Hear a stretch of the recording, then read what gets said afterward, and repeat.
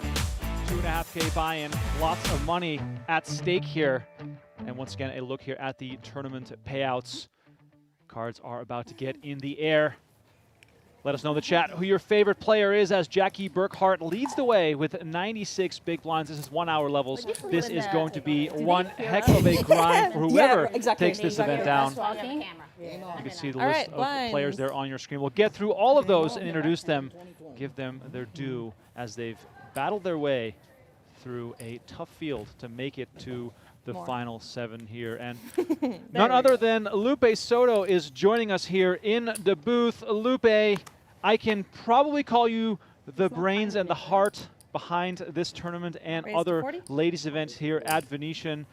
Please give us some reflection and some feedback on what it's been like here the last couple of days. Well, I gotta tell you, first of all, we are so appreciative of the Venetian for being so open and receptive to having a high roller. We have been doing women's poker tournaments for over 20 years, and this was, you know, everything is about timing. And so when I approached Tommy, I said, hey, you know, we're really thinking about doing a really big tournament in a really big way. I think the ladies are ready for it. And then he goes, sure, that sounds really great. Let's rock and roll. I said, okay. And then he says, let's put 100,000 guarantee on it. And if anybody knows me at all, that gives me heart palpitations, so I was a little freaked out. But we smashed it. This is a historic event. I couldn't be more thrilled. We've had the most entry numbers in history so far for a high roller, and also the largest prize pool. Okay, it is our inaugural event, but that's okay. It counts. It definitely counts. As you mentioned, 100K guaranteed prize pool. Tommy put his neck out there. Venetian put their neck out there. And guess what? $257,000 in the prize pool. If you say smashing it, then that is basically what that means. As we see Zukowicz here with Ace King of Hearts getting involved, and Kabaki picks up pocket nines. We might see some early fireworks here. Hand 2 of the final table. This is all we can sort of ask for, is to see a clash between big hands as Kabaki decides to just play it slow, makes the call. Donnie, by the way, welcome to the show as well. I mentioned at the top of the show, this could be quite a grind. The structure is slow. There's lots of room for play. And if we're not 3-betting with nines, we're probably taking a bit of a conservative approach here. Yeah, I think that's generally understandable. You know, one thing, this is as Lupe put it, historic event. I agree. You know, these players want to put their best foot forward, of course. On the stream, you know, getting this out there to the world. Not really, we just want to go in there and, you know, for lack of a better term, YOLO it off, get all the money in and whatever. So very player-friendly structure as well. These guys can take a conservative approach and just really kind of grind it out. You know, feel out their opponents, how are other players going to play the final table and whatnot, and then go from there. All right, well, we've already arrived on the turn after 3 quick checks, and the 9 of spades lands, giving Kabaki a set. And look at Burkhart, still 30% equity against the set, and she's going to reach for chips here. Burkhart coming into the final table as the chip leader, one of the players at this final table with the most experience in big live events, has made plenty of deep runs around town, and also a big run in the Bahamas that sort of put her name on the map a few years ago. Zukowicz, understandably, getting rid of Ace King. Action now back on Kabaki. Donnie, given the texture of this board, are we generally looking to raise here? Yeah, double flush draw type of board, some straight possibilities as well. I would expect her to come in with the raise. Maybe go a little bit larger too than you might normally, just to, if they are on a draw, like we can obviously see Burkhart is, price them in, or price them out. 175. Kabaki makes it 175. Action now back on Burkhart, open-ended with a flush draw. That's a lot of equity going to the river here, Donnie. This is. I expect her to call this sizing. You know, these players are still pretty deep here. I mean, 20K big blind right now, so with 420 behind for Kabaki, still plenty for Burkhart to go after. All right, huge river card coming, and it's the 4 of hearts securing the check mark for Kabaki, who her set survives. Not much to be scared of for her here. Could be looking at some nice value. Little does she know, Burkhart whiffs and is left behind with just 8 high. And she goes all in, just shy of a pot-sized bet. Burkhart out of the way, and first blood here for Kabaki on the second hand of this final table. Lupe, are you expecting to see aggressive play here today? Do you think some of these players might, you know, sit back, feel it out a little bit? You know, this is the highest caliber of players you're going to see in women's poker. We've had Women in Poker Hall of Famers that joined us for this. You know, the gals that play at the highest levels, this was like for sure going to be on their calendar. So the kind of play that I'm used to seeing, because we typically are in a mid-stakes tour, we see a lot of recreational players. So what we saw here was recreational players stepping it up for the first time, and then we saw these seasoned players coming in. And quite honestly, if you look at the people who made it into the money, those are some very well-seasoned players. They know what they're doing. It's a totally different kind of play, and you know, I can appreciate it. I don't play no limit hold'em. I'm a mixed game player, so when I sit there and watch, but I'm a professional poker watcher, right? I've been doing this a bajillion years, so I can tell immediately if somebody is a very sound, solid, you know, professional actually. And these gals are. I am so impressed with their play. They're fabulous. Do you think that for most of them, this is a high pressure moment, or do you think that perhaps it is a moment that they can really appreciate, savor, and enjoy just because of the uniqueness of this event, the size of the prize pool, and you know, the fact that, as you mentioned, this is the first time ever having this event? I think that some of these people are used to being in this kind of pressure moment, and some of these are brand new to it. So I would say for those more, again, seasoned players, they're gonna settle in quicker than the other I think gals. we're probably boring. But after a for the while, stream when you're because sitting we're not inside that talking. private room, it kind of, you know, all the flashiness kind of settles away, and then they dust it off. Jackie and the nerves could go do away, and they get into karaoke. the They It played was working. that, the final two tables yesterday. It took forever. It took forever. And so they all know each other. They've been playing each other now for hours and hours. Gotta put good vibes out in the world. Just had our first bit of table talk here, and I think you made a really good point. After a while, you sort of forget the setting you're playing in, and it starts to feel like just another poker tournament. But they will never forget the fact that these pay jumps become more significant as time goes on, and we see Lamar here finding 2 10s, and she's going to go all in for 220K after the raise from Schuessler with pocket 3s. All right, we got There it. you go. More chips than you started with. Exactly. I'll take it. Shamica Lamar rakes in her first pot from Niagara Falls, New York, now living in Wellington, Florida. She's been having a lot of success lately, and it's just in a short time. And when she said she was coming out here, she walked up to me and she says, "Just reserve one of those spots for me because I will be making the final table." I was like, all right. It's that easy, huh? You know, you just She put it out there. tell the people you want to see at the final table, you get there. Quick look there at the chip denominations on your screen. As I mentioned, the levels are 60 minutes, so we have tons of play here at this final table. Let me also, by the way, welcome everyone in the chat. Seeing lots of chatter already going on. Appreciate you all. Please don't forget to hit that like button, subscribe to the channel. We're in the middle of the hot summer of poker action. Las Vegas is bursting at the seams, and we're just happy to provide you this coverage here over at Venetian Poker Live. And Lamar goes for back-to-back all-ins with pocket 8s this time. Donnie, for Burkhart, seemingly an easy call here, perhaps. Yeah, just going to verify the count. The ace-queen off, I think, will certainly get in there as we see Burkhart does make the call. All right, we got our first all-in showdown of the final table on hand number 5. All right, we got a race. Shamica Lamar at risk with pocket First one to 8s. stand up wins. Classic coin flip confrontation. I should stand up. Yeah. Stand up, grab the backpack, perhaps No, say keep your it clean. goodbyes. Clean, Do all it's those all things to jinx this in your favor. Jackie Burkhart can afford to lose this one, but of course, everyone, with the exception of Lamar, would love to see this hand go a certain way. Lamar could become a real contender if she manages to hold up here with pocket 8s. Let's see the flop. King, deuce, deuce, very clean for Lamar. Running diamonds, running straight cards available to Burkhart, but otherwise, she'll be looking for an ace or a queen. And now, with that deuce on the turn, looking for an ace, queen, or deuce. And the river. Overkill. Even better. Overkill. Very clean. Little overkill. All right, Full let's get house it. there. Eights full of deuces for Lamar, and she's up to 670,000, meaning that Zukowicz and Dang are now shorter than her, which is always a nice position to be in. As we look at her bio sheet, an accountant from Florida, competed in Fox Sports Mansion Poker. So, Donnie, she's been around a while. Yeah, that Mansion Poker appearance, she beat a field of 3,000 people online. Wow. To win her way there. Pretty crazy Wait a stuff. little bit now. Not scared of the big I had fields. forgotten about Mansion. Yeah, so did I until I read it on Mika's bio sheet. That's great. Oh, wow.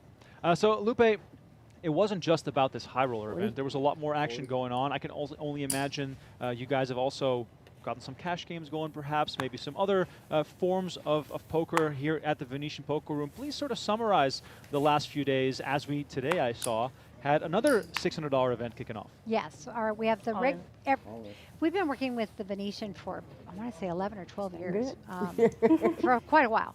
And we always host the Ladies Championship here at the Venetian during the summer camp. But you know, this year with this high roller having two events, it's been crazy.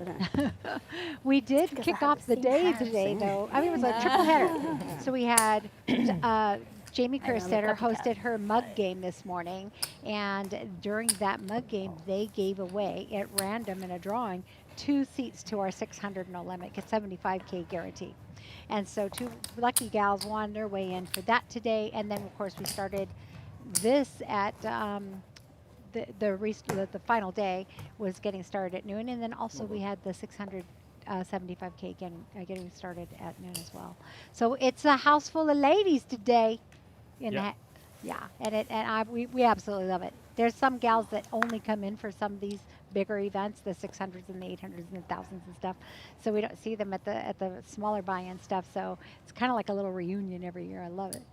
Absolutely. I love how ladies events in particular are very much community driven as well. I'm sure that you probably have an email list. You probably have lots of people texting you, like, when is the next event? What's going on? How do you go about sort of organizing and you know, getting people into the right places and generating awareness for these things? Well, you know, like I said, you have to get old. And I've been doing this for over 20 years. And so most of the gals, if they don't know about our organization, they learn about it pretty quickly, because you know there's only a handful of women's organizations that are operating. So and there's very few that are tours, and I'm the OG, I guess you could say. And so we have been doing this forever, so they figure it out pretty quickly. And because we've been around for so long, our database is enormous. You know, so we actually touch everybody. Even the people who have come and gone from poker are still on that list, you know. So everybody gets an awareness. And I've been coordinating Ladies Week since '04, or Wow. no, '05. '05 was our first year that we did a Ladies Week in Vegas to complement the Ladies WSOP event. So it's been a long time. And so now all the operators call me, you know, right when we start scheduling. We try our best not to put an event on top of another event, because you know we want everybody to have places to play and not have to make a choice of one or the other. That's terrific. It's always nice to have that designated time of year to travel to Las Vegas, to perhaps hit, you know, a new event every day for a couple of days in a row, which of course adds to the value of the trip to come out here. For most, of course, quite an ordeal, and it's not cheap to travel, so you might as well make the most of it here. As we pick the action back up here, Schuessler made a 50K. Sanders made the call from the big blind with Queen and 9, and Schuessler now is going to continue for 50K with Ace Queen, and that's going to take it down. Schuessler from Durant, Oklahoma, one of those players traveling into town for this series, which is great to see. I'm fortunate that I know a lot of these players because I travel around the country, and so I see them in their local home places. I just saw her when we were at Choctaw. So since you know all these players, I hate to put you on the spot, but I mean ultimately this is about who will win this thing. Give me your top 3. I don't want you to force you to pick out one name. Give me your top 3 and perhaps some context as to why you think those are your favorites, and favorites here in the context of play. Of course, we're not judging people by, you know, their personalities here. We're going to go about the poker. Well, look at these. And I'm not going to do that. Oh, so come you know. on, come no on. way. Are you kidding me? So I'm going to be honest with you. Even when in every event that we have, when we get to the final table, I kind of step back. Right. Because I get emotional. You know, it's like I've known these ladies, and some I might know a lot more than the others, and I don't want anybody to ever feel like I'm giving favoritism, you know, to anybody. Right. But I'm going to tell you that if you look around that table, look at how many are patched up. Right. All right. That is huge. You don't get patched up unless you know what you're doing. So that alone is an indicator. And those people who are patched up, they get a lot of experience. You know, they get to play in these deeper, higher end events. So I would lean that way. 85. For that, and you know, I mean, look at this Jacka. She's got freaking coaching all the time. You know, come on. So there's a lot going on. One of the other things I wanted to mention is that some of these women have been playing together for a long time, so they already know each other's play. Do you have insight in who might know each other a little bit better? Which pairings we should look out for to perhaps have some additional play history? I would say probably. Oh gosh. Well, Jennifer, sure. I mean, I don't know how you guys have them listed. 70. Jennifer. So as we contemplate here, I just want to point out that Burkhart is going for some aggression here, bumping it up to 85,000 after Sanders limped in. And now on this 10-3-4 flop with 2 spades, Burkhart continues for 70,000, but she's going to find out the hard way here that Sanders actually flopped Gin with a set of 3s. Jack of hearts on the turn. Donnie, you like how Sanders is trying to perhaps trap and slow play this a little bit? Yeah, I think Burkhart, you know, I've seen her around quite a bit. She will get aggressive. She will get after it, especially here, having the chip advantage over Sanders, having position over Sanders. So if you're Sanders, you kind of just want to, you know, set that trap. Give her some rope to really blast off. Now with the quick check back, though, on the turn, probably just want to bet your own hand, try and get some value. Hopefully she has something. We can obviously see that she doesn't have much at all. But still, pretty good value overall there from Sanders. Is there a case to be made for Sanders to check a third time here because Burkhart perhaps with a 10 or a jack or some kind of connecting hand would have continued on the turn herself? Yeah, I think there's a case to it. And that I would go to Lupe's point about these players having played with each other over the last couple days. You know, how has Jackie Burkhart been playing? And if Sanders has experience with that, you know, okay, maybe she thinks, okay, if she quickly checks back on the turn, then she's probably going to just check back on the river, so I'll just bet my own hand. Now, if she has knowledge that she's just going to fire away, should I check to her a couple times, then maybe she checks. So I would just, you know, we don't always know that information, what happens pre-final table, so I tend to just kind of lean and trust the players that are in the setting. All right, so give me a chance here to go over some people in the chat. Seeing lots of love for all the players. Ashley says, go, Jackie, bring it home to Oregon. Shamica has tons of supporters here, which is great to see. We have AMD saying, I don't know Shamica, but I'm rooting for her. I hope she takes it all. Bunny Goyle says, she's an awesome person and player. So Shamica, clearly one of the fan favorites here in the early goings in our chat. Please let us know who you're rooting for. I mean, let us know. Did everybody sleep well, or Let us know where you're couldn't watching sleep, from. or I mean, probably too excited, or I think we're warming up. Did anybody sleep did anybody sleep? I always sleep like a baby. Yeah, That's a skill. That's good. That's good. Yeah, it's like I was up and I'm trying to remember, but I and believe down, Dang. I'm told sure the me that commentators are This was her first. they Talking to feeling you. it. keeping out. Yeah, they're talking for us. I wonder what they're saying though. We gotta have fun though, you know. So Get the nervous out. Yeah. It's good to see a round of smiles have here. any of y'all ever been on a live stream before? yeah, back home we have a, I guess our neighborhood kennel club. Here, let me pass. They have a nice live stream, so I get to get on that once in a while. I'm actually in the commercial. Oh, wow. As That's they fun. do it, but yeah, so I'm representing the Kennel Club back in West Palm Beach. Yeah, Palm Beach. so Nice. yeah. So who else? I think I haven't. Jackie has, right? Yeah. Nice. Where at, Jackie? A few times. Like a cash game with Jamie, a ladies' cash game, and a local stream, kind of like their Yeah. deal, and the main event a couple times. Not the final table, Oh. obviously. Like a day. Oh, Two or that's fun. something. Which main event? Which year? 2019 and 2022 or 3. Oh, nice. Nice. Yeah, I I never was. have played the main event. Yeah, I was at the Hard Rock main event, the 3500, and I had got on a live stream and I busted aces against 7. So it was like, people was like, I was going through the screen. Thank you. Thank you. Yeah, I was yelling through the screen, fold, fold. I was like, it's a cooler.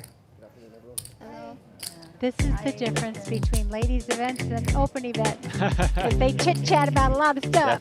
Definitely. We'll look here at Monika Zukowicz from Gdynia, Poland. Sports and nutrition among her hobbies, known as Hey Monia on Twitch. Looks like a cool, calm, and collected killer here with the shades on, Donnie. This is all business right here. Yeah, it is all business. Maybe a little bit of smile, some chit chat, you know. I mean, as you said earlier, Lupe, the players with the This one, patches this is usually Burkhart, have some right? experience. We have Jackie and Zukowicz right next to each other. Sorry. One, however, has a Do lot of better chips. next The other is facing an uphill battle, but I think it's safe to assume they are among the more experienced players in this field. Obviously, the stack sizes are such that we can expect this to be a long final table. So once again, welcome everyone for tuning in to the show. Praise. Got people chatting as well on Poker Go. Keithy is asking, is this the final table? Yes, it is. This is the final 7, all guaranteed $8,500. $67,000 up top for the winner. We'll be here all day until a winner is crowned. Coming at you live from the Venetian Poker Room during an action-packed summer of poker action, as we see Burkhart opening it up to 50,000 with Jack 9, and Zukowicz finds the very much needed pocket aces given her stack size. On the button, she's going to make the call and slow play this. Donnie, given her stack size, bit of risky business here, but perhaps worth it in this scenario. Yeah, I tend to prefer ramping up the risk the shorter that you are. You know, you really want to try and win as many chips as possible when you're shorter. So I do like the flat call. You know, all options were on the table in terms of call, not all in 3-bet, or, you know, she could just jam it too. But I like the way she played this, and obviously Jin here on the ace-high flop. Jin indeed with top set. The issue with top set is that it is often hard to get paid off.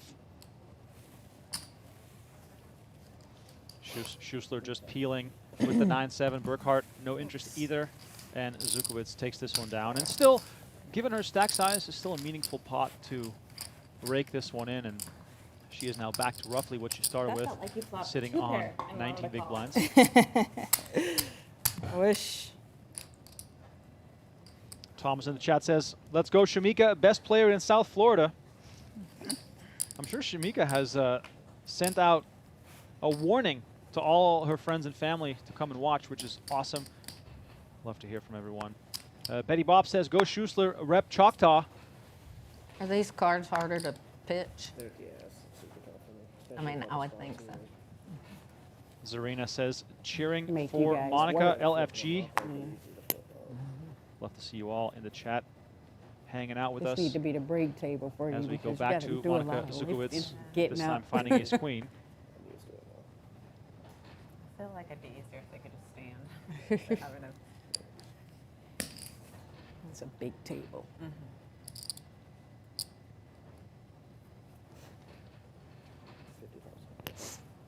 Schuessler with a nice hand in the small blind. Is that going to be a family pot? She's going to make the call, I think inviting I'm forced to go Dang in now. in there as well with the ducks. Shit.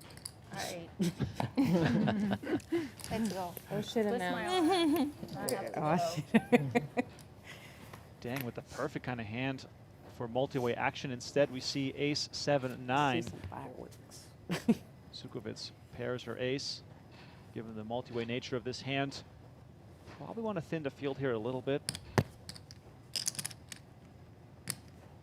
Kabaki in position with the cut shot, perhaps her only customer here.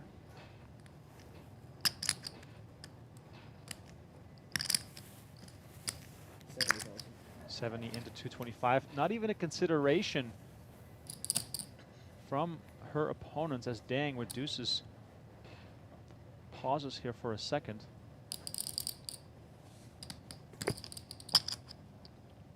Perhaps just wanting to signal to Zukowicz that, hey, I'm not going to be a walkover here. Be careful Sorry, it takes time. what I'm you just try. trying to see if I feel my card. Like yesterday. Yeah, like today. Feeling a deuce on the turn? Is that what, we're feeling? Yeah, she should put her hand over top of the deck. Yeah. Okay. Can I see what's next? Only rabbit hunting and cash games. That's right. So, Lupe, you mentioned Right? you've been around Well, the for game you, for not many mostly. years, particularly as it pertains Good to start. ladies' events. What are some of the changes you've seen over the years as far as perhaps the fields or the way women approach these events, or perhaps the importance of them? Well, I think that we've been banging the drum for so long that now operators everywhere are understanding that it is important that they address women in their rooms. And that means either how, their policies are as far as making sure that all environments are friendly to play. And some of the other things is special programming to bring women into the game. And I think that, being such an intimidating game, sometimes, the environment might be a little more rough than in other things. But I think that if you bring in enough women, it kind of softens the place. It kind of makes it a more friendly environment in general. So I believe that in the differences is that back in the day there was no conversations about women in poker, and now there's a concerted effort in every operator for that. And if you even bring it back to how many women are playing now, they may not be everybody jumping into the main event, but they are playing all the other events. I mean, you see women being successful at all levels, and that was never the case before. And so well, I shouldn't say before, because we have had to have professional women forever, but the numbers of successful women are just clearly different now. And now look at this. Look at the field sizes. Yep. I think I can speak for Donnie as well when I say that we've always have had hope for women to have massive results to show other women that it is indeed possible. The best example, when Donnie and I probably were banging our heads against the wall when Elizabeth Hill and Gail Bauman both fell just short of the main event final table. Yeah. We've had the big run from Kristen Foxen last year in the main event. I know Maria Ho has been the last woman standing on, I want to say, 3 occasions. How important is it for women that other women go deep in an event like the main event, or perhaps, win bracelets, or, make final tables at the PokerGo studio, or play in the big cash game here at Venetian? How important is that? I think it's extremely important because it shows all women that you can do it too. All of these women didn't start as pros. They all went up the ranks just like everybody else. And this is one of those, gender neutral kind of sports that you can actually get into and do very well in. And that's for everyone, right? And so for them to see women be successful, it's just hope for everybody else. And I think that, you get the Kristen Foxens, and Right. holy crapola, she is like rocking this place like nobody's business. And they're so young. I can't wait to see where they are in the next 10 years and what kind of stats that they're having and that kind of thing. But I think that you now have women aspiring in leagues at home so that they can get into those bigger events, or women getting staked even by guys saying, hey, I want to put you in. I think you're a great player. They see them at their, in their local rooms, and they're saying, I want to buy you into that, and giving opportunities like we've never seen before. And again, with the women's groups and everybody coming together and trying to get one more opportunity for a woman to get into the next level. That's what it's all about.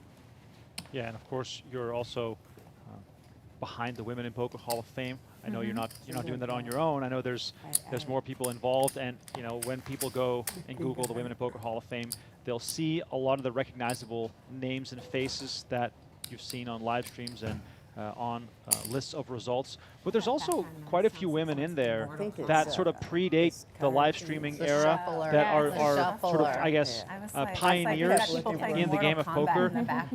What was it like for you to try and piece together who deserves the accolade and the recognition, even though they might not be on the foreground as much anymore as some of the new age players? Well, I think the difference between the Women in Poker Hall of Fame and the Open Poker Hall of Fame is that we wanted to address not just players, but also the pioneers, like you said, people who built poker in as women. And so you'll see that there are operators, there are people that are also players. Both. Which I hope that the Poker Hall of Fame I think I'm the oldest one here. Because, by I mean, far. one person. Oh, yeah. I'm sorry. There are so many deserved players. I'm probably the second should be there. And not just players. Maybe we're the same. I'm an 80s girl. You're an 80s girl. 80s. Oh, I'm the oldest. No, I was born in the 60s. Oh, okay. I was about to say. But I call myself an 80s girl because of that's when I was in high school. I wish I was the 80s. Oh, yeah. That's when these other Western I was were born being in born. 68. Yep. Same here, born in the 80s. Yeah, she said that yesterday. She says, I'm the oldest one here. And I said, oh, honey, you need to get in line. I got You panties weren't that are older than all these girls. We're probably the same age.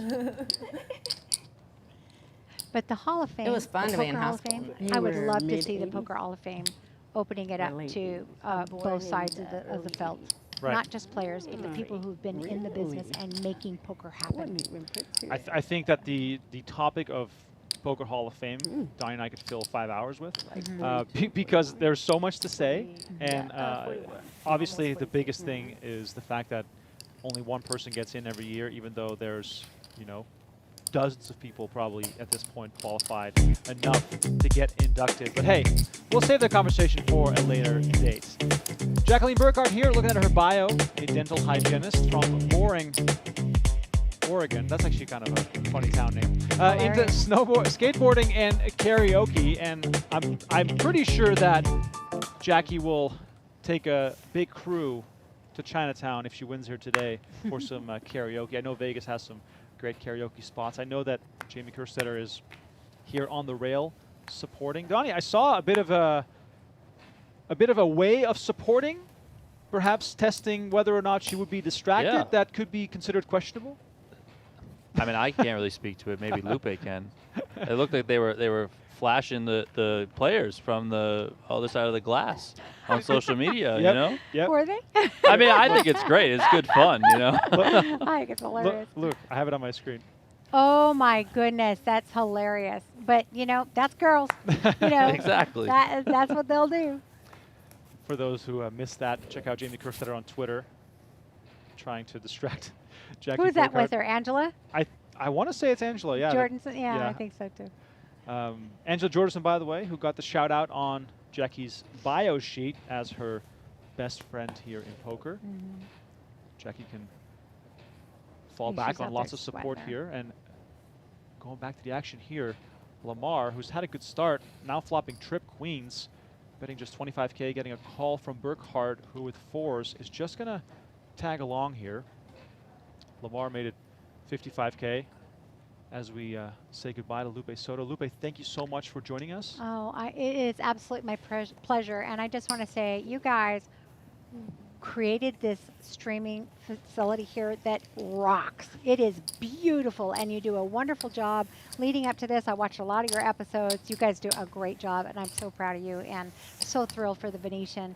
And one other thing about the streaming is that the only thing that is ever streamed in Las Vegas for women is the ladies WSOP. So to have this opportunity is phenomenal. We're so thrilled. Before you go, please tell the people how they can follow you, how they can contact you. If they want to be on your email list for future ladies events, please let the people know.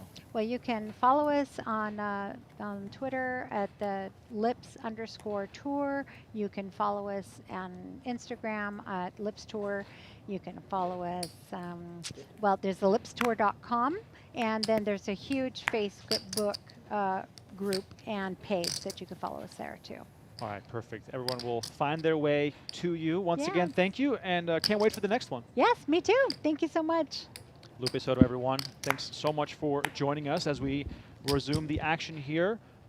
Lamar, who took that previous pot down, now up to 605. It's not going to tangle with Queen Jack as Schuessler makes it 50K. Giving me a second again here to get caught up on the chat. Yana von Dock says, Lupe, thank you for being the catalyst for building the women's poker community. We collectively cheer each other and celebrate each other's success. That is great to hear. Love all the positive energy in the chat today. I picked the right stream to come back to. So much positive energy. Yeah, a lot of positive energy. You love to see it. You don't always get that in poker, but definitely feel it always in the ladies' events. You could also sense it out there in the room. You know, I know you and I both have been out there before the stream started for the $600 ladies event, and it is looking great. I think every table but one is full out there. The only one that's not full is the one that like Lupe and her team are kind of sitting at to watch this final table. But every other table in the place is full. Well, this table is full for now. If you're just tuning in, you haven't missed an elimination yet. 7 players started this final table. Still 7 remain. $67,000 on the line here for the eventual champion. Donnie, how much of a factor do you think that big first prize is now that we're 7-handed and we're seeing, you know, the players take a bit of a conservative approach? Yeah, I think it certainly weighs into everyone's mind. It's probably one of those things where it's a combination of big first place prize, a historic, first of its kind event being a $2,500 buy-in, ladies high roller, the fact that they're on stream, like all of those things, right? You'll probably get a result where once a player goes out, once that happens, everyone else will kind of breathe a little bit. They'll let their guard down a little bit more. The play will become a little bit more free. But right now, I know it is obviously a big accomplishment to make it to the final table, to make it to the final 7. But you also don't want to be the first one out.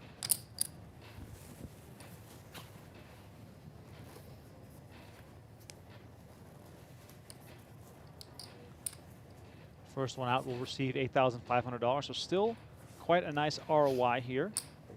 Tranquility is asking, do we know the chip counts? Yes, at the top of your screen, they update with every hand that passes.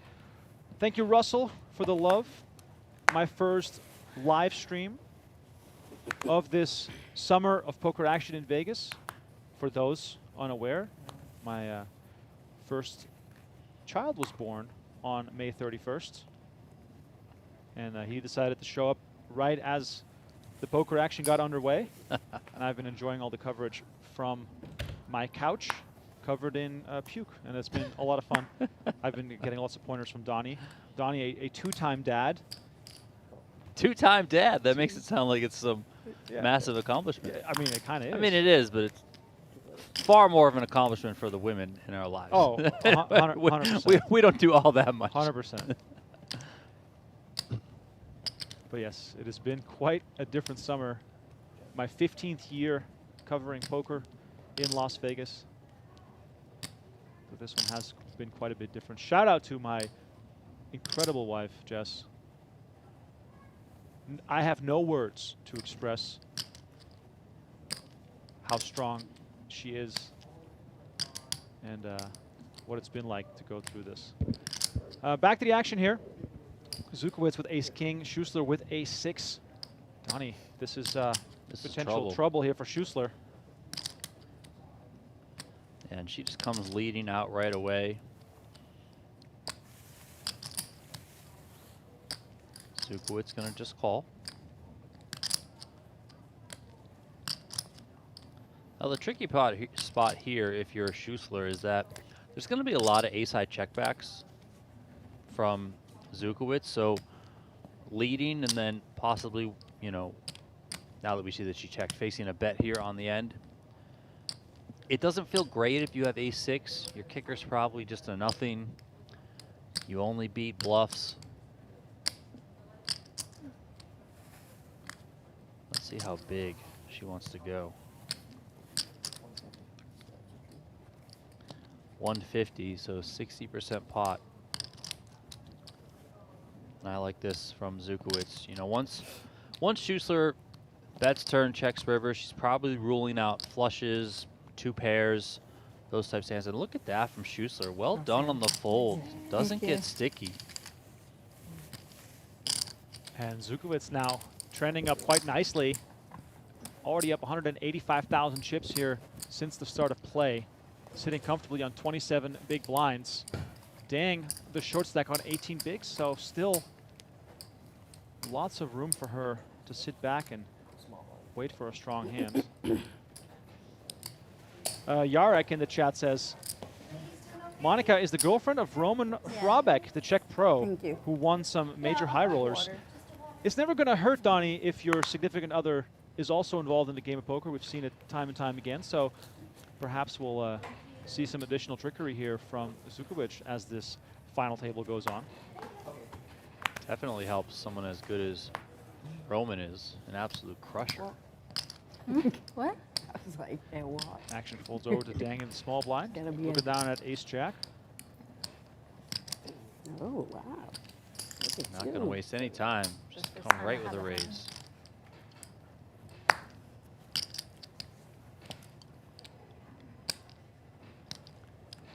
Nice.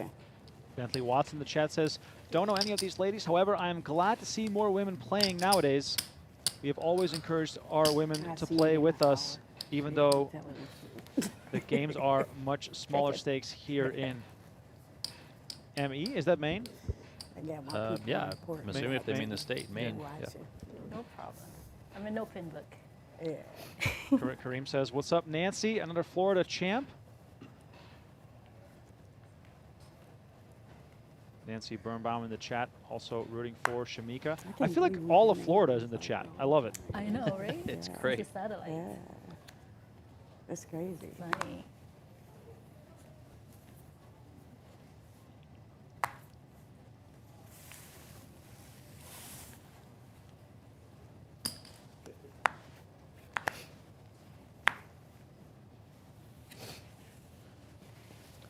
Once again, my name is Remco Rinkema. Donnie Peters alongside me in the booth. We had Lupe Soto joining us at the top of the show.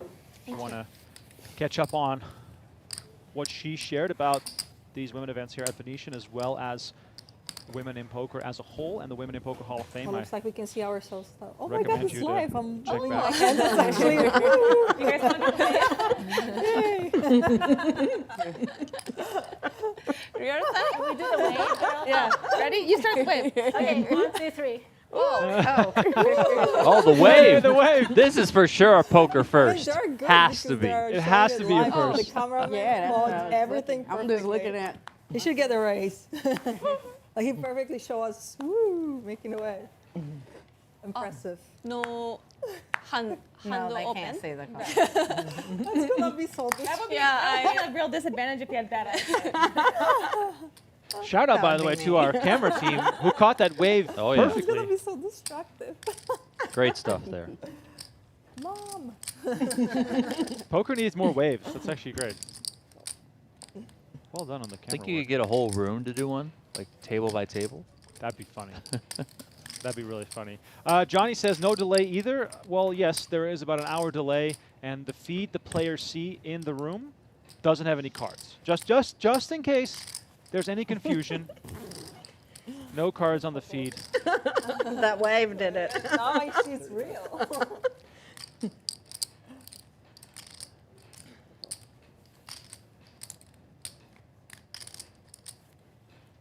Lots of paint cards here on this board as Burkhart pairs her king on the flop.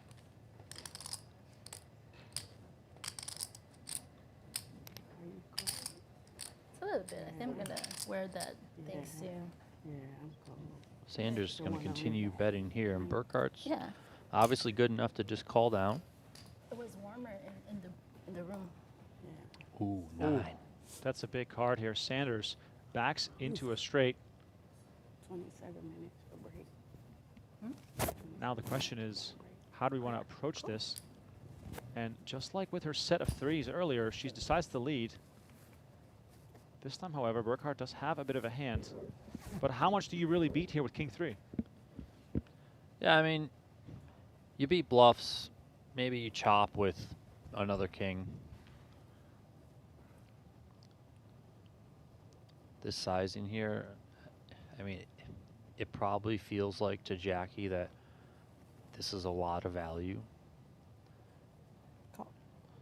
She does make the call. Yeah, Burkhart calls, and Sanders will get maximum value here from her rivered straight. And here we see And you flopped it. Did you? Is that a the 9? chip lead change Oh, hands. I didn't see it. I thought Sanders it was a now 9. up to I'm 1.6 blind, I million. told y'all. Burkhart down to $1 million. Yeah, it really hasn't been Burkhart's start to this final table. She came in with the chip lead, but she's lost the majority, if not all, of the hands that she's been involved with. Not that she's done anything wrong. Things just haven't gone her way.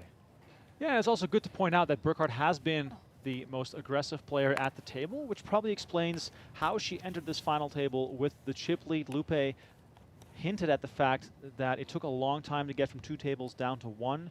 And to me, it seems as though Burkhart, in large part, benefited from that slow journey to this final 7.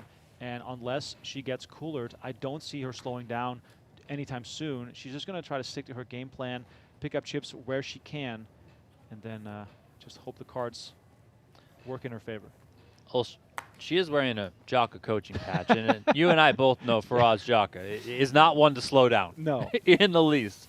Also, her best friend, Angela Jordison, does not slow down at all. So I expect Jackie to just continue to stay on the gas here, you know, until Thank you. Thank you. either her stack says, okay, I can't really just kind of keep going nuts, or players really start to play back at her. So is there just like a group of special dealers for this table? I'm special. Well, our dealer that we had last night said he wasn't allowed in this room. Oh, how you He's a pronounce your name? troublemaker. I'm special. He built too. Well, I think all the Guns, dealers like, here are very good. Like there were no missed deals across all the Yeah. days that we played here. Like Yeah. not a single one. It was, I couldn't believe it. Unlike So, somewhere else. We're in a good hands. The best of the best dealing here inside the Venetian Poker Live streaming room. Shout out to the entire crew here at the Venetian Poker Room, located at level 2 at the Palazzo Grand Canal Shops. If you're in town for poker, you have to come and check it out. Oh, special. Special Yes. card. Special dealer, special card. Oh my gosh. Phenomenal playing environment. Also, I mean, I'm like beating a dead horse because I say this all the time, but phenomenal food that you can order right to your table. And to me, when I put in a long session, I don't want to have to worry about running to a food court or bringing my own. I just want to order something quickly Can you hear me? and get some nutritious food sent to my table. One of the big benefits of the Venetian They Poker have Room. to reach a lot. Really? The table's so big. Yeah, this one must be tough. Schuessler here makes a 50K under the gun, and Kabaki is going to defend her big blind. Bet 50. Flop gives Schuessler top pair with the king kicker. Does not hesitate even a second to toss in another 50,000. Kabaki does look down at a gut shot straight draw out of position. And she is going to come along and make the call.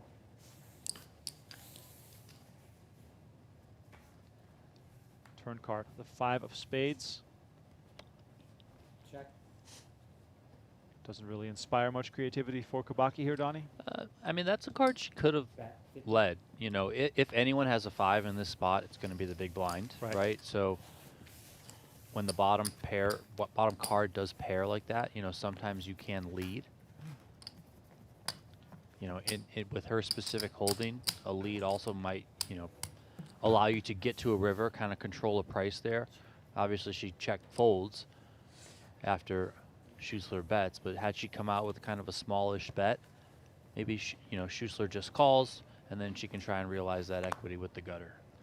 Schuessler with $176,000 in career tournament earnings, dating back to 2010 when she recorded her first cash at Choctaw in her hometown of Durant, Oklahoma. The vast majority of her cashes coming at her local casino, but she has since ventured out as well with some results. Special dealer. In Las Vegas. Her largest score to date was in March of last year when she won a circuit ring at the Circuit Event Series in Tulsa for $13,000. So only 2 more pay jumps for Schuessler to record her largest score to date. And she remains active here against Kabaki, who limped pre and now check calls 50K. Probably senses that Schuessler is not shy when it comes to betting, and perhaps she can extract some additional value here with Queen 8, taking a bit of a conservative approach. Turn goes check, check. River brings the 9 of hearts.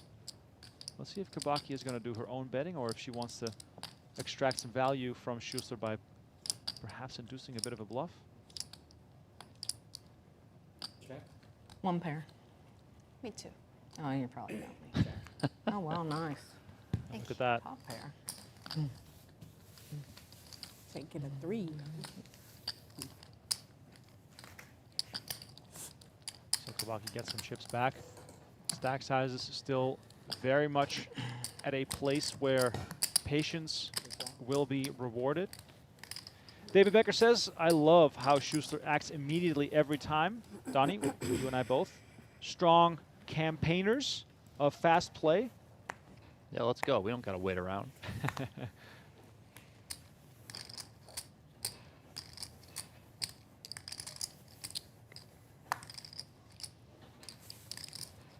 Some speculation in the chat about dealers being allowed in the streaming room. Obviously, it's not that black and white. It is more the fact that some dealers are asked whether they want to deal on the live stream. If I was a dealer, Donnie, All in? it would be my goal to be good enough to be a live stream dealer. It would just be so much fun to be part of that. Yeah. The same way at the WSOP, you know, the most experienced dealers get to deal the biggest final tables. There's something there, you know, to strive for, to be at the top of your game, whatever game it is that you partake in. Yeah, I think it would be great. Show off your skills Okay. to the world.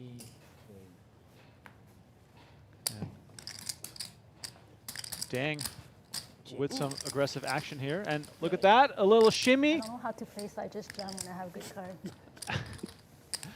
I mean, that's poker. You just jam when you have good cards and hope they hold up. Isabelle Dang, AI consultant, hoping to perhaps one day play heads up against Kevin Hart. And her hobbies, fishing, both on the lake and at the poker table. I really wonder when we're going to see our first AI versus AI heads-up match, Donnie. I wonder how that's going to go. You know, like ChatGPT versus Grok. Let's see who wins. I mean, you could fill a whole table, though, with all the different AIs out there now, you know? Why haven't we done that yet? It seems like a fun idea. Yeah. I don't know. I've asked ChatGPT some poker stuff. It's still learning. I mean, it's all right, but Right. it's definitely still learning a little bit. I mean, not too long from now, all the AI will just absorb whatever GTO knowledge is out there and just give you the exact right approach every time. Yeah. I mean, eventually it'll get there, I'm assuming. Burkhart back in action. Makes it 50K, and Dang is going to call from the small blind with King 5 of hearts. Queen 9 deuce, favorable for Burkhart.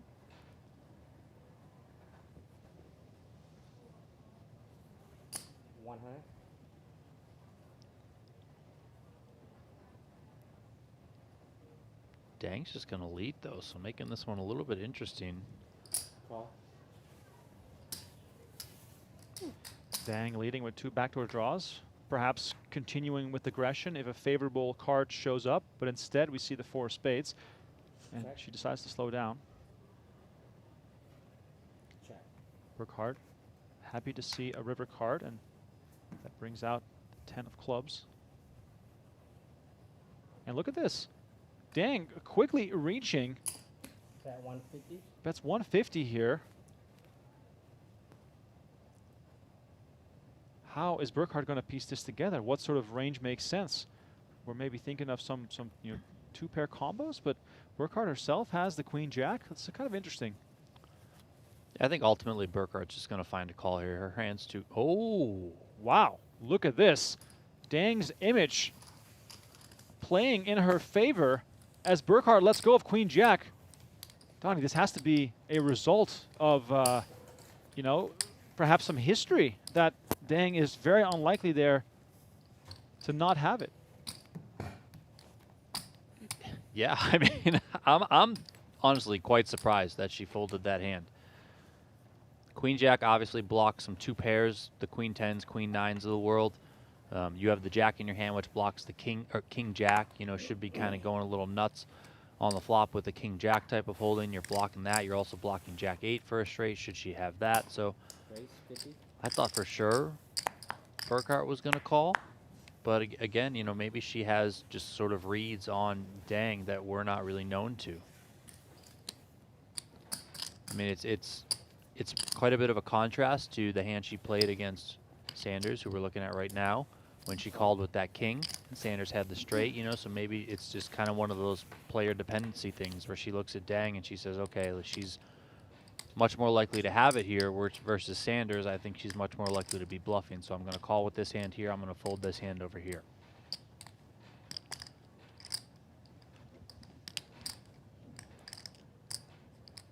Both players with spades here. Sanders the one flopping top pair. Kabaki, the initial raiser, is going to fire out a bet here. Bet 35.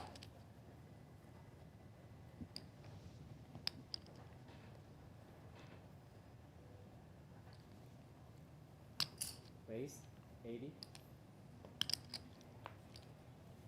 And a quick raise from Sanders on this monotone board. Gets it done.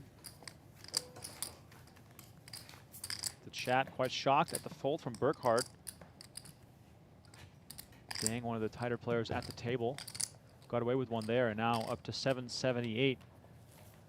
Shamica Lamar, after a early double up, now back to be in the short stack.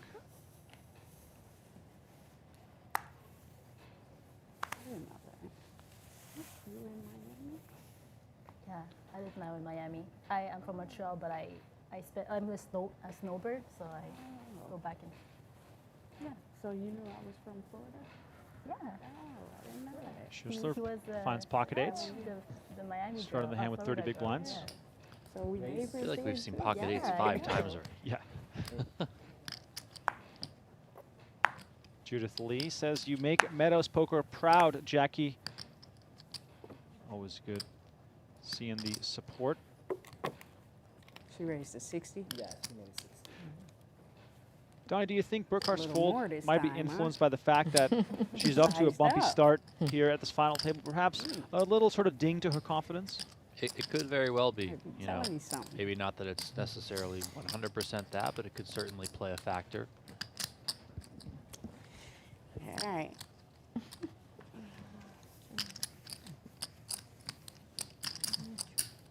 I had your hand. Okay. I just didn't want to go all in. That's a power hand today. Yeah. All right. It hasn't been beat yet. Yeah. I'll admit to winning a pot with that too. Yeah. The nut. Eights Yeah. of the table nut. Table nuts. Did you aces? Well, if I bet 50, y'all were What? going to call. Eights. And there was going to be a 10 out there or a 9. Yeah. It's my Yes. Once again, let us know in the chat who you're rooting for. And also perhaps give us some predictions on who you think will end up going heads up in this event. we've been able to form some opinions here on how the players approach this final table. 31 hands into play. By the way, 31 hands in 1 hour, Donnie. That is a high watermark for the summer, I'm sure. 55. I think that that's very good. Very, very good. Probably faster than most of the cash game tables out there in the room. Very nice hand, nice spot here for Burkhart. Ace-king suited, facing a button open. 200. He raised 200. And here comes Burkhart with the goods.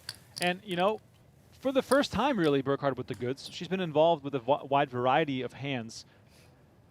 Now decides to pounce, come over the top, and apply that pressure on Sanders, who's been her biggest rival so far. And the ace of spades gets flashed before her cards end up in the muck, and Burkhart not showing any of her cards as she takes this one down. Always a bit of a relief when you can stop the bleeding. Burkhart came into this final table with 1.8 million.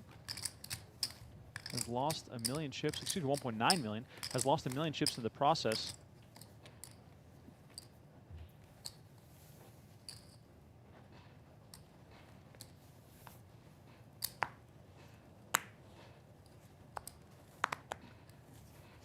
And now we are back to Dang, who looks down at ace-jack offsuit. Raise 65. Isabelle Dang's plans for the prize money, Donnie? Spending it. I would hope so.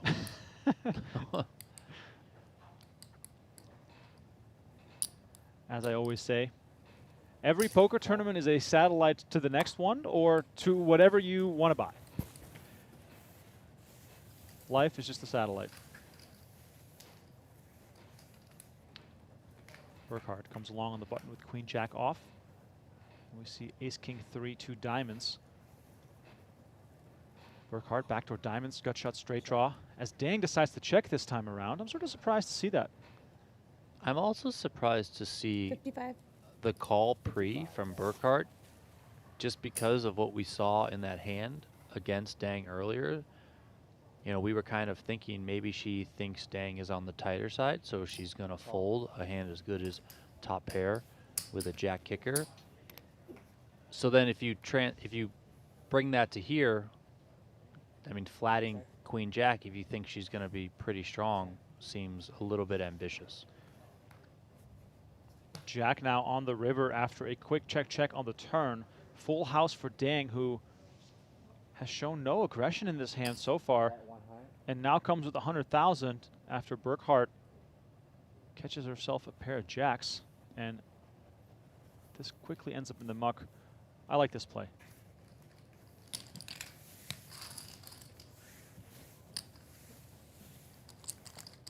A Lady No Muck says, is there a live rail for the stream or a separate room? It is not in a separate room, but it is behind the glass.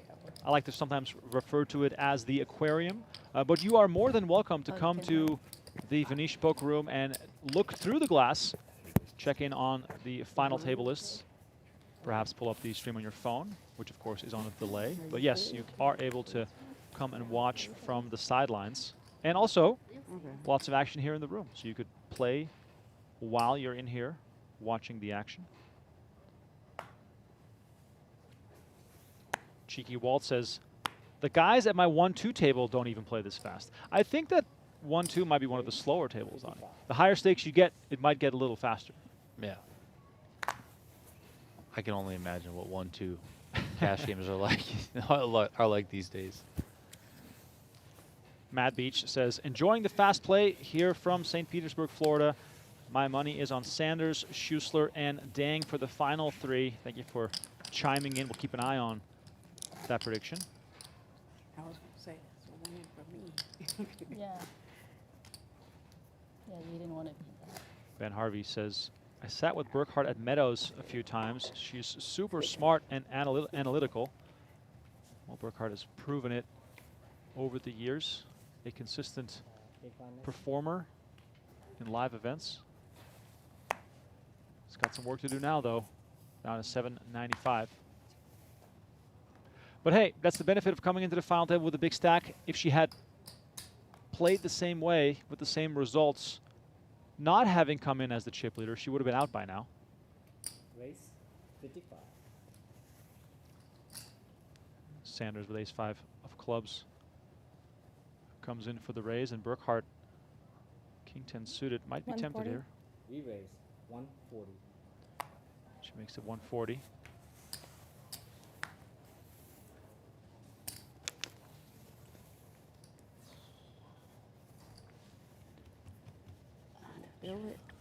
Ace queen for Dang. And look at that. She gets out of the way. So far, Sanders and Burkhart have clashed on numerous occasions, especially in blind battles. This time, however, we're going we're going underdog on +1 versus hijack. And Burkhart gets it done with a 3-bet. So despite losing a chunk of chips, she is not backing down.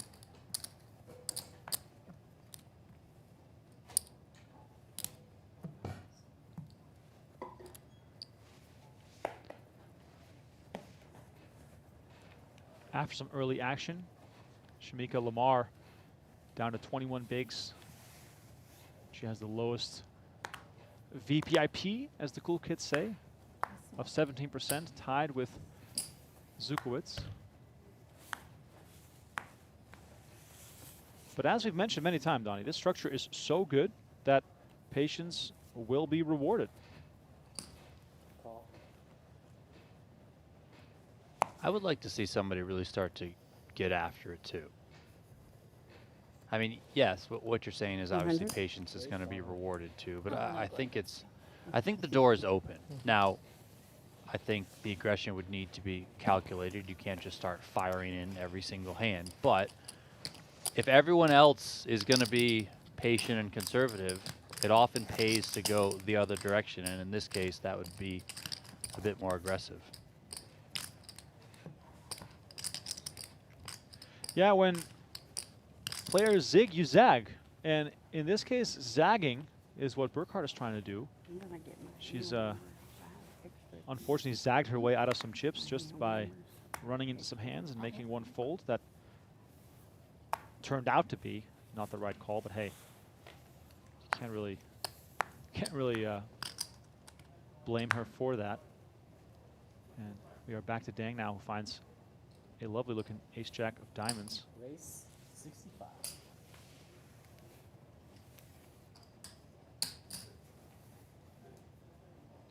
Sanders in the big blind with a hand that could flop really well. Does she want to go for it is the question. Call. She does come along and make the call. These are two of the bigger stacks. Let's see if we can find an interesting flop here. And it brings out 9-9-8. Check. Flush draw for Sanders. 2 overs for Dang, who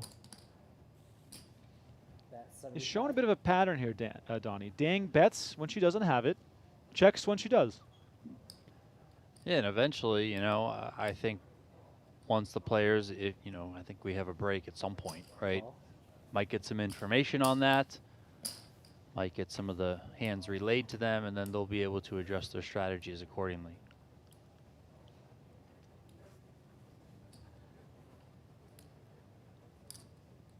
Sanders comes along for 75,000, and the 6 of diamonds hits on the turn, and Sanders now reaching for chips. And look at this. That 125. She's going to lead for 125. Donnie, what story is she telling here, betting this 6 on the turn? I mean, one thing that she's trying to represent here is that this type of texture is better for the big blind. And if you have value in this spot, you can probably come with check call and then start betting your hand. If you think your opponent's going to have a lot of these ace high, king high type of hands, then they're just going to check back the turn. So like, what's the pathway to maximum value should you have that value? It would probably be check call, then bet, or check raise, bet. So that's the story that she's telling there, right? And it obviously helps as well to have the backup equity in terms of a flush draw and a gutter to the straight too. Tirza Sanders in control here at this final table so far. She is up to 1.6 million with a large gap between her and the other contenders Oh, sorry. at this final table. From Seattle, Washington, now living in Tucson, Arizona. Sanders has to be the favorite here at this final table as it stands. And Dang continues to pick up hands. Pocket aces for her. Calling the raise from Zukowicz, and Sanders now being lured in as well with pocket fours. 3 pocket pairs going to the flop, and Burkhart finds ace-queen. Donnie, are we set up for some disaster here when it comes to Burkhart perhaps tempted to squeeze? I mean, this is a great squeeze spot, independent of having a good hand, 275? and she has a good hand. Wow. This is what Dang was hoping for. Some action behind her as she is disguising the strength of her hand, but just calling the raise.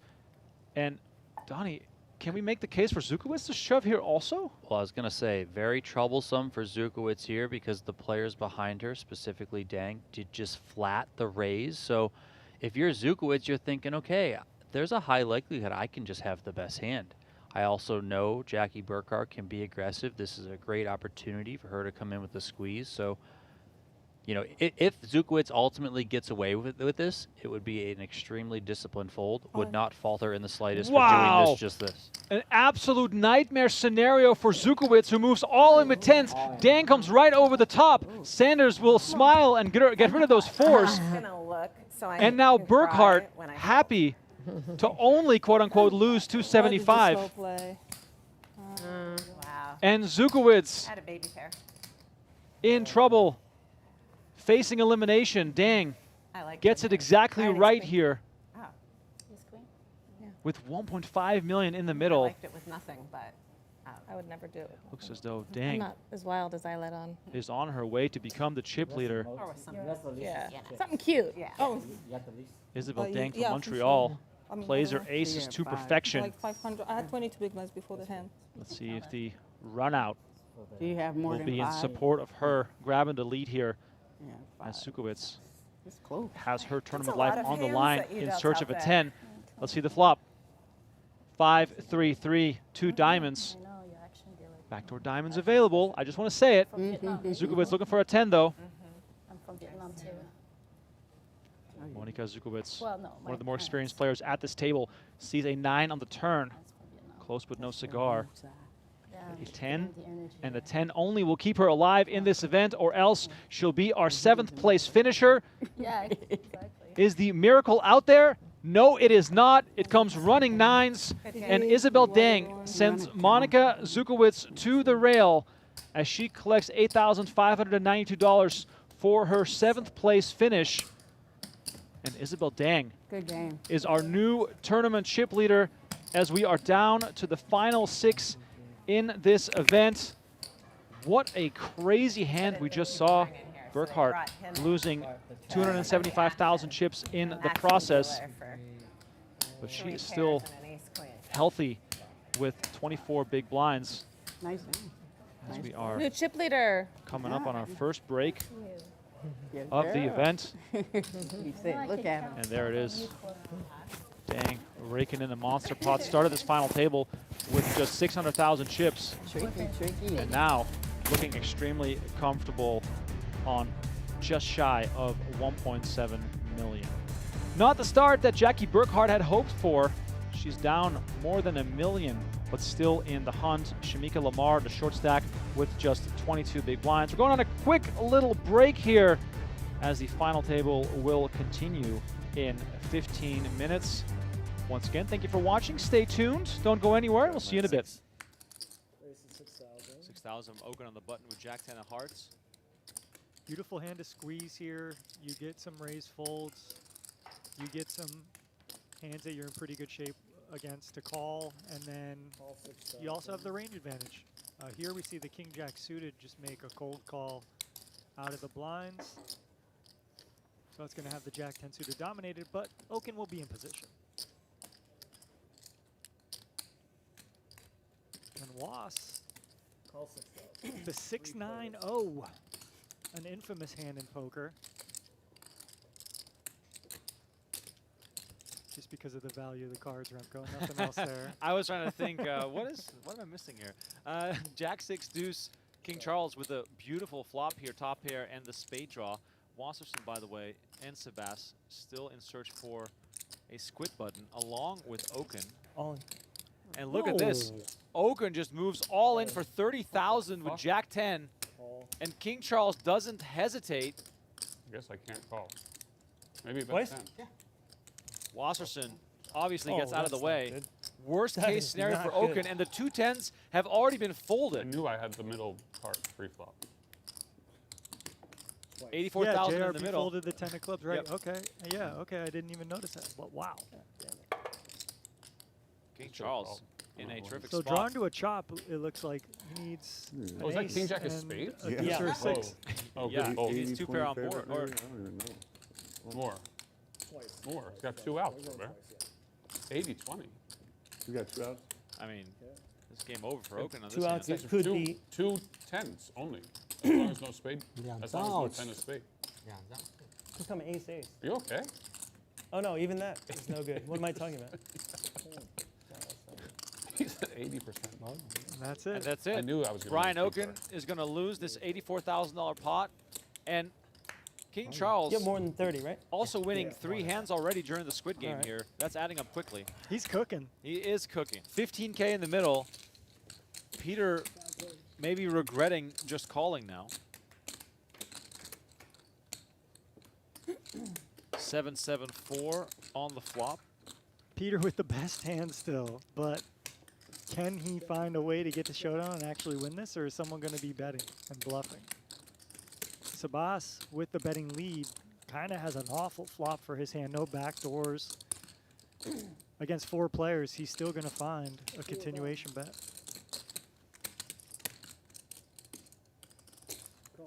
Well, at least Peter is not giving up right away, which is good to see. Yeah, good point, Remco. If you are going to slow play ace-king and you get these kind of flops, you still have that equity of maybe having the best hand and the possibility of turning an ace or a king still to make the best hand. Yeah, you know what the sick thing is that the way this hand plays, Sebas is the most likely player to have an ace, so he might try and represent that right now, which could, of course, lead to this pot bloating up even further. Absolutely. That's exactly it. He's the most likely one to have an ace-king, ace-queen, pocket aces, and he has nothing. He has dust, queen high, so obviously he has to bluff this turn card. And Peter, slow playing ace-king is going to work out maybe for the max here. If he can find... Now, the problem here is Sebastian's bet big, right? 11K. Now, whatever. It's not a big bet. It's about a half-pot bet. But when you get called here, the gig is up. Like, your opponent has something strong, either a slow-played 7 or an ace. So he probably could give up his queen high, but I don't know, will he? Because when you get to the river and you can't win, right, the best bet is usually to go all in. That's the hardest thing in poker. To is give up. Just Yeah. surrender. Yeah. Wave the white flag. But he might find it here, like I said, because when you bet 11K and you get called on this texture, your opponent's going to have something. And he moves all in. The snap call from Peter. And look at this. Peter plays it unconventionally, hits an ace on the turn, and wins a pot worth $93,000. 5-4-7, 2 diamonds. My eyes quickly dancing across these cards. Seb with the overpair of jacks. Brittany with 8s is going to bet 2,000. JRB comes along, calling with the queen 5. And now Seb Who's winning the makes the Lakers game, call. can you see? Now, passive play could really You know lead who's you winning down the some Lakers game? dangerous streets here. Yeah, but in these bomb pots, you Lakers? got to I play don't know. passive in these spots because it's just really hard to navigate. And as we see, look at these runouts. Brittany with top set. Peter now makes a straight.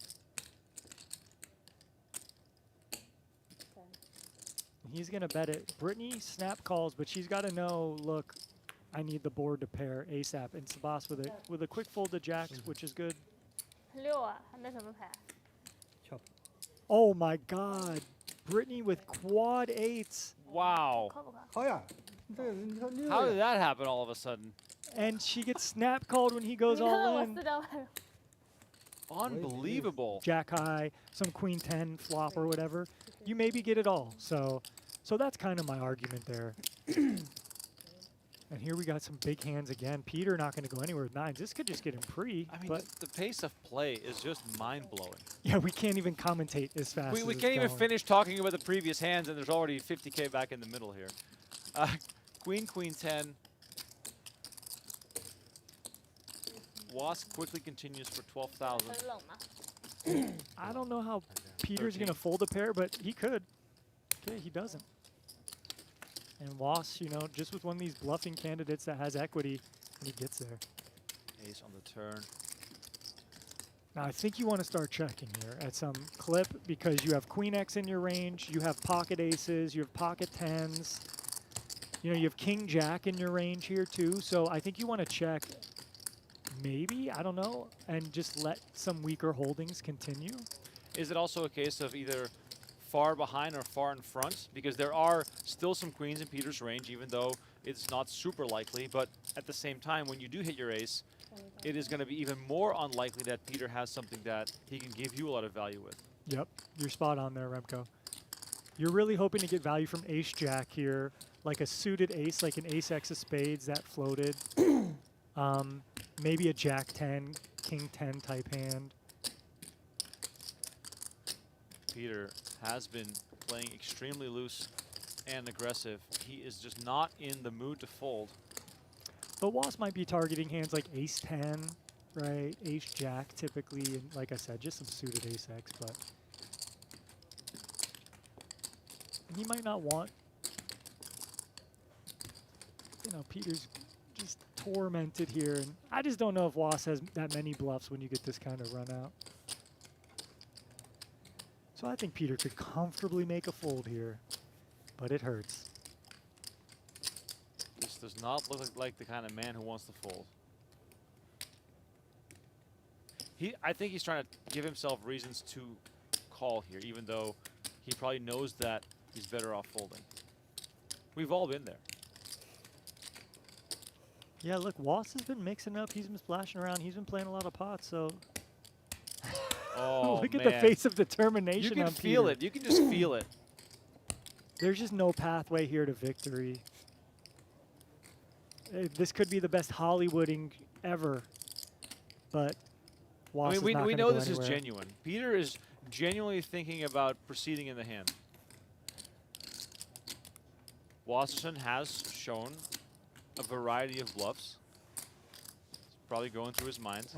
And he moves Sometimes all I in. translate the change, but this time I translate the body language. This is free roll from Charles. Wasserson with the great turn bet. It roll induces from action from Charles. two nines for only 40K. I mean, jeez, I mean, crazy. 142 in the middle. And running it twice with 95% equity for 143K pot, Remco. Peter chasing some losses. Didn't want to believe that Wasserson had it. First one goes to Wasserson. Just one out for Peter here, the 9 of clubs. 5 of hearts on the second board, and Wasserson is going to scoop an absolutely enormous pot here. You just got to take the lumps. All right, so Peter reloaded. He's got 119,000. And Charles makes it 4K with ace queen of spades. Peter is Wow. not playing anymore, Remco. No, Peter is literally here to try and destroy some people.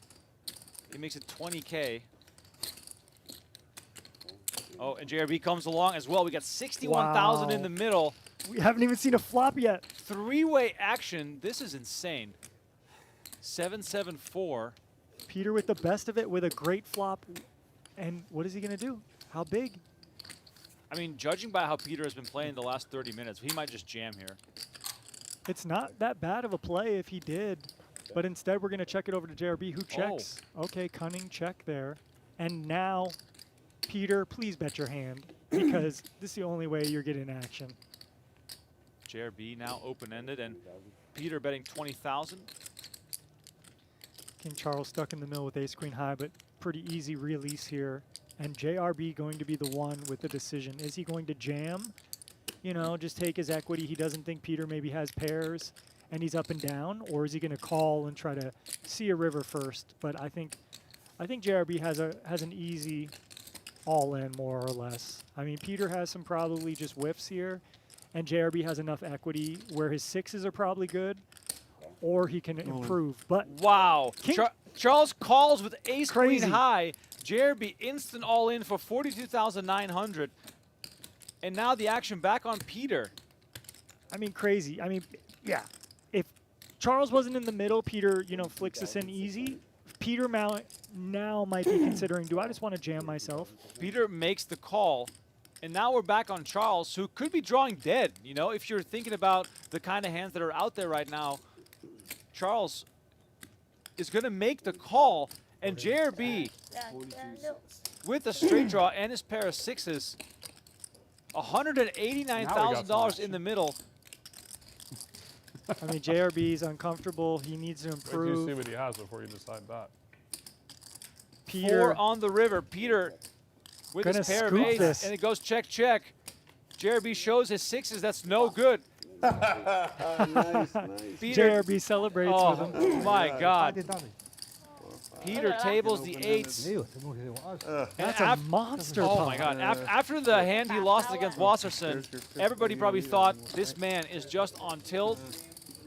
Without a clock and time extensions and all of that in play at these final tables, it's good. There's not too much tanking. I know we've had some longer hands, but understandably so given those decisions. But things are moving.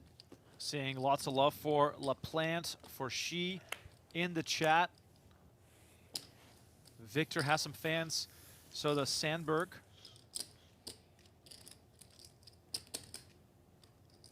Stavia raising it up to 225 here. Gets over to Sandberg in the big line with queen 3 of clubs. Might we peel?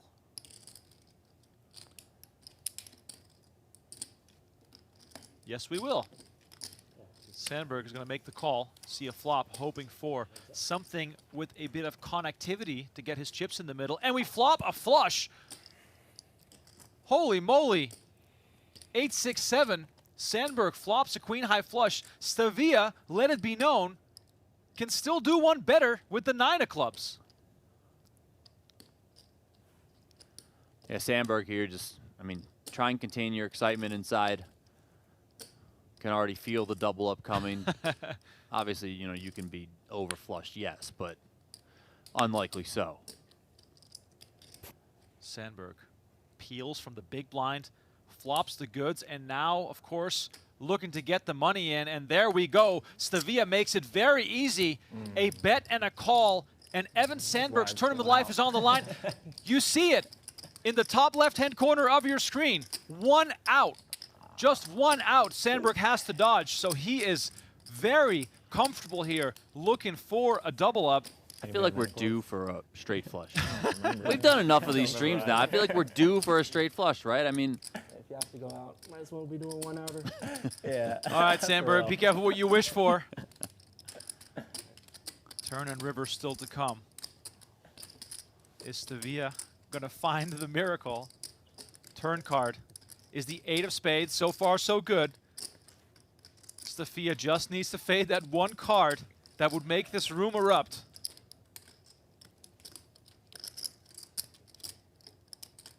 River card. It's a 9 of clubs! My God. Oh my God! Sandberg said it himself. If I go out, it might as well be against the straight flush. He kind of willed it into existence. I mean, this is his own fault. We're going to see it in an hour. Oh, shit, that is so dirty. And there's yeah. Once again, shout out to everyone who's tuned into our stream tonight. One final time, please. Hit subscribe on the Venetian Poker Live channel. Yeah. Just give me the pot every time. Expand our reach. Make sure everyone knows about this game. This massive game happening every Saturday on the Venetian Poker Live channel and on PokerGo. And, if there's any millionaires or wealthy people, affluent people that want to come play, JRB said, look, you show up here with 50K, 100K. How many raises are you going to make? Maybe we can get you in the game. You can DM me on Twitter or find a way to contact Venetian Poker Live on social media.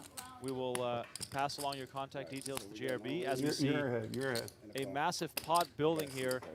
Brittany all in for 37,600. We can't even plug the channel. No. We go today I'm 2K, very 11, 27. Today I'm very lucky. And now we are all in. Don't mess with Brittany, bro. 77,000. Always the queens. Queens for the queen. Running it twice.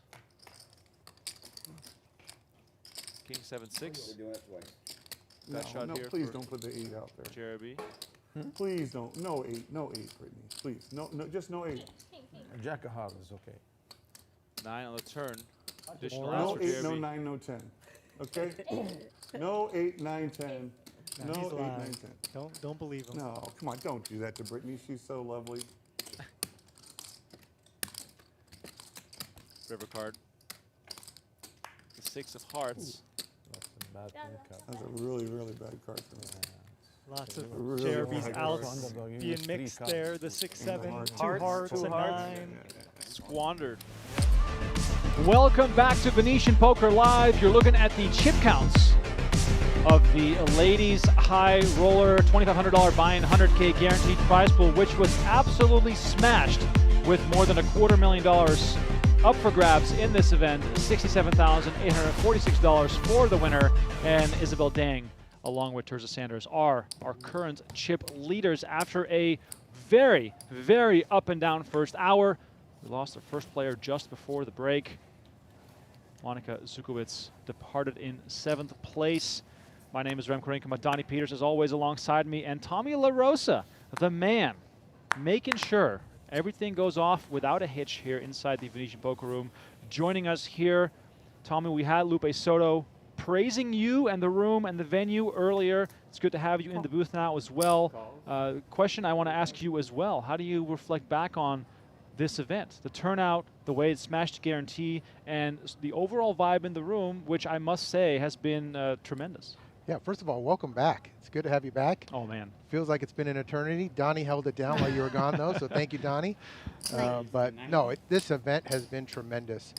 This is our first year hosting a ladies high roller, and the support from the lady players has been incredible, and just super excited to be able to put this event on. Yeah, it's been phenomenal to see it from the sidelines as well.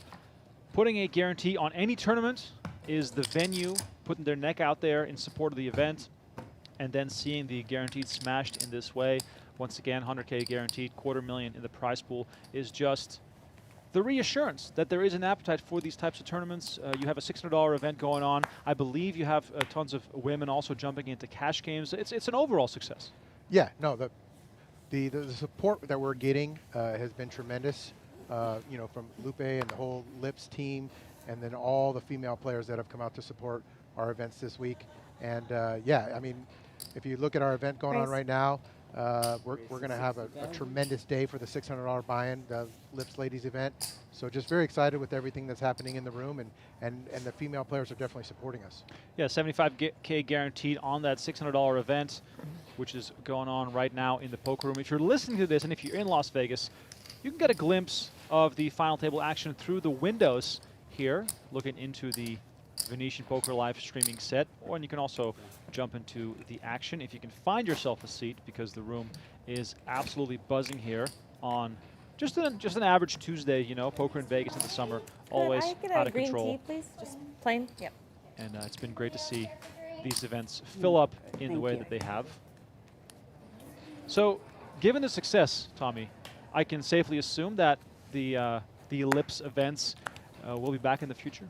Yeah, we've partnered with Lips for, I don't want to give a wrong number here, but it seems like at least 10 years. And it's been a great partnership. And of course, every year we look to expand our offerings and see what else we can do to enhance and grow the game of poker for our female players. So next year will be no different. We'll see how we can make this bigger and better.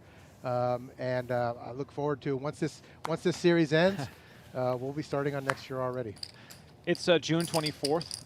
I'm sleep deprived for different reasons, but I can only imagine you are also losing track of what day it is, whether the sun's out or not. Please summarize your summer so far. No, for sure. I mean, there's, you know, often you don't know what day of the week it is. They all run together, right? And like you said, you can't tell a Tuesday from a Saturday during the summer, so it's easy to lose track of the day and the time. You know, obviously, hopefully, the staff has families that know what we do and support us, and that they know June and July, we're going to be, you know, doing our thing, trying to make this the best venue and the best series that we can put on for all the players that support us, and know that come August, everyone looks to take a lot of time off. Lose Tommy's number in August. Don't call. He's not going to pick up. I am curious, though, within the sort of poker summer and the stress that comes along with it, where do you find joy being on the floor day after day? Is it still possible to enjoy parts of this? No, for sure. I mean, you have to, right? You couldn't do this day after day for the amount of hours that we put in if you just didn't love it. For me, it's seeing the room full, the energy that's created. Like, you walk around the room right now, there's an energy that you can feel, right? And when you see guarantees get smashed, and you know, the fields are just huge, right? The prize pools are huge, right? And you just feel that energy. It's like, it's no different than the Super Bowl energy, March Madness energy, you know, all the big sporting events, and you can just feel it. And walking around the room when every seat is taken, and the, you know, the prize pools are as large as they've ever been, it's just, that's the adrenaline rush that you get from doing all this, you know? Quick shout here for Jackie, who came in with the 4-bet shove on Schuessler. Almost back up to 1 million chips for her.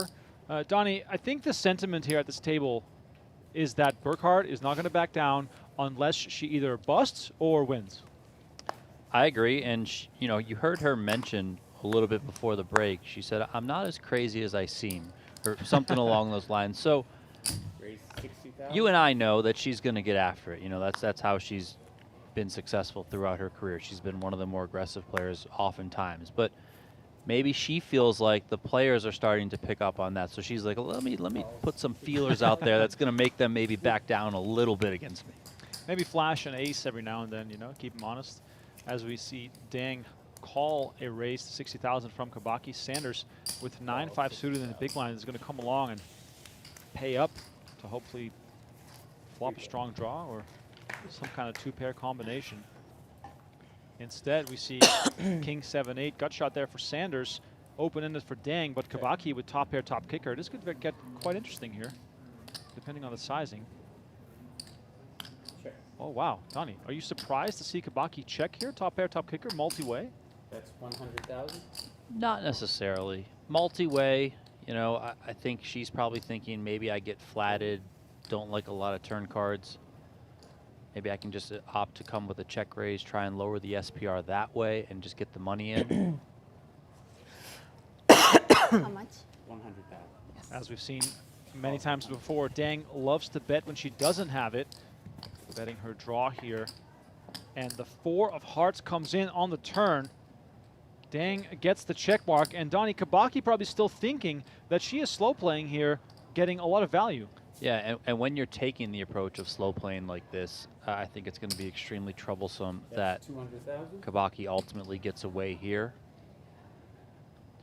200,000 from Dang, a little less than half the pot. Kabaki has 495 left. Could we see an all-in check raise?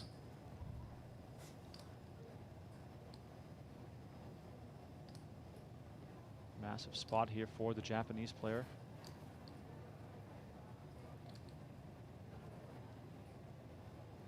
Ace king, and you find that king. And she announces all in, and she'll be drawing dead when Dang pulls the trigger. She makes the call. She's got the nuts. And we're going to say goodbye She's a straight. to Kabaki. Nuts. Mari Kabaki still scanning over those cards, realizing that her run in this event has come to an end.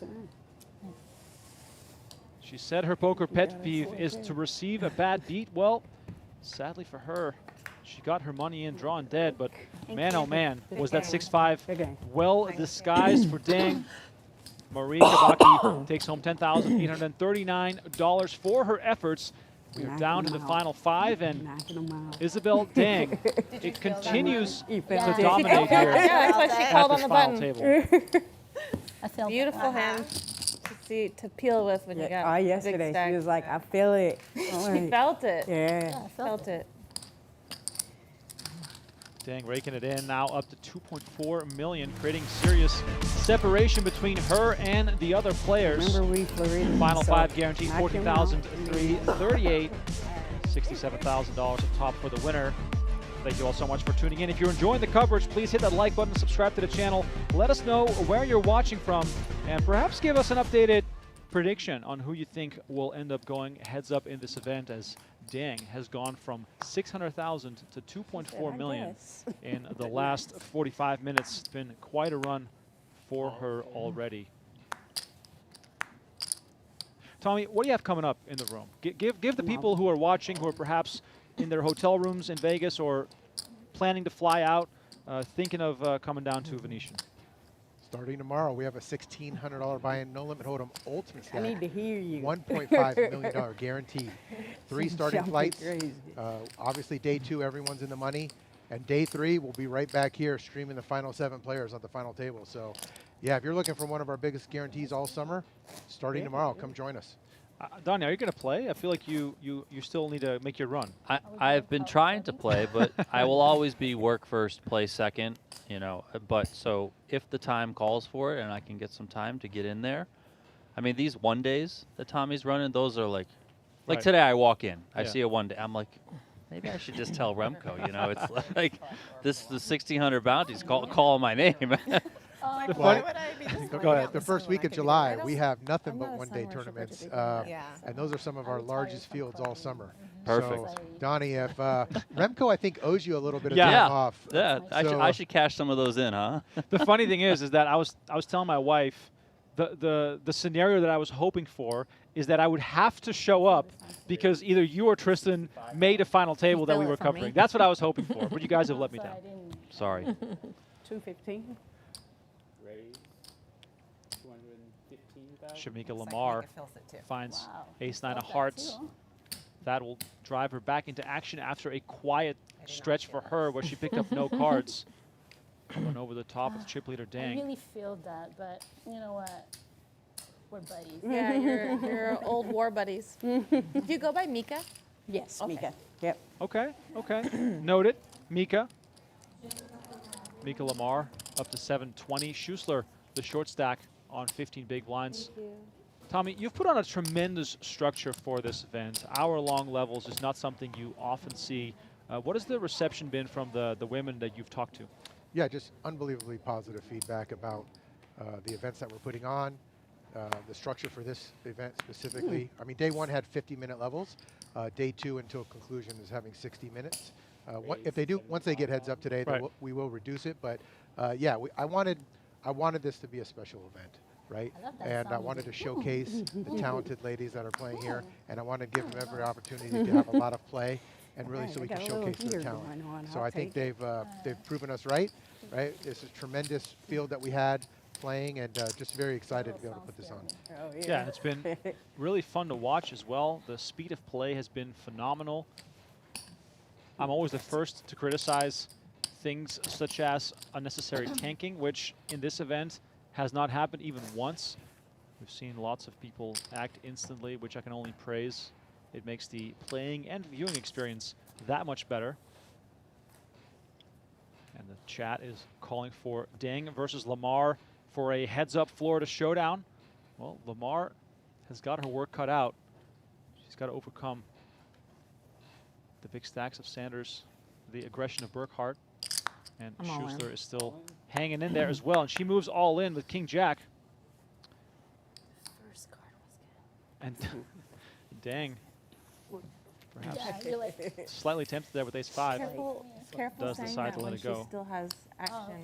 Just because, what if she's thinking about an ace, and then she knows that? Yep.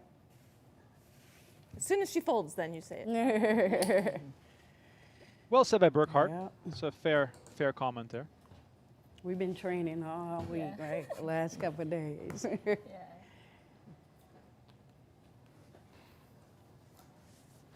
Lots of support in the chat for everyone. Ariel Hart in the chat says, hey, Tommy, Got a heater now. how would someone get in touch about the women's events you're hosting? I'd like to get my business involved. believe there's various ways, but I think sending a message pretty to good Venetian card Poker for Live you. on Twitter is the easiest way to get in Usually touch. just takes Yeah, one. or just reaching out to me directly so we can start the conversation, right? So Well, I I don't know can if understand it's what you're looking fair, for and how we okay. can help. And Because it maybe was there's like a an 8. partnership of Okay, yours. yeah, it feels Definitely, needed. reaching Well, out to table you nuts. best. You can't fold the table nuts. And we Well, I can take actually it Kind of lost admit with folds pocket the table eights nuts. once. I had them twice. Oh, did you? Yeah, I raised and She had what? and it didn't come on the flop. Oh, twice? Lost with one. I thought pocket eights were unbreakable, but I guess No, not. But did you see the river? no. It was probably coming on yeah, the river. You can't abandon them. You gotta believe.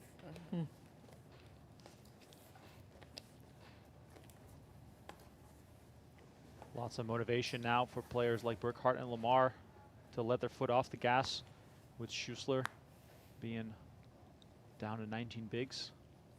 For Dang and for Sanders, it's time to pounce, show some aggression. Instead, it's going to be Lamar who raises with ace-6.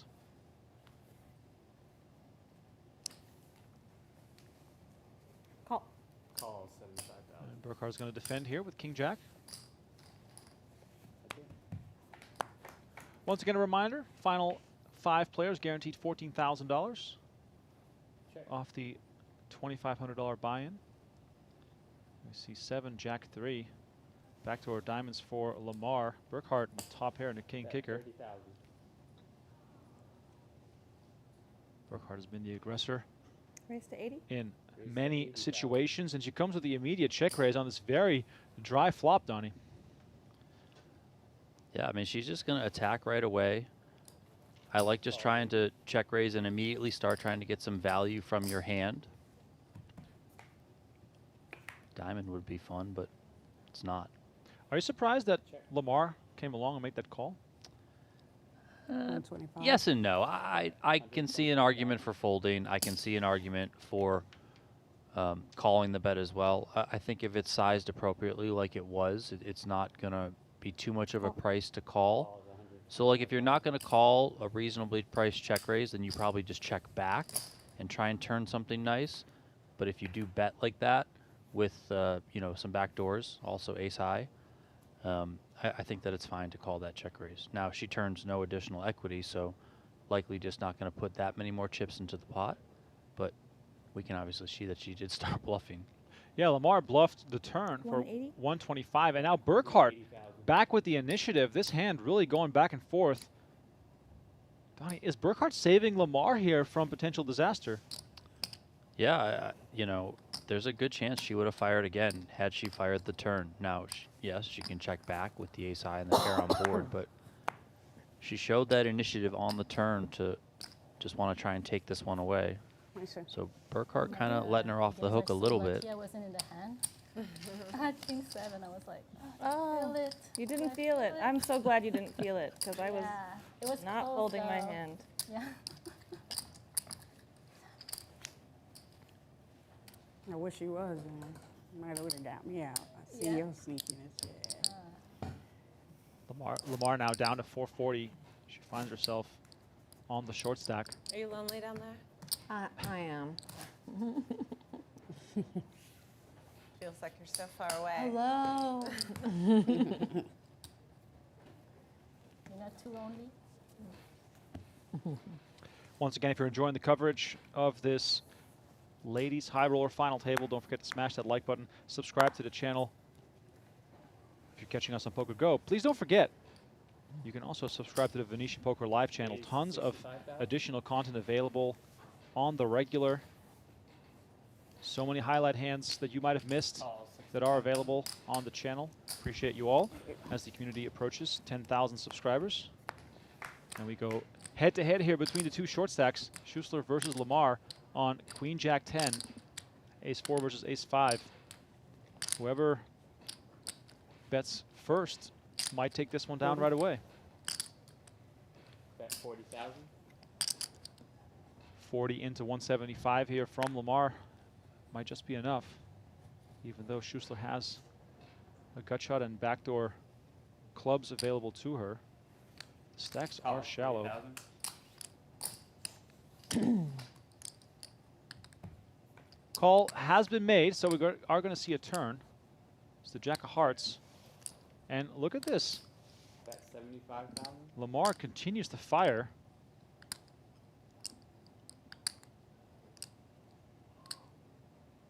Both players dancing on the tightrope here with these shallow stack sizes.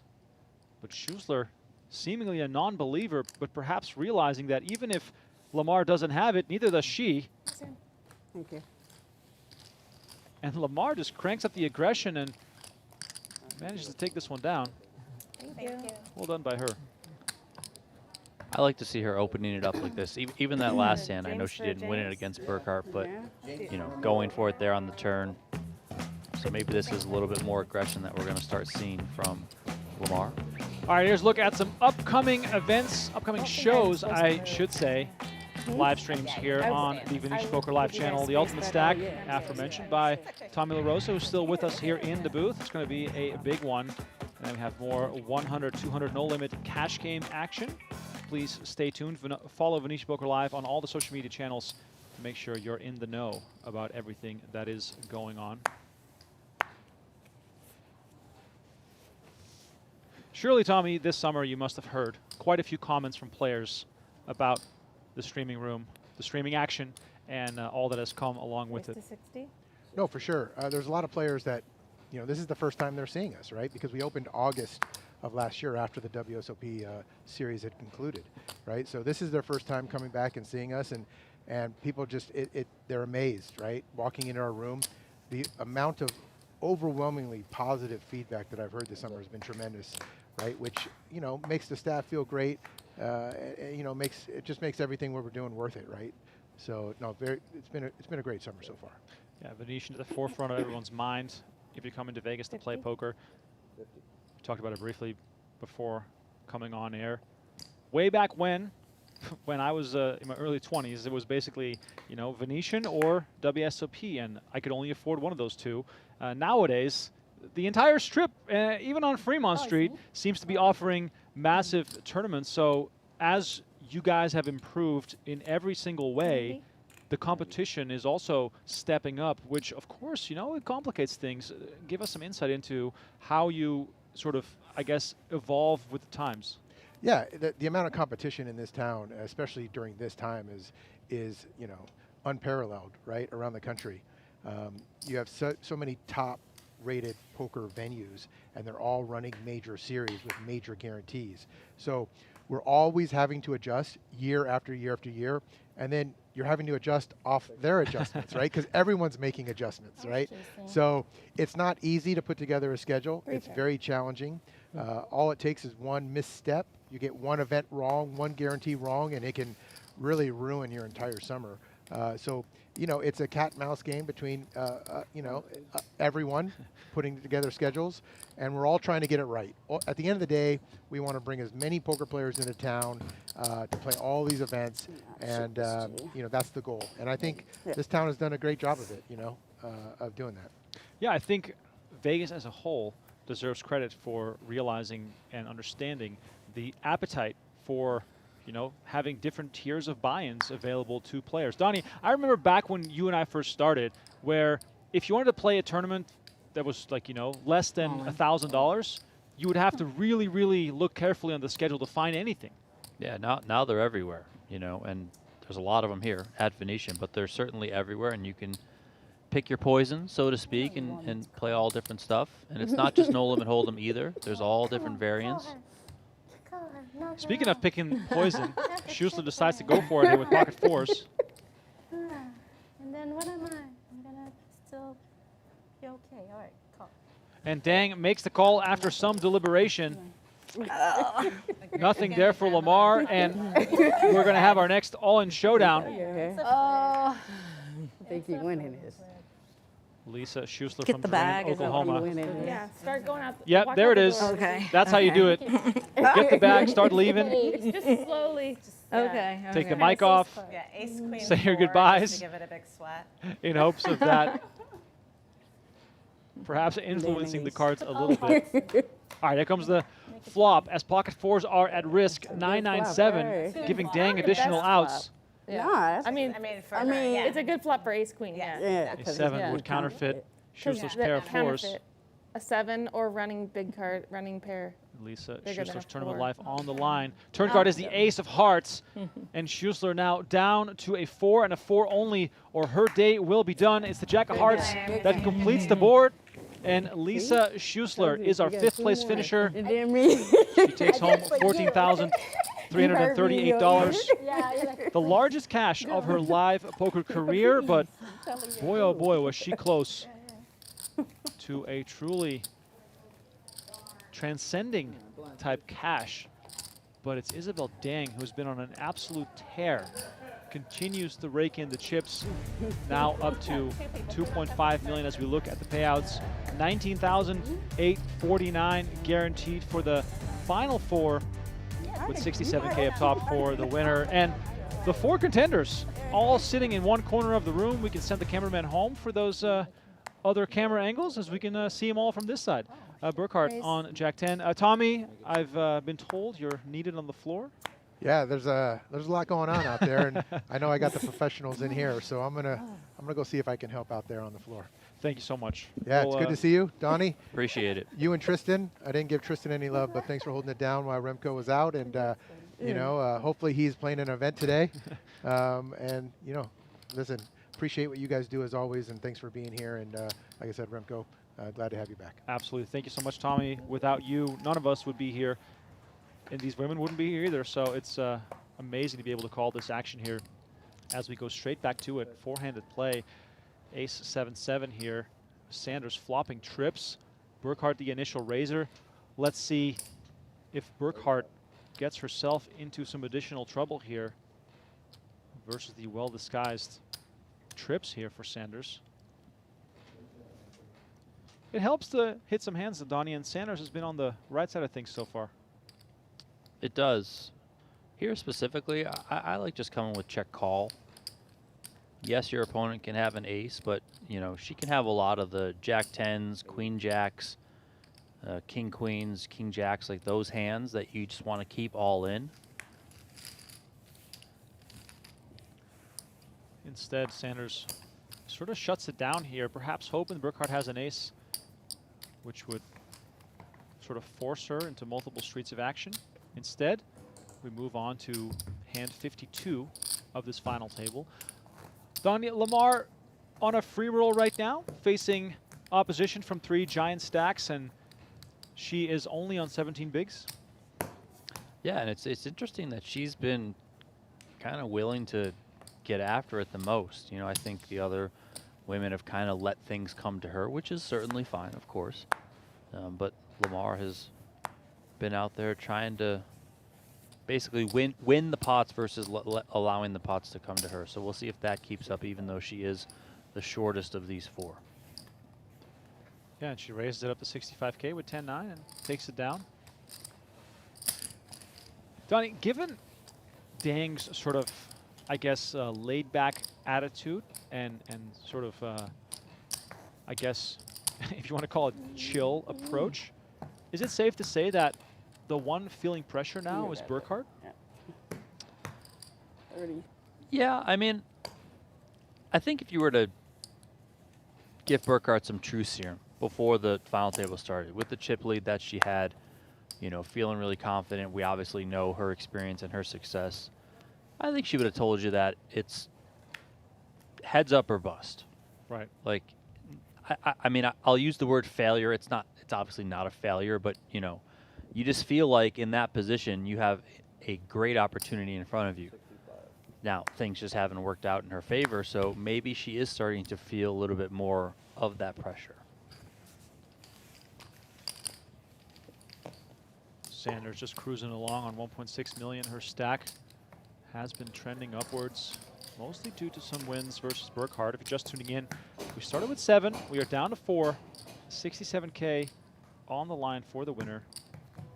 Steven says, I could see this ending with a Jackie and Lamar 1-2. Lots of belief in Lamar here at this final table, despite her short stack. Gotta love it. Once again, a reminder to hit that like button and subscribe to the channel. It really means a lot to us and to Venetian. Come find us as well on the Venetian Poker Live channel. I got a text message from a friend who lives in Florida, said he's got a piece of Lamar. Oh, wow. That's awesome. I mean, she really does have the whole state of Florida behind her. It's unbelievable.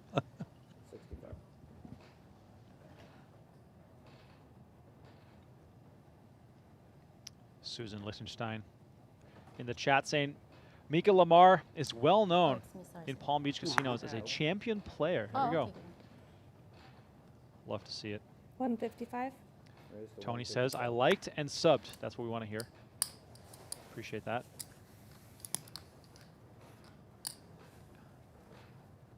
Oh, wow. Look at this. Lamar finds queens at the right time.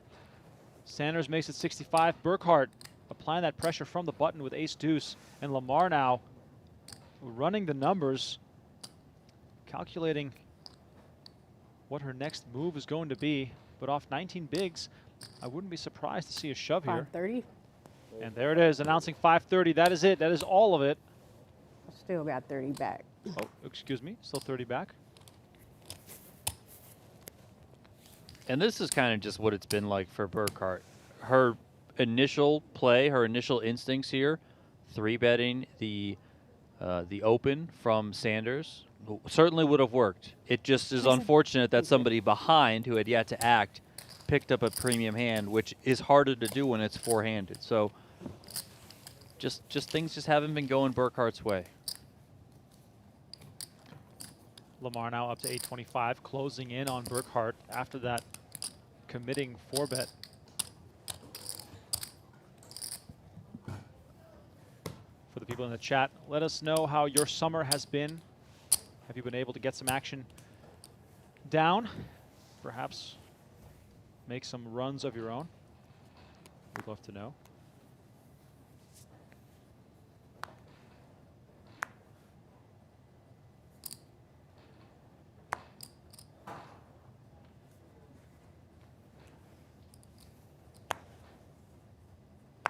I think this is the first walk of it. Blackjack 20. Hey, it was bound to happen eventually. You see what I did? You guys want to do a round of walks? Fours? What's Like a meant four? to be? Yeah. That's a win for me, see?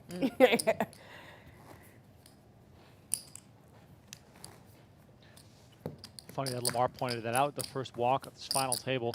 The action has been fast. Players have been playing pretty aggressive.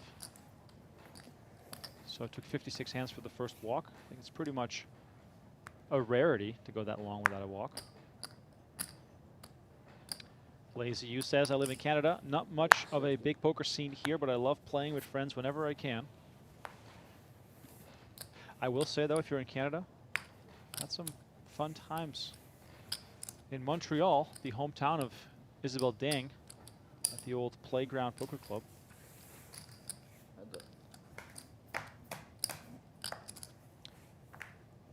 Heads up here on 986, Dang versus Burkhart. Open end here for Burkhart, and Dang continues to bet when she does not have a made hand yet.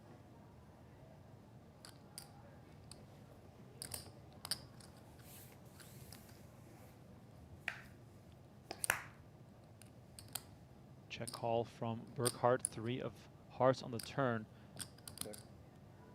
Let's see if Dang slows down. She does eye her chips, and that usually means that she is going to continue firing. And it looks like 150. 150. Half pot. Burkhart still 2 overs, and the open end straight draw.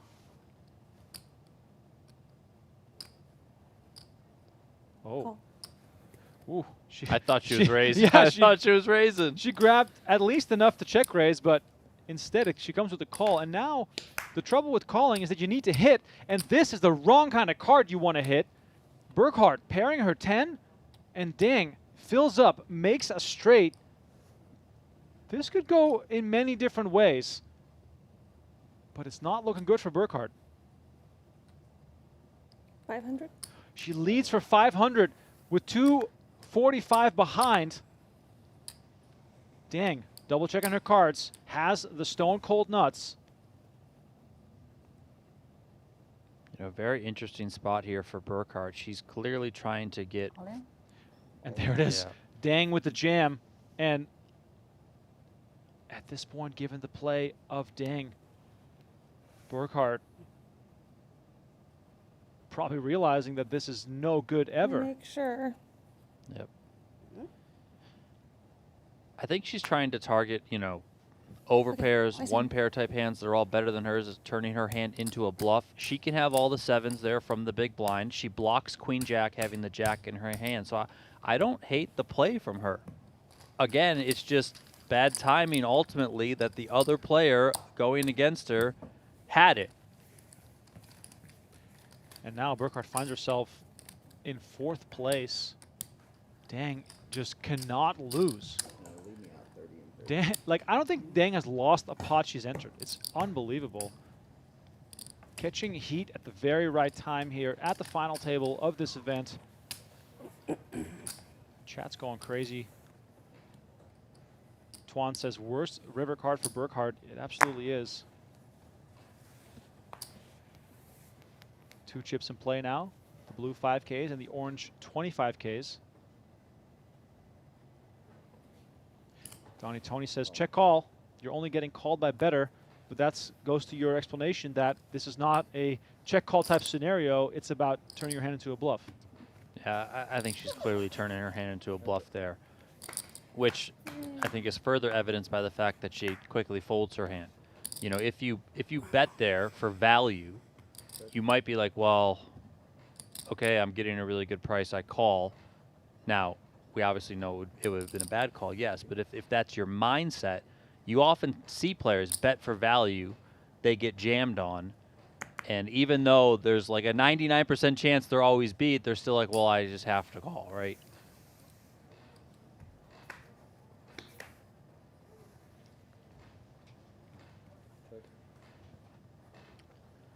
Players with the same hand here, also both making 2 pair. Dang versus Sanders.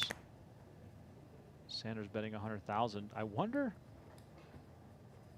if there's going to be some aggression here, but instead Dang is just going to make the call. Could try and extract some value from a middling ace. Instead we arrive on the river. Dang checks again, and Sanders, of course, must be thinking, oh wow, what a spot for some value.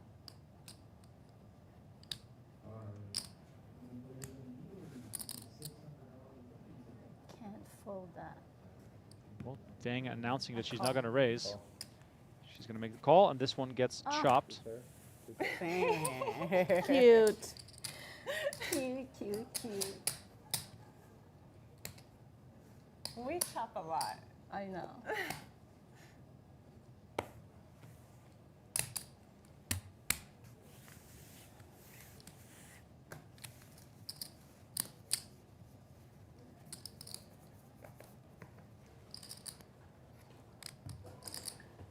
Can't believe you play those cards. Mine was suited. Yours was not suited. It didn't cost me. I just checked. She's got a point. So you were the big, right? You were the big blind, right? Yeah. You had a reason. Yeah. She tried to sneak in. That's what it was. I didn't even raise. It's true. Andrew in the chat says, heading back to Vegas this Saturday after going 1 for 12 on my last trip. What I did get to meet the world famous Donnie Peters on day 2 of an event. You know me. Love it. Which you only the best card. Absolutely love it.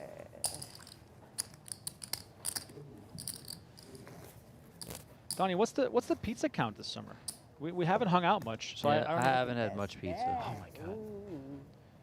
Hubby What about gonna ice be cream? proud. No? Sounds like a healthy summer.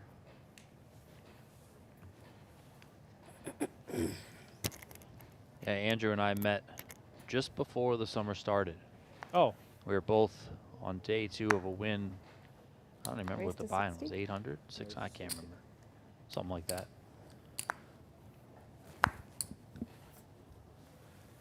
Well, things have drastically changed here for Lamar. She was the short stack for quite some time, and now all of a sudden, all eyes on Burkhart, who makes it 60K with the King 4 suited. Sanders going to defend her big blind. Jack 9-8 on the flop. Sanders again with the 45. goods, flopping 2 pair. Burkhart continues for 45K, not knowing how much trouble she's already in. And Sanders again with a quick check raise. Sanders is playing a style where she has no sort of room for patience or trickery. She plays straightforward, wants to get that value, wants to build the pots right away. Of course, we have the benefit of seeing the cards, but there are quite a few situations so far where she could have perhaps kept her opponent in the hand, perhaps induced some bluffs, and made some more money. Yeah, I mean, I think overall, all the players have played really, really well.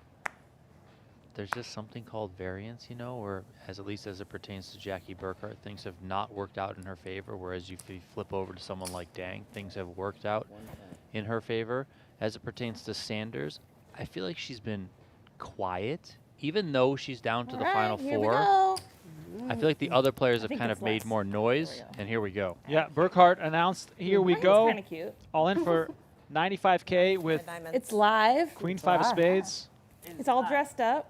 Could be worse, as she's up against the Let's just King hold. Jack That's all of we want to do is hold. Shamica Lamar. Yeah. Neither one of us have to match.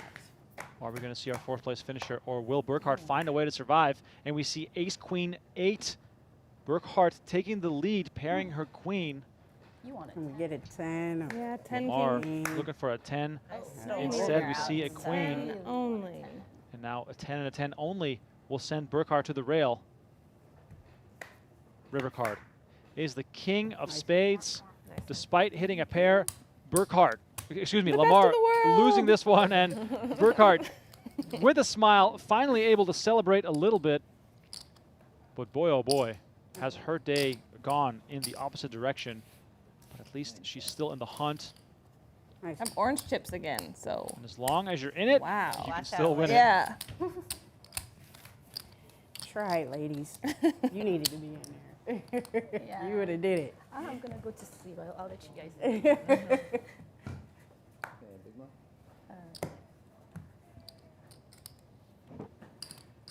And then the king comes on the river, right? It's like, don't even bother.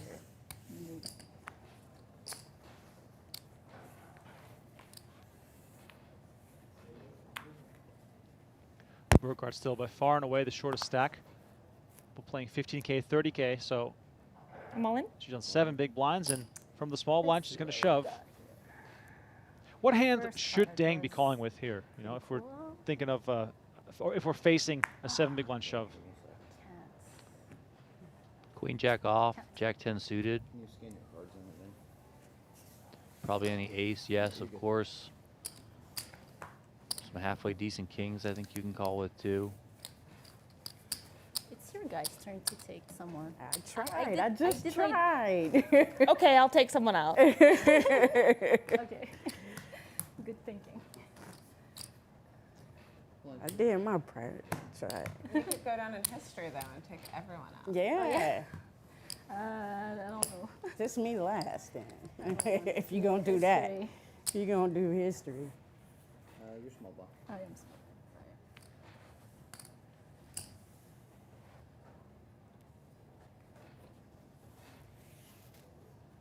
And there it is, Burkhart finds herself a pair of aces. If anyone deserves aces at this final table, it's Burkhart. She's been trying to make it happen. Things have not gone in her favor. Let's see if she can find some action. I'll let you go. Dang with a very animated playing style. Lamar now with Queen 10 in the big blind. Having to call only 30K. She might be tempted here to see a flop. 145. Oh, hello. How about a 3-bet?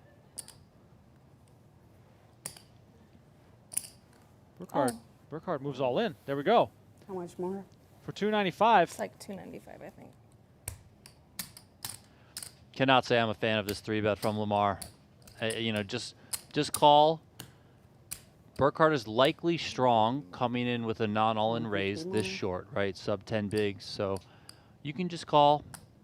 try and connect with something before you ultimately get your money in. And when you're faced with a jam like this, you really are priced in, but you also hate it, given the strength that Burkhart is showing, given what your stack size is. So if I call, he'll be ahead of me, right? So Lamar puts in the 3-bet. Donnie, when you make a move like this, should the thought How much prior did I to say? making it always be, 145? what do I do Okay, if and when 105. I get shoved on? Yeah, I mean, you should always be right, planning good for future action or future streets. Now, she correctly does give it up there in the end, right? But she didn't need to lose the extra 100K or whatever it was by 3-betting there. A hand like Queen 10 is good enough to just flick in that extra little bit to call from the big blind, see a flop. Hopefully you flop really well, and then you can proceed from there. And if you whiff, if it comes 7-5 deuce, you can just comfortably check fold, and you only committed an extra 30K to the pot. Well, Burkhart now without showdown, back up to 485. Oh, it's right here. Oh, sorry. sorry. I'm thinking. Sorry. I didn't know how much I have, so it was. Accidental out of position fold there for Dang, who thought the action was on her. Burkhart, however, first Okay, to act. I'll raise to 60. And she's going to get right back to it, raise to 60,000.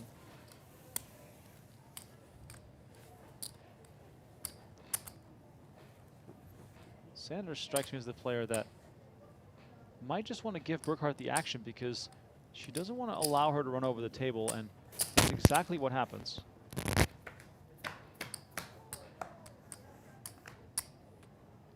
Queen 7-3, 2 clubs. Sanders, excuse me, Burkhart thinking, well, I've tried this C-bet business versus Sanders so many times now without success. I'm just going to slow this thing down and attempt the same thing on the turn. And there we go. So despite her short stack, Burkhart still seemingly the table captain. Yeah, and climbing up. And the result that we've seen from those two hands is exactly why, if you're Lamar, you don't want to 3-bet that hand like you did with the Queen 10, because now you are the short stack. Little glance it over at the big screen. 117 total entries, 4 remaining. Paddling for this prize pool of $257,000. You can see the top 4 spots on your screen right there. Pay jumps are getting large right now. We'll go from 19K to 28 to 43 to 67. 4 players in the hunt for the top prize. Dirty diaper, I'm a net. And accidental card exposure. I'm a net. Thanks. It's almost my birthday. Second one. Second Once again, one. please Now you owe me one. I hit gave that like her button, one, subscribe to she the gave channel. her one. Boom. Your turn. Your turn. Yeah. Not a giver, you know me. I'm a taker, not a giver. Beanie, bully.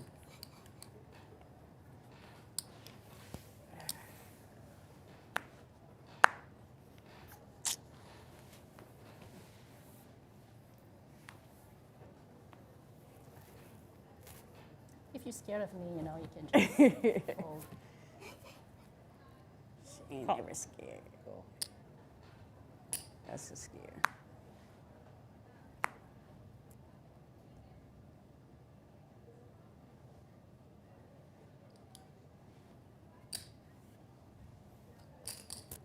Raise the 70.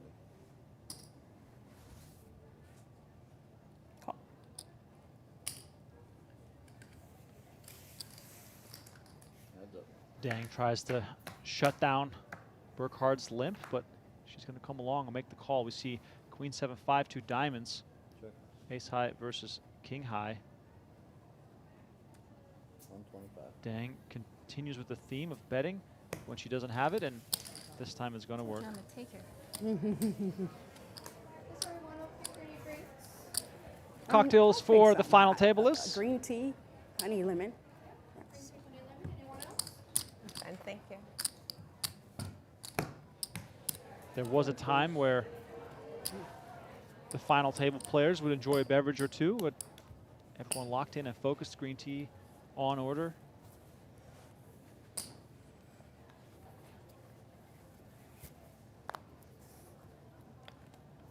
Of course, Raise to 60. Donnie, you and I both have memories of Scotty Wynn calling for cocktails. Every single hand. Men the master, spitting out his beer all over the table. She's so Not cute. anymore.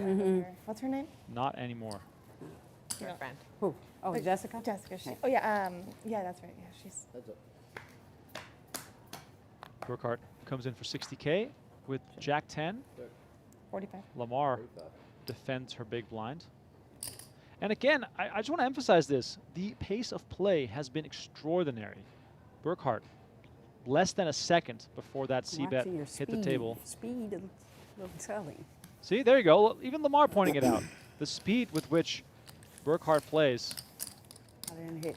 perhaps a bit intimidating. And from 245,000 back up to 640 now, Burkhart grinding her way back into this thing.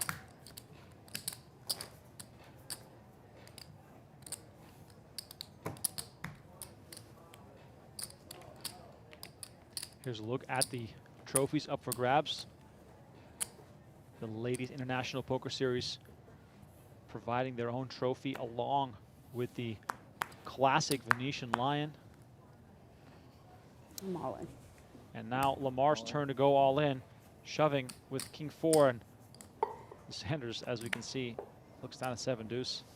So that's not going to go anywhere. Nice in. Even though Dang is the chip leader, she's Go away. the most conservative, I feel like, at this point. Yeah, she's clearly just playing the cards that she's dealt, which is fine. Thank you. If she wanted to, she could certainly just get in there and get aggressive, yes, but Dustin's back. doesn't appear to be her MO. Dustin back in the box.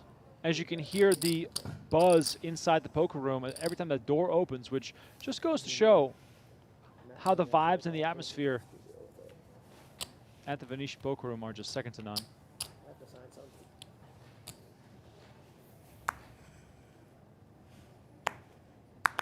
If you're Dang, Donnie, are these the types of hands where you're just going to go and get aggressive with? I think you can probably start getting aggressive with anything that has You a got high it. card in it that's going to block your opponents from having those types of premium hands. So maybe some queens, not all queens, but a fair amount more kings, and then pretty much every ace. You can really just start opening Yes, you can put and it applying right pressure there. to your opponents. This one is.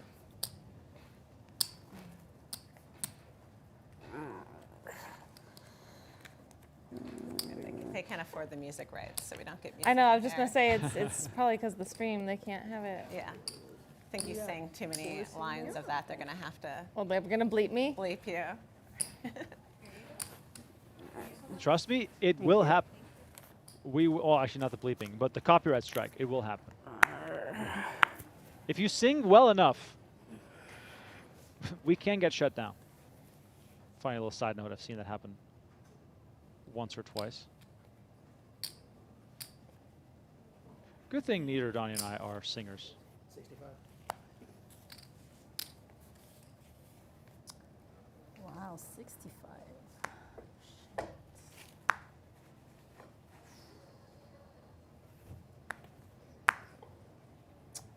All right.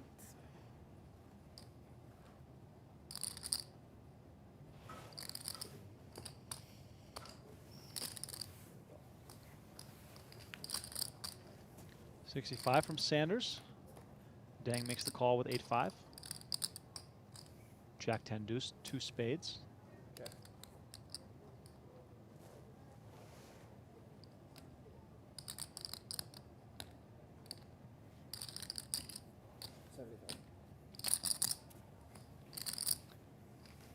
Continuation bet from Sanders is going to get it done.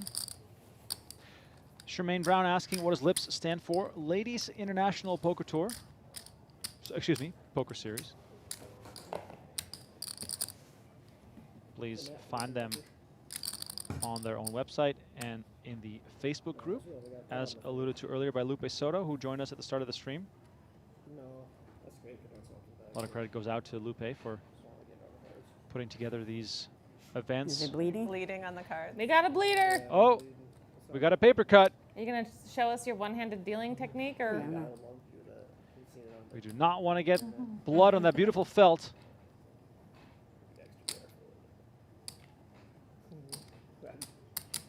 Donnie, blood on the cards is a very peculiar way of marking the cards. I mean, listen, poker's a contact sport. What can you say? Exactly. You can put your 15 and give me what? 15 Action folds over to Burkhart. Oh, and raise to 60? as we know, she is all about the aggression. You would almost think that Burkhart is a chip leader based on the style of play. That's right. Relief. We're going to be heads up in Yeah. no time. Justin's like, oh, I cut myself. I can't deal. Yeah. I'm not worried about spending more. No, I'm just teasing you.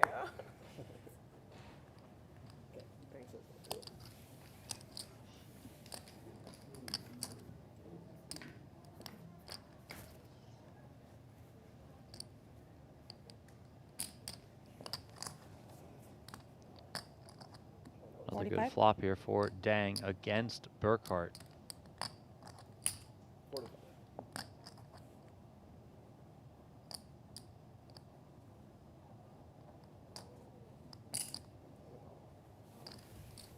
Dang just with the call, as we've seen quite a few times now when she does have the goods.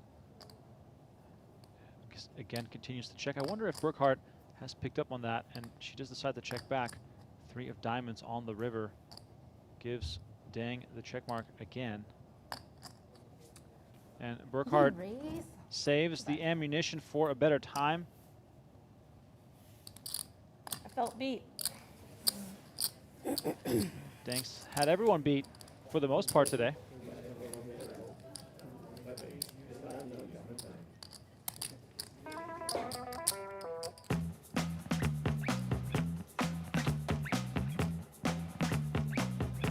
Upcoming shows here from Venetian Las Vegas. June 29th, we got a final table of the $1,600 Ultimate Stack.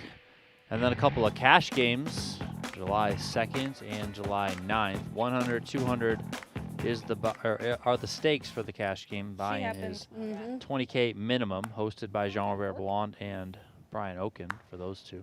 You act like you weren't here to deal all that mayhem. I started the main. James got most of them. First James. 75 race.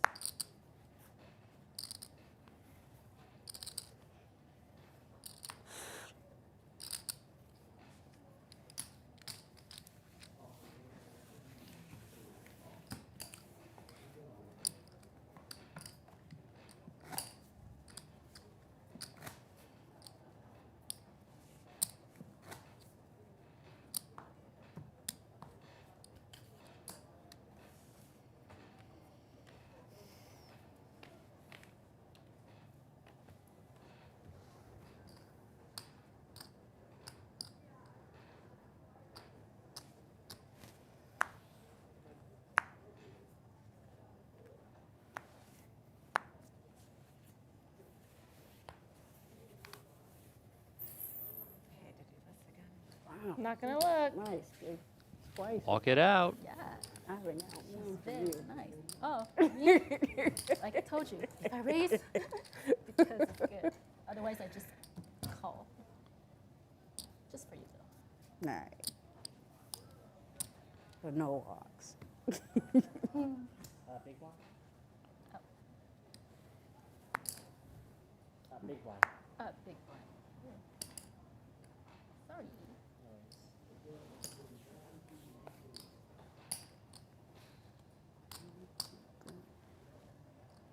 All On.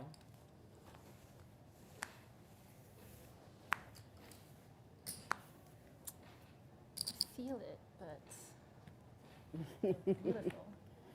What was that, 8-5 of diamonds? Yeah. Is that your lucky trash? She like 9-7. I'm She lucky like with trash. I'm Yeah. telling you. I flop No, it. I believe it. Yeah. I've seen some of it. Yeah. You didn't see all of it, but yeah. We all have our favorite lucky trash, I think. You guys play any of the 8s yet? I don't. Like 8s? Oh yeah, we've been playing that. It's the table nuts. She had one. I can't believe she folded one of the table nuts. It's going to be the final hand. Let's see if I get it this time. Here. Thank you. Another walk. Wow. Just this time. I think everybody gave everybody a walk now. Yeah. She gave her 2.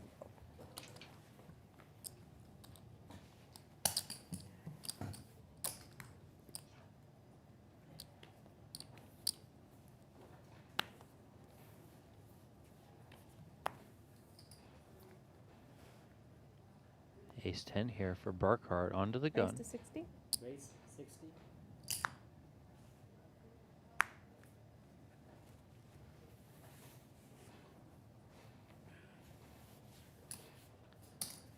Sanders finds King Jack in the big blind. She makes the call. King 7 deuce. Couple of diamonds. Again, Donnie, the theme of Sanders outflopping Burkhart continues. 5 of clubs on the turn after it goes check, check. 75.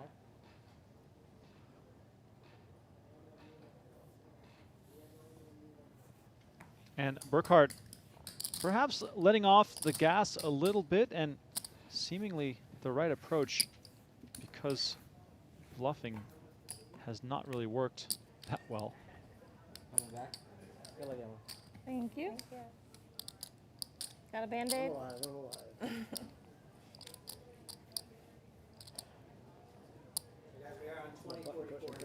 So look here at Tirza Sanders' stats.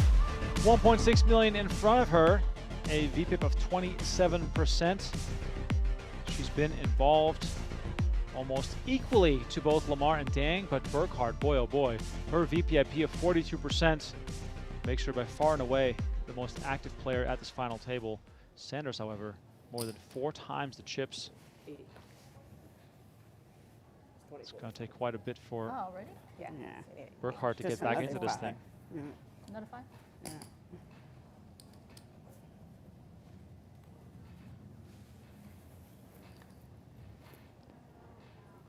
All in? Burkhart with the shove. Ace-5 offsuit. Good, good, good. Dang, who's been Saved rather us money. conservative, raises the ace-deuce of hearts and has to let it go. Portland Meadows, if anyone's watching, Debbie's here waving at me. Shout out to Debbie on the rail, peeking through the glass into the aquarium. That is the Venetian Poker Live streaming room, as you can see. The tables in the back all filled up. It's a action-packed Tuesday here in Las Vegas. Appreciate you all for watching and playing, supporting both PokerGo and Venetian Poker Live.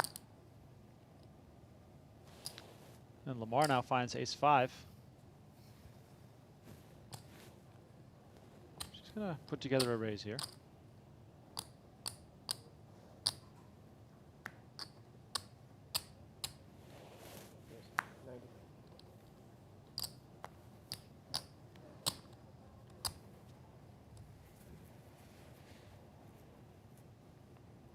Burkhart finds a real hand with pocket 7s. We could see a clash between the two short stacks, and Burkhart moves all in with pocket 7s.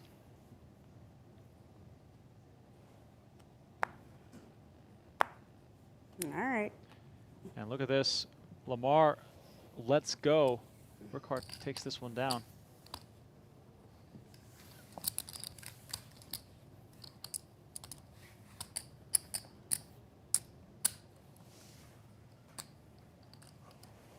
Nice bet. Thank you.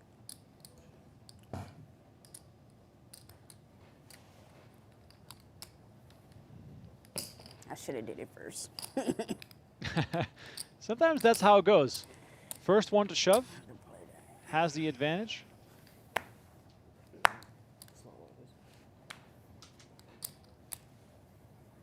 Sanders lets go of ace deuce here, four-handed. Perhaps a bit on the conservative side. Could be an opportunity to pick up some chips, but instead action folds to Dang, who has king five. Looks like she's gonna go after the big blind. Uh-oh. Double bet is like that, right? Scaring me with all that. I have to remember. Should have ripped that last hand. I messed up there. I should have ripped that last hand. So this is Lamar not happy with herself, but we know that ace five would have been a dog versus pocket sevens.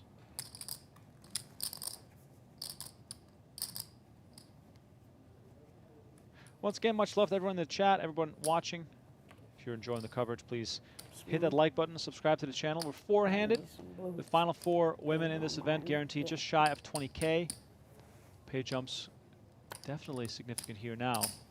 We go from 20 to 29 to 43 to 67,000 for the winner. I gave a walk. Walk. That's how you do it. And another walk for Sanders. Intimidation factor.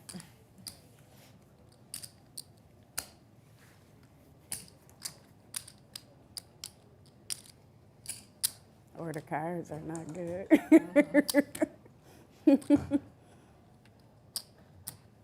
Yeah. Well, that was my first bloop.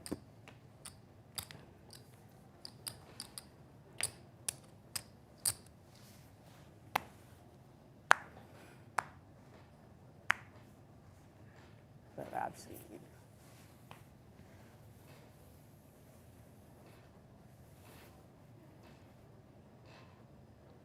Sanders now perhaps tempted to give a walk of her own, and she does.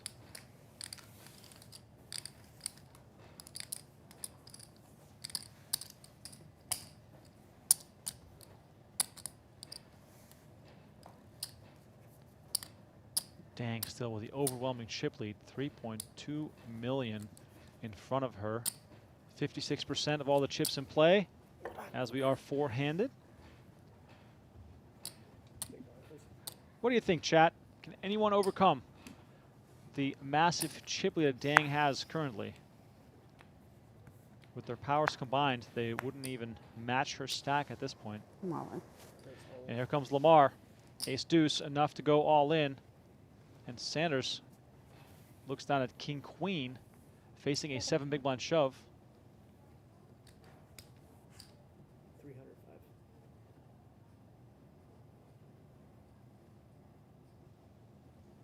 Sanders goes into the tank, running the numbers, deciding whether she thinks that king queen is enough to call it off with. Does have to contend with the idea that Burkhart and Dang are still left to act behind her. And that's going to ultimately push her to let this one go. Really? From the big line, she would have likely just made the call, I'm sure. I don't want to be the one to take you out.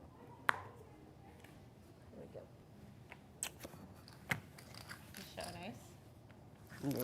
Yes. Yeah. And I was Lamar in the big blind. picks it I up. would've looked you up, but You got ace? no. No. Ace. Nah, ace she caught. She would never call snapping. ace. No, She's snapping. I had king queen. Yeah. So I thought you'd probably have an ace there. At the best, I'm flipping. If I was in the big blind, I would have called because no one's behind Right. me. Yeah. If you call and I don't have better than 10s, I would not. I would just let you. So she's small, and I'm yours. Okay.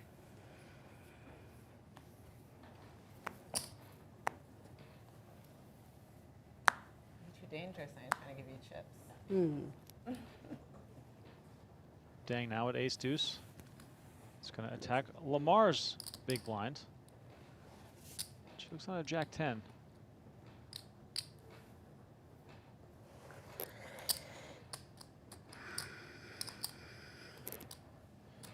Shoving territory here, perhaps, with Jack 10. I think just call here. I mean, the hand's certainly good enough to be able to play in position here. It's only a min raise, so you only have to commit another big blind, getting a very, very good price here. Pick a better spot. If you do get called, if you jam and you get called, you're always going to be behind. So I think just call there. Try and realize some of that equity. I think folding there is not the way to go. Well, Lamar still below 10 bigs. Burkhart, after an all-in survival, now on 16 bigs. Still hanging in there. Kruong Lee pointing out in the chat that Dang plays really passive when she's the chip leader, and that's something we've emphasized before. And obviously, it's all about what you're comfortable with, and Dang is just comfortable sticking to her style, which is understandable. Doesn't want to get too involved in complicated situations. But this does, however, open herself up to get run over a little bit as this thing gets more and more shorthanded. Let me just get one stack on orange. That's it. Yeah. I could play with that. And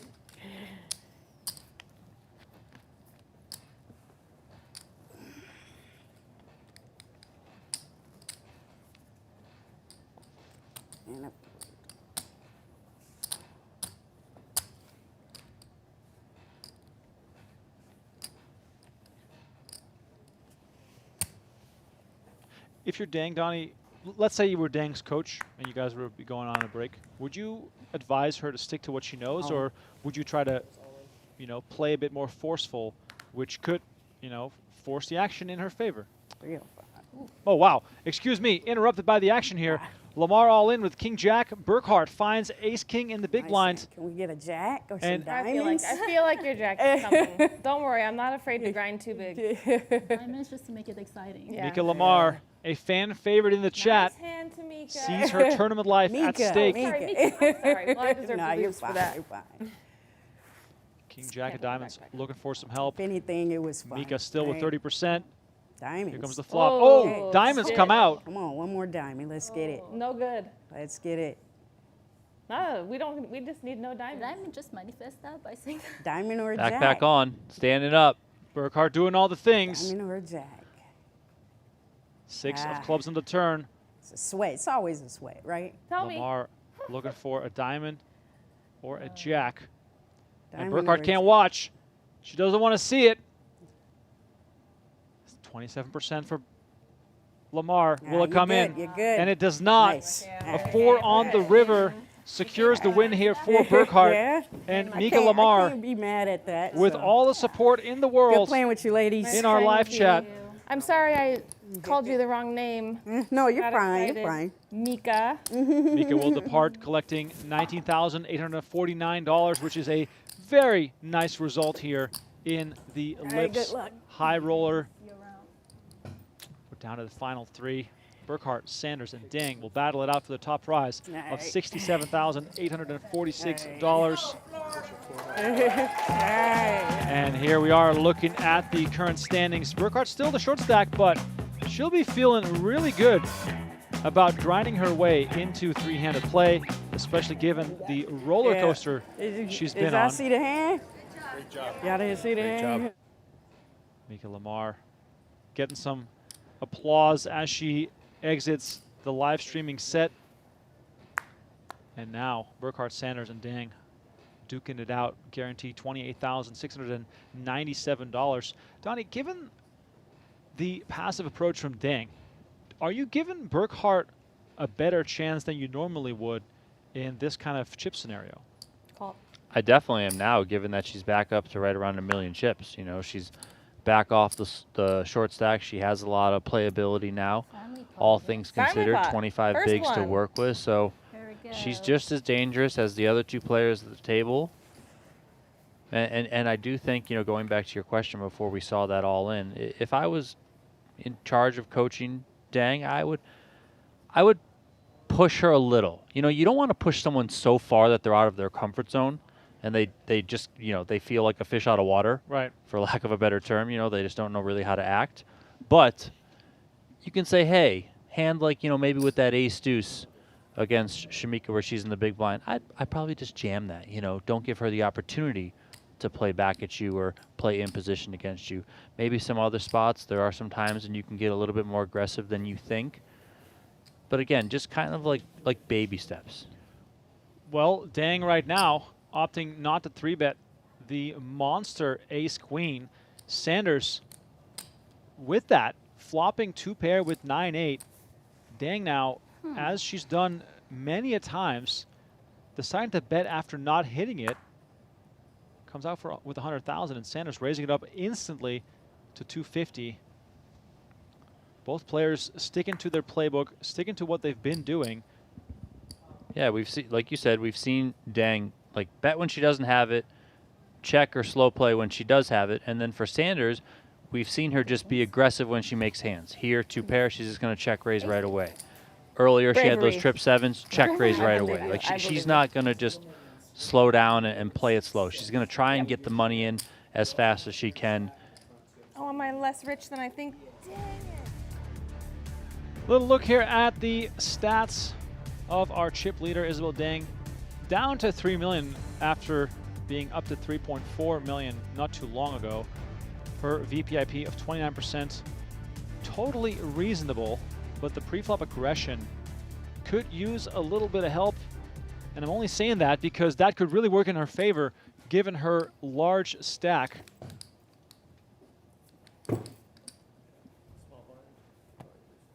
Sanders with that recent, or with that most recent win, now up to 1.9 million.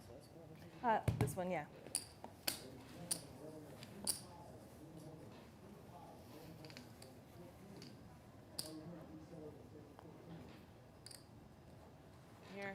King Jack for Burkhart. Sorry. I'm big blind. Might as well be ace king to most people. Raise to 80. Given Burkhart's appetite for aggression.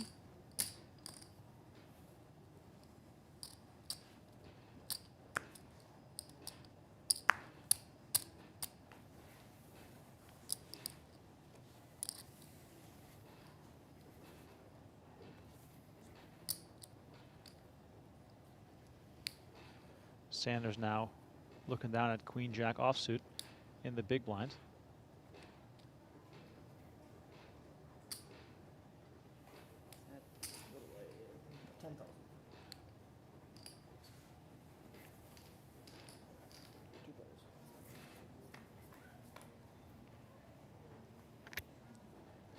Queen 8 deuce. Again, the flop in favor of Sanders.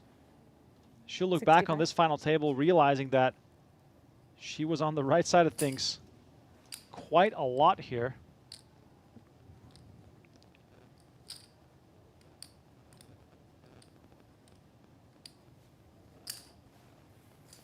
Burkhart continues for 65. Sanders makes the call. I'm just going to assume here that Burkhart shuts it down because she's been through this scenario so many times now. 225. But I was wrong. This time Burkhart continuing for 225.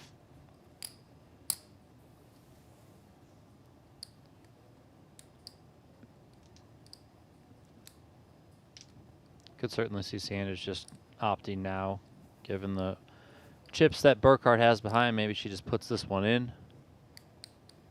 She could also just check call, make sure you just keep all the bluffs in like we see Burkhart has here.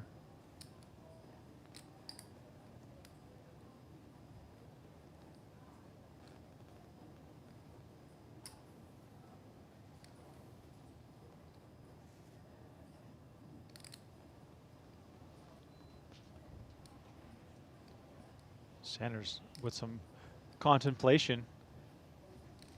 Donnie, she might be considering a check raise here. Yeah, I think both check raise and check call are on the table right now. I'm all in. And there is the jam. Goes all in. Bad news for Burkhart yet again. But at least, I guess the bright side is here that the opportunity for her to go 3 streets here with King High is taken from her. She is left now with 535,000. And we welcome Jamie Kerstetter to the booth. I was expecting to see you today, but not right next to me. I was expecting you on this table. That would have been nice, but it's nice to be here either way. Yes, thank you for joining us. Jamie Kerstetter, ladies and gentlemen.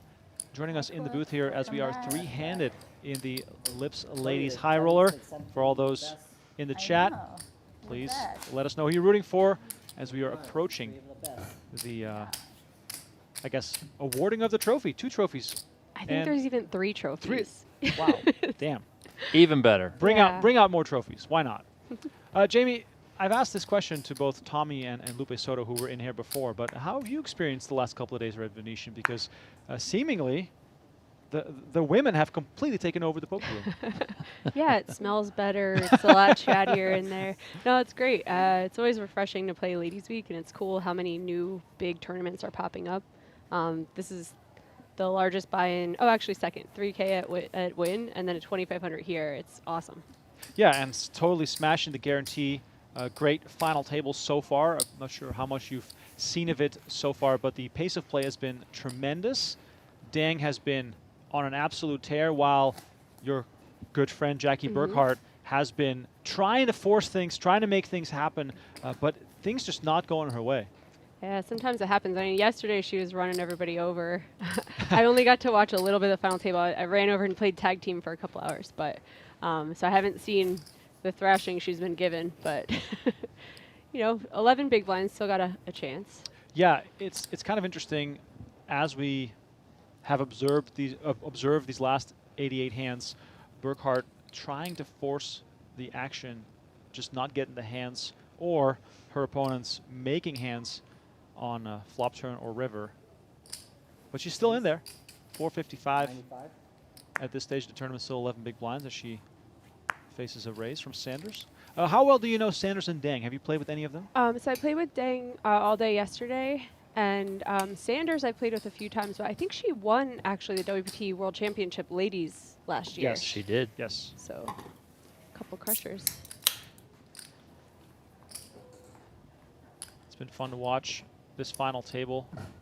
It's Burkhart stepping away for a second here. We are not heads up yet. Jamie, you of course hosted the ladies cash game that I was fortunate enough to commentate on, which was a ton of fun. Venetian just, you know, doing everything here to make women feel at home playing poker. It's really awesome. I've worked with a lot of different casinos to bring meetup games. This is by far the most effort I've seen provided for us with the promotion they give. They add prizes and seats, and it's just really great being here. Yeah, meetup game. That happened this morning. Yeah. Right. What was it like? What was the turnout like? And sort of, just describe the action. It was good. We had 4 tables, which is really a lot for 9 in the morning. Yeah, what poker players are awake at 9 in the morning? I'm surprised you agreed to that. It was my idea. I'm a sick person these days. I didn't want to step on the toes of any of the other groups that had already planned their things. So I was like, yeah, 9 in the morning, there won't be much going on. And Venetia gave 2 $600 lip seats to the event today. So it's really nice. It's really great having Tommy in charge here, and he definitely has an interest in getting more women in the game. So you were still awake at 9 in the morning? No, I'm an old lady now. I'm up at 7 in the morning. Like, let's go. Where can I play a meetup game? What has your summer been like so far? I know that we're sort of at that halfway point now where, you know, some players might start feeling a bit burnt out, perhaps take a few days off. Some might be on a bit of a hot streak and excited for what's to come. I have been working a lot with WPT, so I've only played 2 WSOP events, 1 for 2, just crushing it. That min cash is really big for me. But yeah, I'm kind of just getting started. Ladies Week, couldn't avoid it. I love it. So who's jumping into the 600 after this?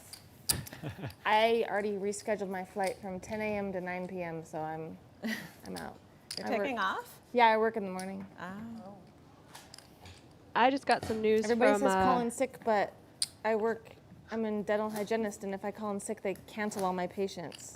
Yeah. So I really try to be actually sick. Yeah, I get it. Her best friend Angela said that Jackie's starting to get scheduled 3 days at a time only, so she's going to be playing twice as much poker. Different jobs have different tolerances for that kind of stuff, Yeah, but it's really bad if I do that, so I don't do that. Being sick in the context of poker definitely has 2 meanings. She's been playing pretty sick here at this final table. Are you avoiding the poker people now that you got a little baby at home? Yeah, I mean, for me, it's been kind of interesting because to the people that know, well, I didn't have a baby, but my wife gave birth 24 days ago, and I wanted to be there for as long as I could to sort of get into a bit of a routine. And, you know, of course, being around hundreds of people playing poker probably also not the healthiest way to start things off. And our little guy had a bit of a rough start to it, spent some time in the NICU, so made me even more careful. I'll keep my germs away from you. Oh, yeah. I mean, I think we're smooth sailing now, but it has been kind of strange after 15 years of spending every single waking hour surrounded by poker. This summer, I've sort of been on the couch, as I mentioned earlier, covered in puke and changing diapers, watching live streams, which has been a strange change of pace. Sure.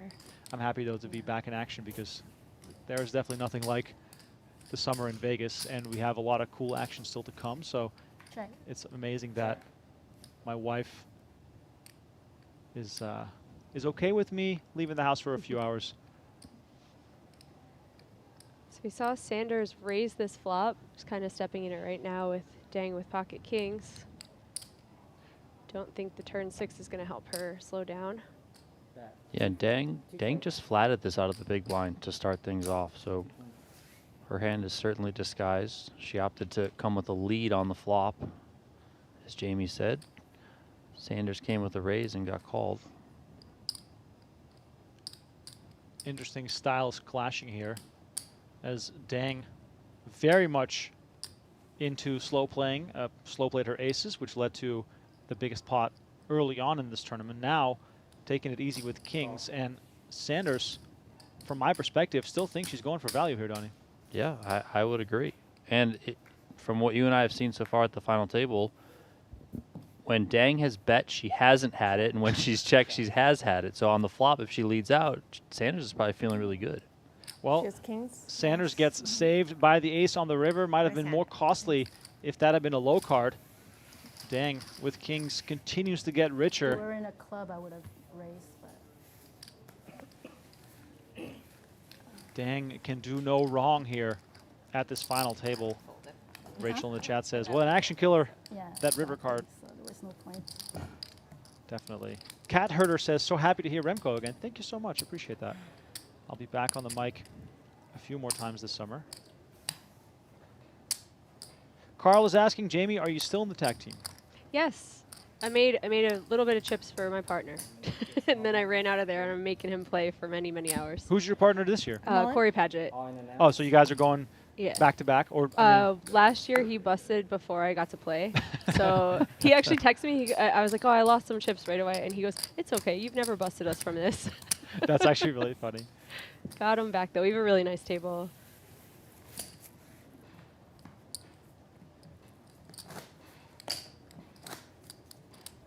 The tag team event, always a spectacle.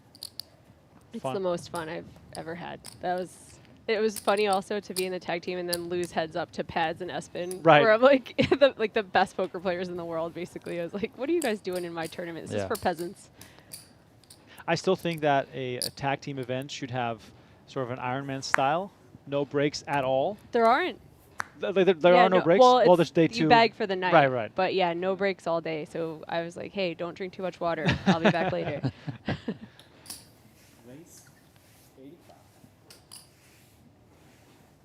It'd be funny if there was like a night shift, you know, where they just played all through the night. I like that idea. I think it's cool. It's harder to convince the floor people that it's a good idea, probably. Oh, yeah. Yeah, exactly. It's not as if their jobs aren't hard enough. Yep. Their days are not long enough. Call. Jackie with a nice hand in the big blind to defend, even on a short stack. Yeah, and Donnie, given Dang's conservative approach, we got to give her credit for a strong hand here. And Burkhart flopping a flush. This might be a good chance for her to make some chips. Got to get that card reader working first. Well, the fact that Dang is betting, to me, signals that she doesn't have it.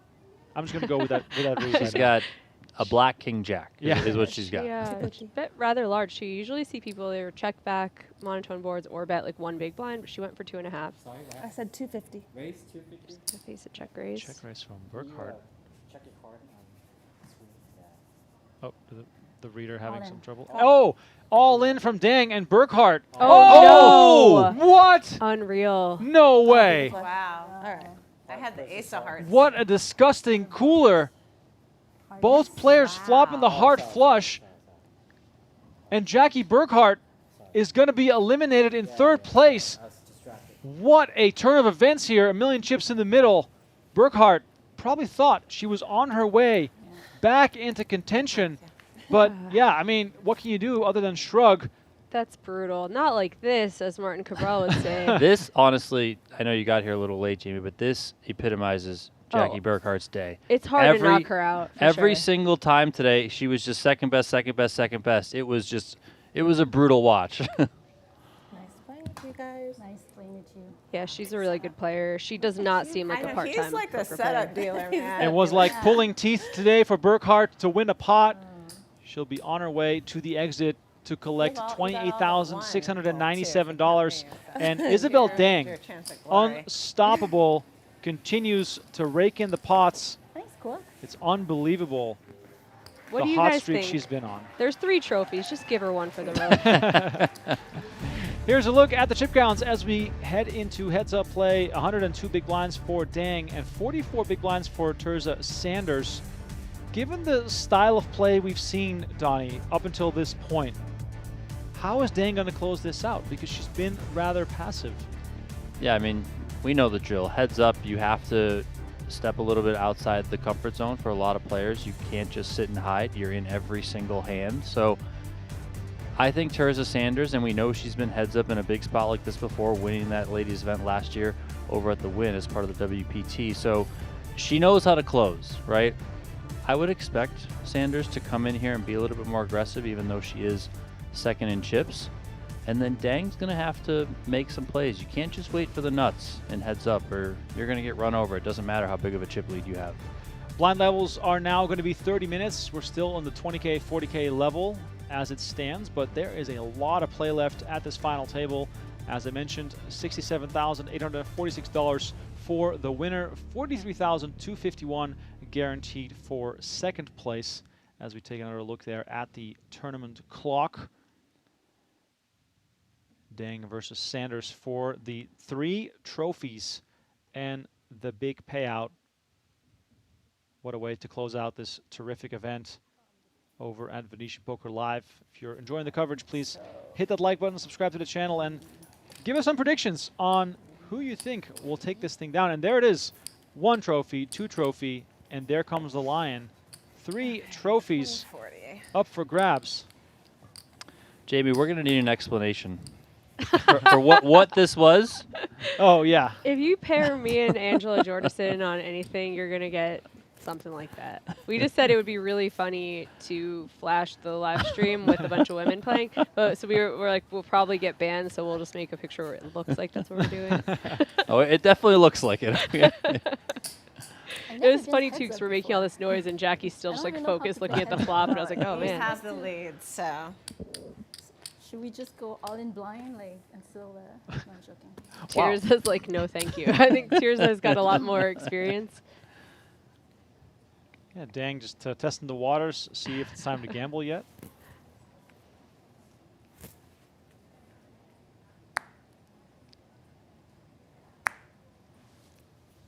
Not only is there a lot on the line, both as far as trophies and cash go, it's also just the honor of being the champion and having that W on your resume. That is quite a bit of meaning as well. Dang did write on her bio sheet that she started playing poker just 2.5 years ago. I was going to say, so she has good instincts for sure. Played with her a whole lot yesterday.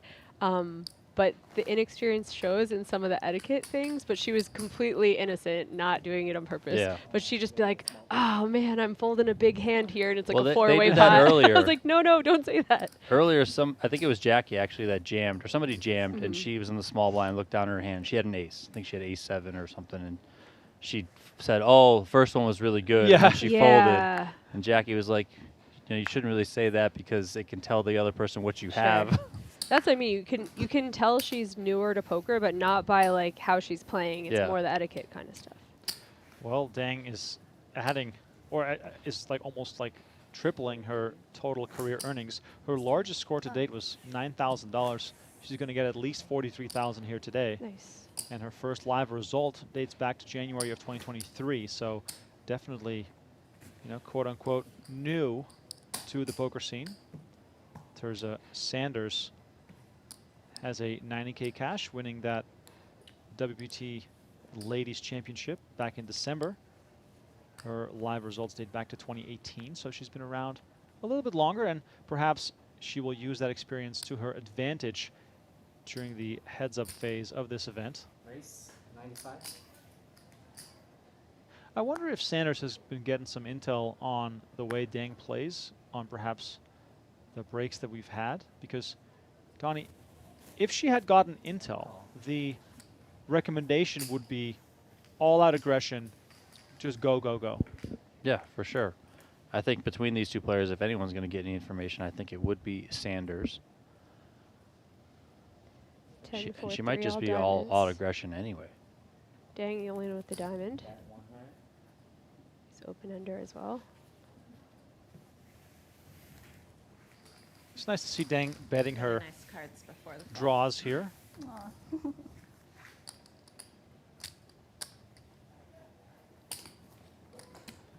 Still on that 20K, 40K level. So patience definitely still a massive factor here.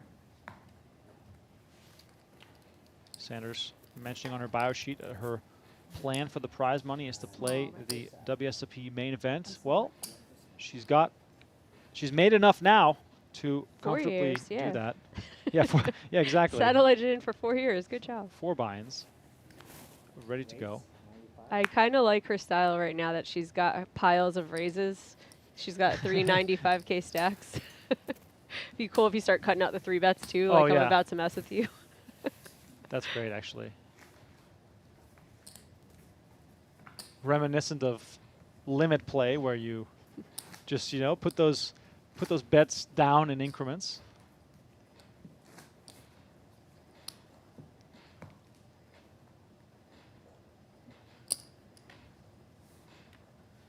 Poker is such a funny game. You play multiple days in a row, and then when it matters most, you're one-on-one, which you almost never get to do. It is such a outlier as far as studying goes, as far as your general approach goes, how much experience comes into play, perhaps nerves come into play because the lights are perhaps a little brighter when it's just you and one more opponent.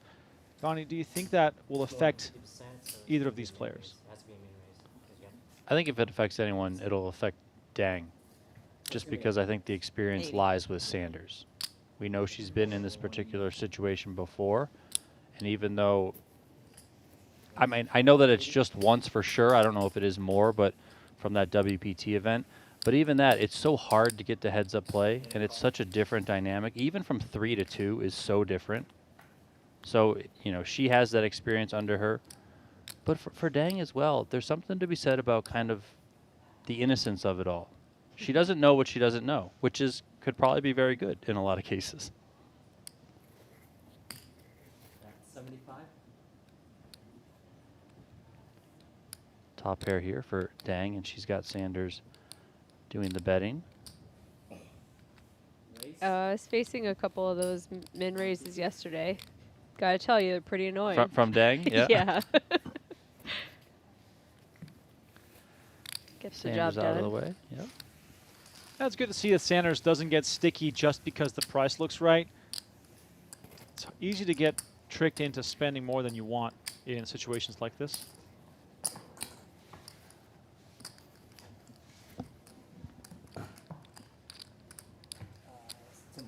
Sean in the chat says, she don't miss.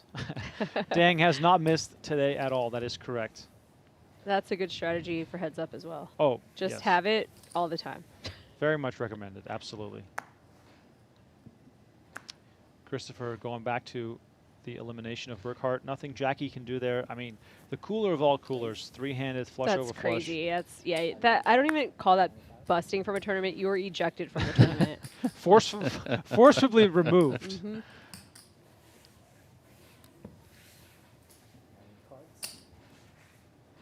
Your cards. Oh, sorry. Yeah, we need those. Save those ones. You like them that much.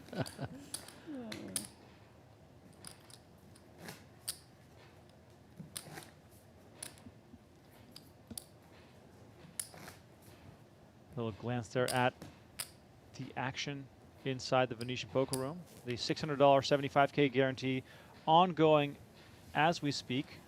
I want to say they crushed the guarantee on that one as well. Looked like a very, very packed room when I was just out there. Good planning. This was a very well planned ladies' week for Venetian. Just a lot of activities and reasons to be here. It's actually funny though for the 2,500 to have happened now because I'm looking forward to WSOP 1K, but it's like it's second place now. Like this is a really fun tournament to play. What are you expecting for WPT in a couple weeks? I don't know what numbers to expect. Big? I think it'll be Huge? big. I mean, tons of people are in town. Everyone's looking to get their money back from the summer. You know, Yeah, you get all the stuck it people. does have and a all bit the of a newly summer rich saver people. type of feel Yeah. to it, you know. Good timing for that. Bellagio Cup vibes. That's right. Yep. Do you guys remember back in the day there was a Caesars 1K unlimited reentry? Yes. And it was like the consolation prize tournament. People would be in for like 8 bullets. Yep. Yeah. I was small blind too. Everyone's over it at that point. And, Yeah. and by that I mean it's just light the rest of your bankroll Exactly. on fire and Yeah, try and get it all back. Whether you lose 200 or 220, it doesn't really make that much of a difference. But you could win it all back. Exactly. Exactly, yeah. I think the numbers for this 5K should be really good, though. The timing's good, venue's good. There'll be satellites online from Gold, which is nice. A lot of live satellites, too, so could be really huge. Dang, once again, having it. Top pair again, and Sanders with enough to want to see a turn card. The theme of this final table continues, and now trips for Dang. Sanders backdoor draws, grinding to a halt, left with just those overcards. Interesting to see that Sanders has taken off the shades for the heads-up portion. Bet 150. She's going to lead on this 10 turn for 150.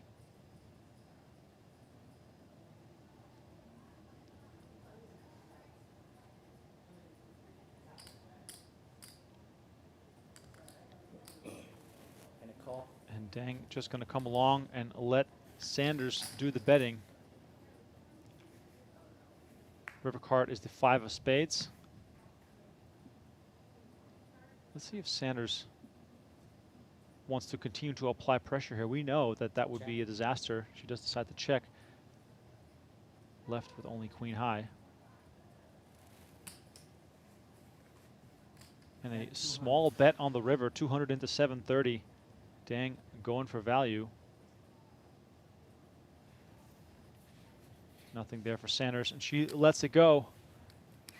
Now down to 1.2 million. The rich get richer.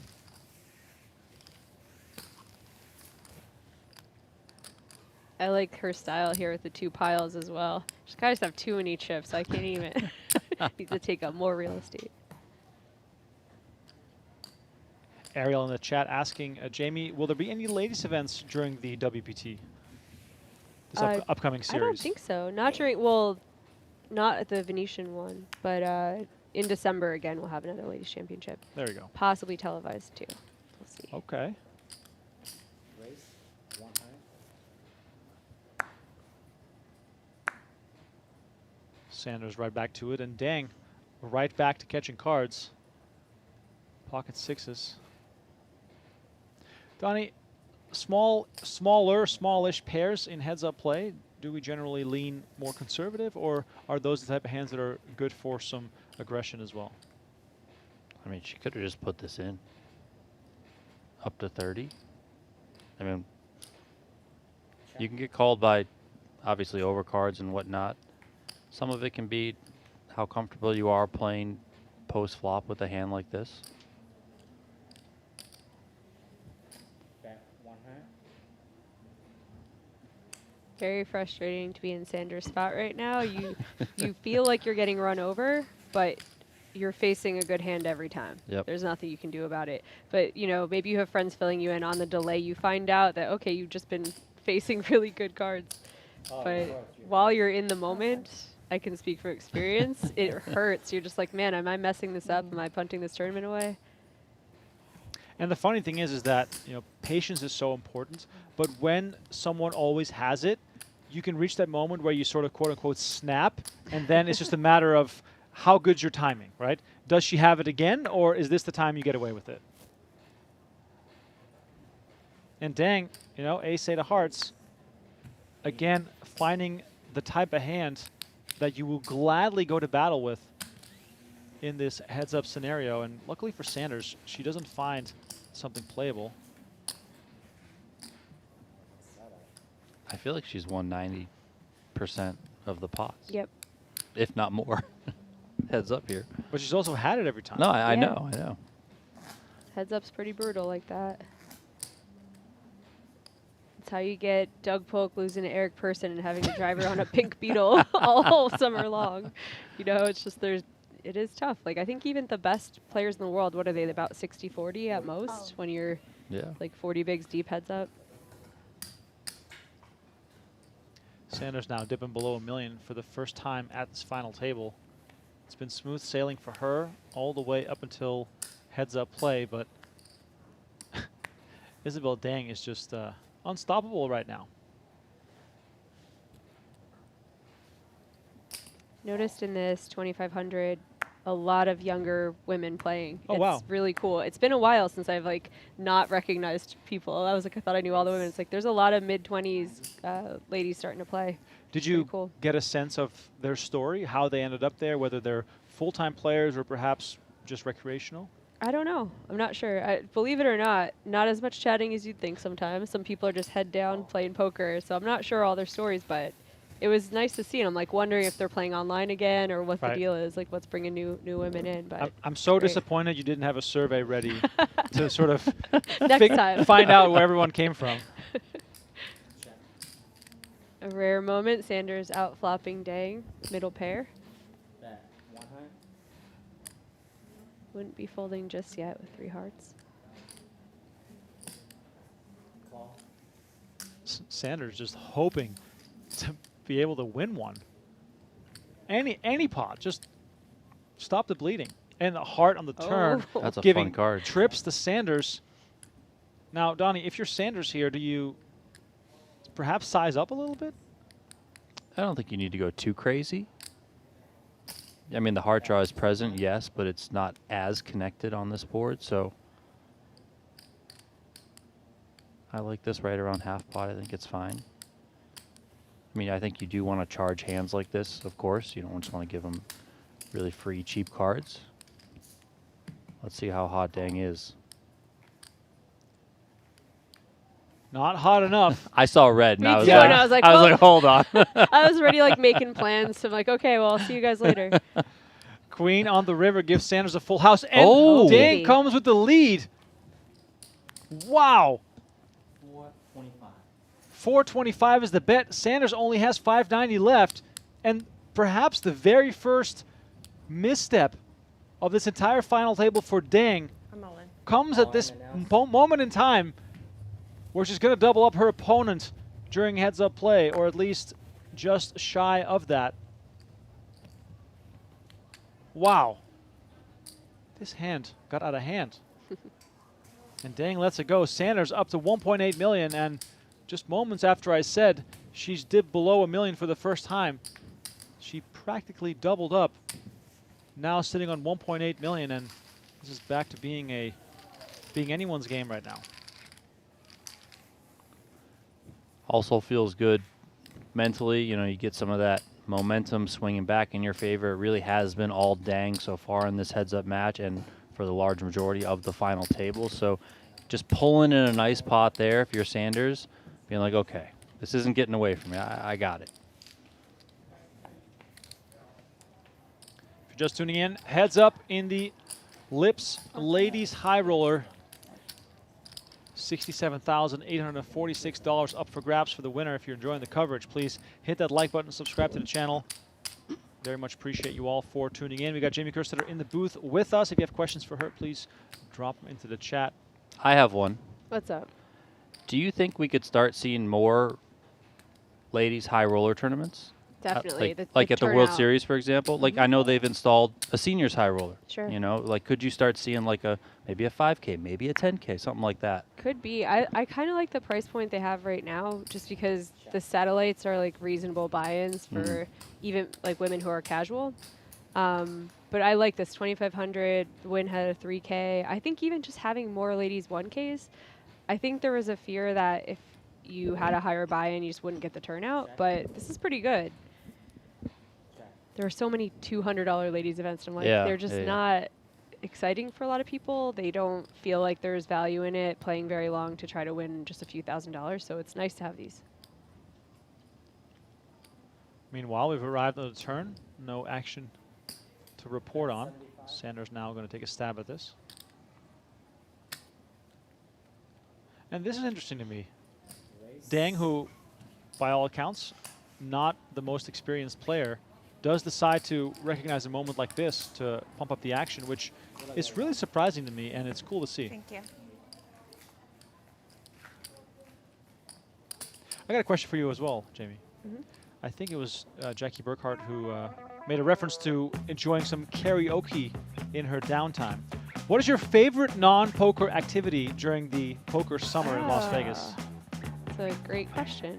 Well, you think about it while I read this off here. Isabelle Dang up to over 4 million again. Her VPIP solid, basically tied with Sanders. Her aggression going up a little bit, which is good to see. But back to the important stuff.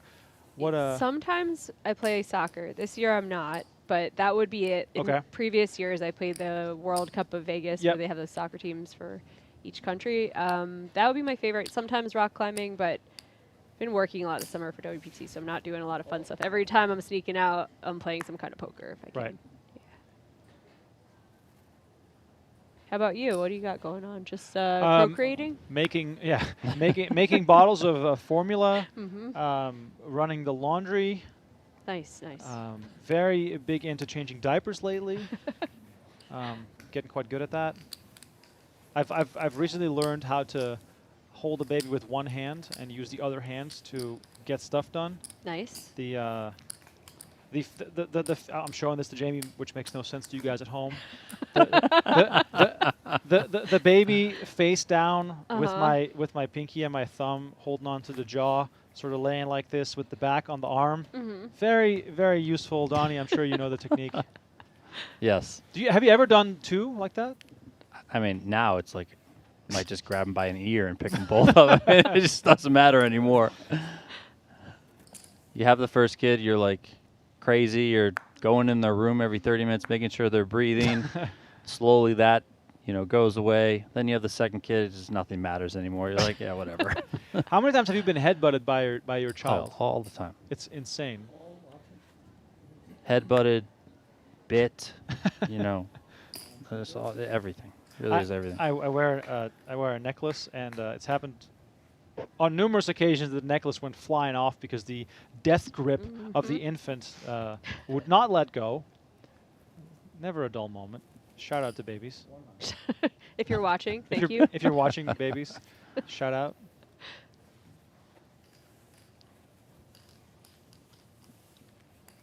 Back in the day, prior to this year, one of my favorite things to do during like non-poker activities would be on like 110-degree day when there was not a lot going on, catching like a matinee movie at a movie theater, sitting in the cool darkness, eating 4,700 calories worth of popcorn, and just having a bit of a relaxing time.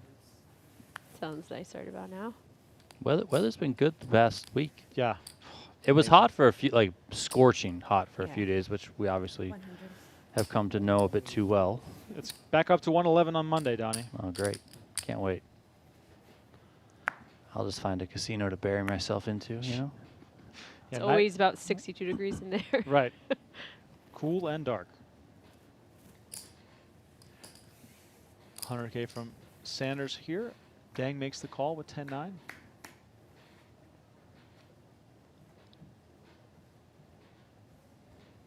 Ace 3-7 2 clubs.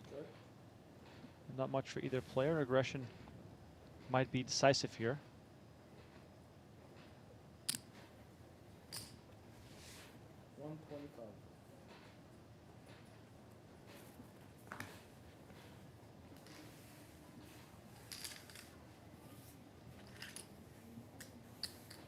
It's fun to be in the tag team when you're somewhere else. Because Yeah. I'm just like, it's like passive income, you know? I'm like, There oh, you do we go. make some chips? And then also Corey's so insane, he might just be like, out.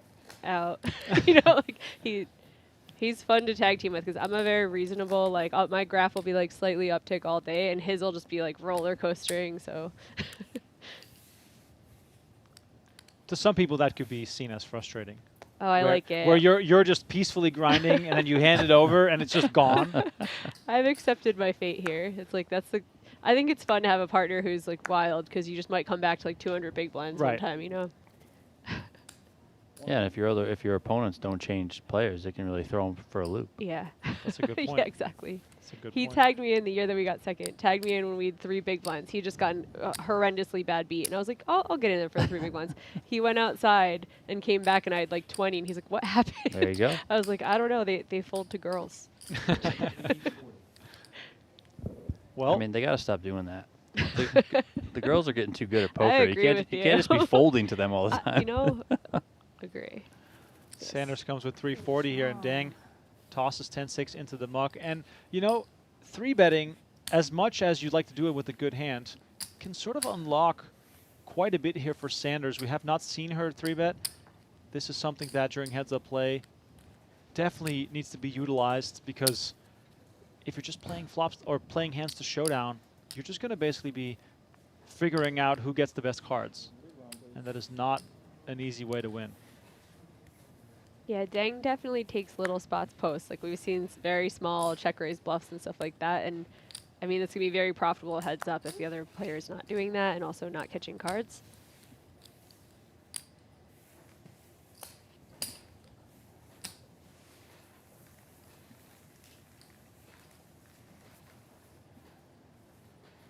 Got to give a shout out to Lupe Soto, who runs the Lips Tour. They do a lot of stuff right. They handed out snack bags to everyone yesterday with like 30 players left. And then also just obviously providing extra trophies, stuff that you just wouldn't expect. She also got jackets made for everybody at the final table today. I was like, listen, if you would have told me that yesterday, I'd play a little tighter, you know? I didn't know I was going to bubble a jacket. But I just think she's doing a lot of things the right way to grow women in poker, and I really appreciate her.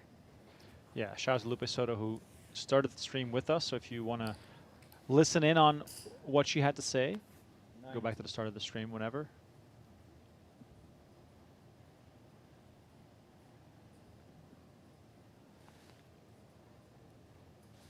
I know we can see that Dang has the better king, but these are spots from my perspective where I would love to see Sanders just 3-bet. Just continue to ramp up the aggression. You can always back off if you get the resistance, but yeah, the big card, little card combos are pretty attractive for that.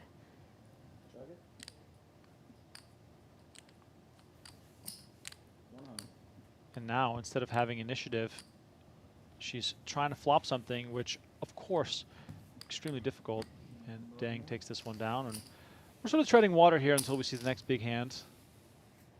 Still deep though. Anybody's game, 40 big blinds deep.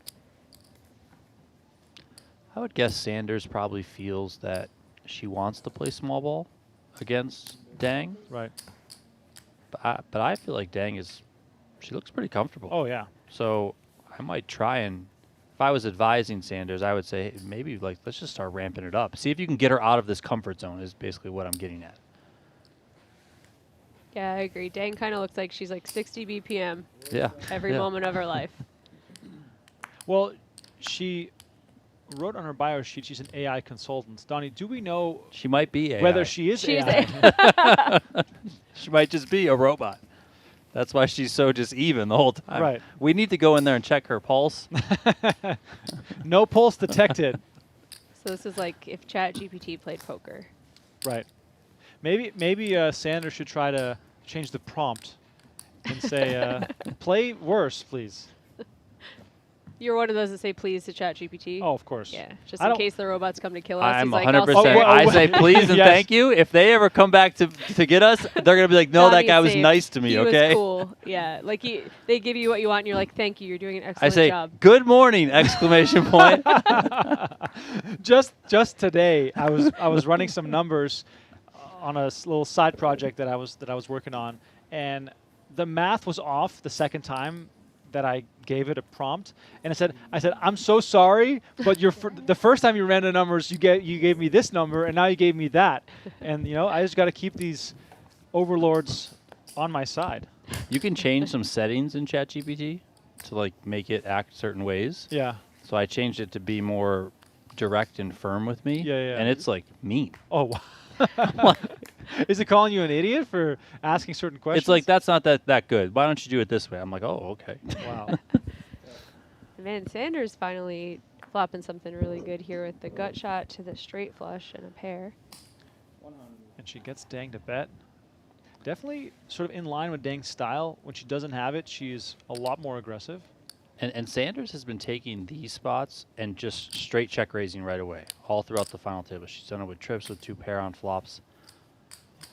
And here again, just coming right with the check raise immediately. Not going to waste any time. Yeah, I feel like Sanders has check raised at least 4 or 5 times at this final table, every single time with the goods.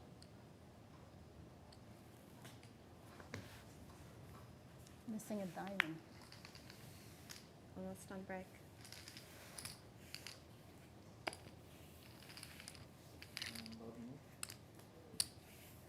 Just about 2-1 now.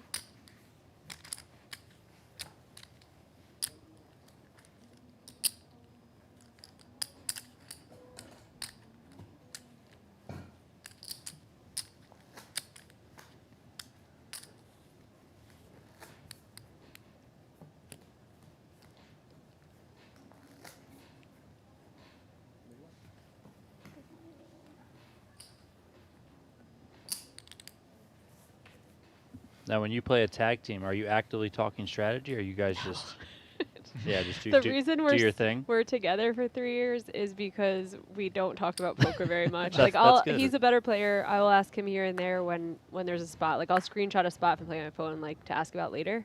But we probably talk about poker like 10 minutes a day at the most. So like he'll tell me if he plays a cool spot or something, or if I need to know something about something at the table. But like no, it's I have fully bought into rec player status. It's wonderful. Having a job is not terrible, I'm telling you. It makes poker so much more fun when I get to play. I've always said this. Poker is the best hobby. Mm-hmm. So much fun to just play poker when there's no immediate pressure. Very difficult full-time job. Oh, yeah. I've experienced it for many years, and I loved it while I was doing it, but it can be very stressful when you feel like you need to play poker. Like, you could just not feel great, and you're like, well, I got to pay rent, time to play poker, and it does suck the fun out of it.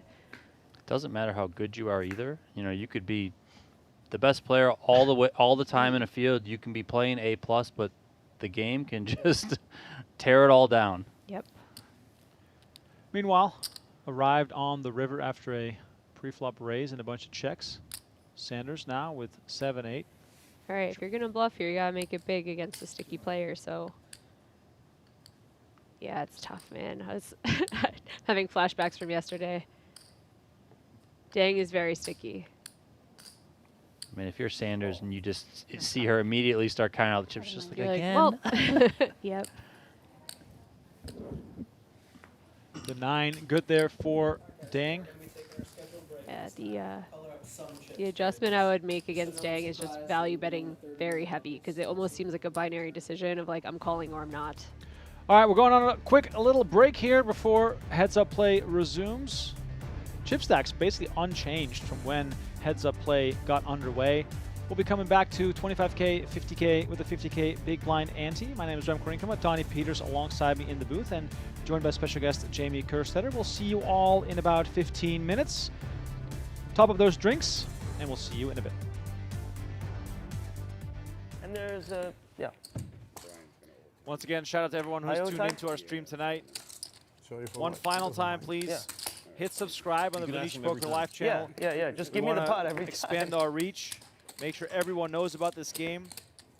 This massive game happening every Saturday on the Venetian Poker Live channel and on PokerGo. And, right, if there's any millionaires or wealthy Yeah. people, affluent people that want to come play, JRB said, look, you show up here with 50K, 100K. How many raises are you going to make? Maybe we can get you in the game. You can DM me on Twitter or find a way to contact Venetian Poker Live on social media. We will pass along your contact details to JRB as we see You're ahead. a massive pot building here. Brittany all in for 37,600. We can't even plug the channel. No. We go today 2K, I'm very 11, lucky. 27.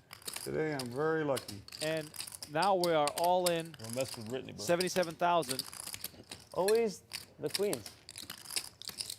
Queens for the queen. Running it twice.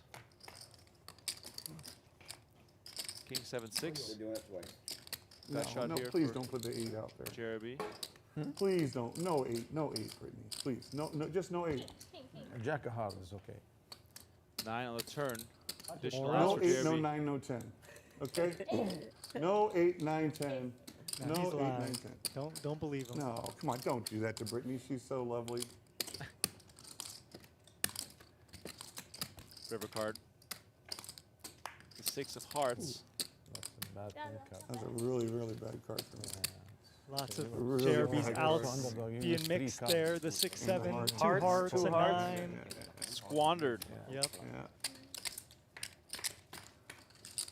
All right, second board. Oh, look at this. 7, 8, 4. Every hand's Now you got a chance. The sixes. Jack or a 6 Oh, my now. sixes. sixes are Oh, gone. JRB to split it. no. Jack's Jack's dead. Jack's out. No Jacks, You though. can hit a Jack. We're all wild. Lots of jacks left. can have Lots a of jack. jacks. Lots of jacks left. Three of spades, not Lots of gonna do jacks it. left. Okay, chop it. Put like a How much, Brittany? black 4. All right, river card. The 10 of diamonds. Needle. And Brittany What is going a to double needle. through JRB. He's gotten a couple Not even small my bluffs worst through, quiver but I've now he's ever. got a real hand. Messed that game up so badly. Can't believe I didn't call Peter with an ace there. And Isaac looks interested. 但是我我们不是大概率更美国 You 了 had a spade block. I had 9 that hand. I had 9 that而 hand. 且我 I had a 我 spade 之前 block. 辅导你的。 And JRB in the straddle with ace queen of diamonds makes it 15,000. Those blockers don't mean shit to me. Oh, baby.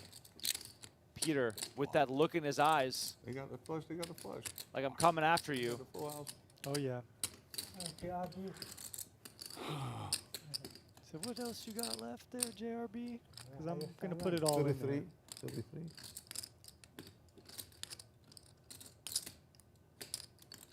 The excitement from Peter here. King Jack, huh? Okay, okay.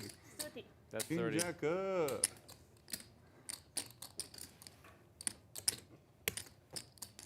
Peter being a little meticulous here with his bet God size. dang it, really? Puts in Dang. 32,000. Peter- Easy one Peter- for Isaac here. Peter gets the action, doesn't JRB knows he's... He's he a knows one. he's putting it in. He doesn't know how good he is. he? Why, you have a big hand? Yeah, obviously. Nice. All right, running it twice. 100,000 in the middle. Ooh, I know. JRB versus Peter. What are you gonna do? Oh, Jack. Okay. It looks worse than it Nice is. hand, JRB does have a pretty good hand here against kings. All right, can JRB find an escape here to get his money back? Yeah. Yeah. First flop, let's see it. And there's the diamonds. Wow. When King you of run it diamonds. twice, you always want to win the first one, Remco. Yep. That's not good, too. Not at all. And there's the diamonds. Peter looking for a king or a 4 to make a full house. Otherwise, JRB will be free roll on this hand. 4. Come on, make it fun. Fun for the viewers. 4. Oh, unlucky, unlucky. Unlucky. He's needling as he wins. Hayo ace, hayo ace. No, it's. Hayo ace. You said ace. Hayo means Can he there's do it still twice? aces. That's what he said. Yeah. There's still aces.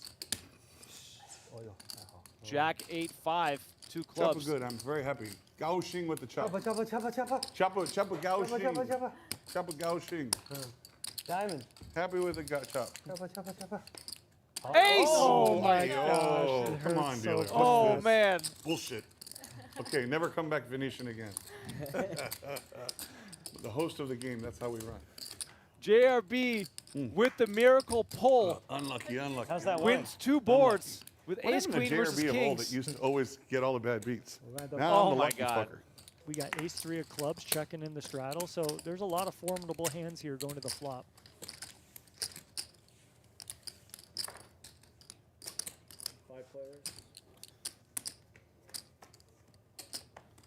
So this quid needs Is there a squid button in there? Jack 7-6, PP flopping the nut flush draw. We got Isaac bottom end of the open-ended. Jack top pair for Nick. Once again, lots of customers here potentially. Yeah, multi-way pots. You got to just tread carefully. That's my best advice. Tread carefully. Well, no care enacted as PP makes it 13,000 immediately. Action back on Isaac. So here, Isaac, when you bet on the button, it's like, yeah, I have an up and down straight draw. You have a 5 high. Maybe I just want to try to win the pot. But when you're up against all these people and you don't have much else to go with it, you might just want to have checked. But he gets check raised here, and now he's going to see the turn. And he's got decent equity, but he's not going to feel comfortable unless he hits a straight. A 4 or 5 is not going to feel good. Wow, 8 of diamonds on the turn.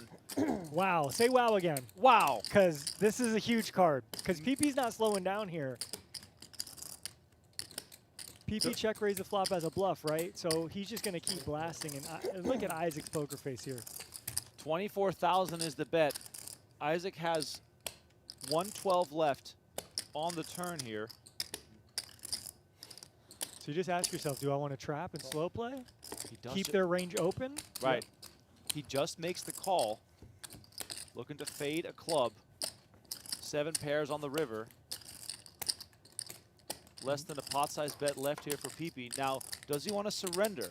Does this man look like someone who surrenders? He's got the Richard Mill on the wrist. An indication, perhaps, of his Richard willingness to Mill. bluff. Yeah, I'm just messing around. Richard Mill on the wrist. Watch as I grab my chips. And here we go. 45,000 is the bet. And the quick call from Isaac, who wins $171,000 pot. Holy shit. Wow, man. Wow. I mean, these just happen so fast. Chips are flying. Waiting for those graphics to catch up here. A6-3 on board. Oh my God. Wow. This is what This is we're not watching real. for Peter. This is disaster. Oaken makes the call, and we've got 2 pair versus 2 pair. Could this night be going any worse for Peter? The 9 of spades on the turn. And some eagerness here from Peter, who just casually tosses out 25,000. Is this a situation where Oaken must think, well, if Peter has any ace, can I get him to call a shove here? It's a spot where you just keep calling, because if he's bluffing, you let him keep bluffing. And if he has whatever, like he has, he's going to keep betting. So, And Oaken moves all in on the turn. Oh, Peter just got to feel sick, but I mean. you Oh, got he two makes the pair. call. Yeah. 237 in the middle. 2 pair versus 2 pair, and Peter can only laugh at how unlucky he's been getting. Yeah, I mean, geez. What can you do? Yangtze, 2 times. Awful. 2 times here, and Peter with only 2 outs. Oh, gross. Gross. What a disgusting turn of events for Tough Peter. day for him. First, 2 pair versus fucking- straight, Oh, nice. now 2 pair versus 2 pair.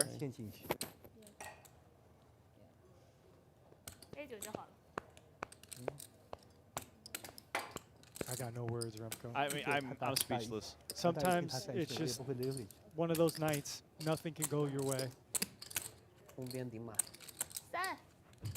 First river card incoming.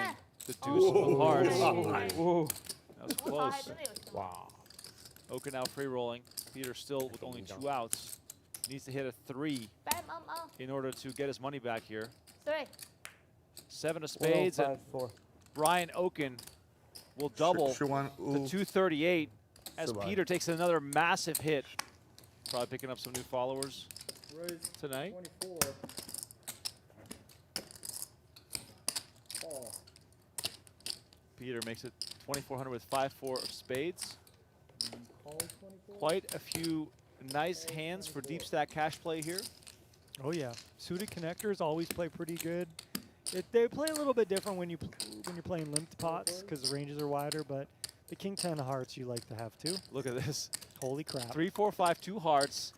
Holy crap. Isaac flops the 7 high straight. We got the hard flush draw for Oaken. We got 2 pair for Peter. I need a seatbelt. Yeah, Peter's already itching right here. I can tell. Look, he's crawling out of his skin thinking about how he's going to get a bunch of money in here. This is unbelievable. This flop is hitting 3 players extremely hard, and the stacks are super deep. And this is really cool. I love seeing all 3 players with the biggest hands lined up in that last camera shot because everyone is trying not to give off anything. And Oaken with a monster draw. Yeah, that's a good call there with the king 10 of hearts. You can be dominated by some ace x of hearts. You'd really, yeah. So let's see a turn. It's the king of diamonds, and Oaken hits top pair. Now, this is actually quite almost like troublesome for Oaken because he's going to pay a much bigger price now to see the river, even though his pair outs are dead. He can just hit a king for trips, and that's also not going to do anything. Yeah, well, what might save Oaken here is being in position and what happens with Peter and Isaac. Because if there's a big bet and a raise, you undoubtedly know your flush draw is in bad shape, equity-wise.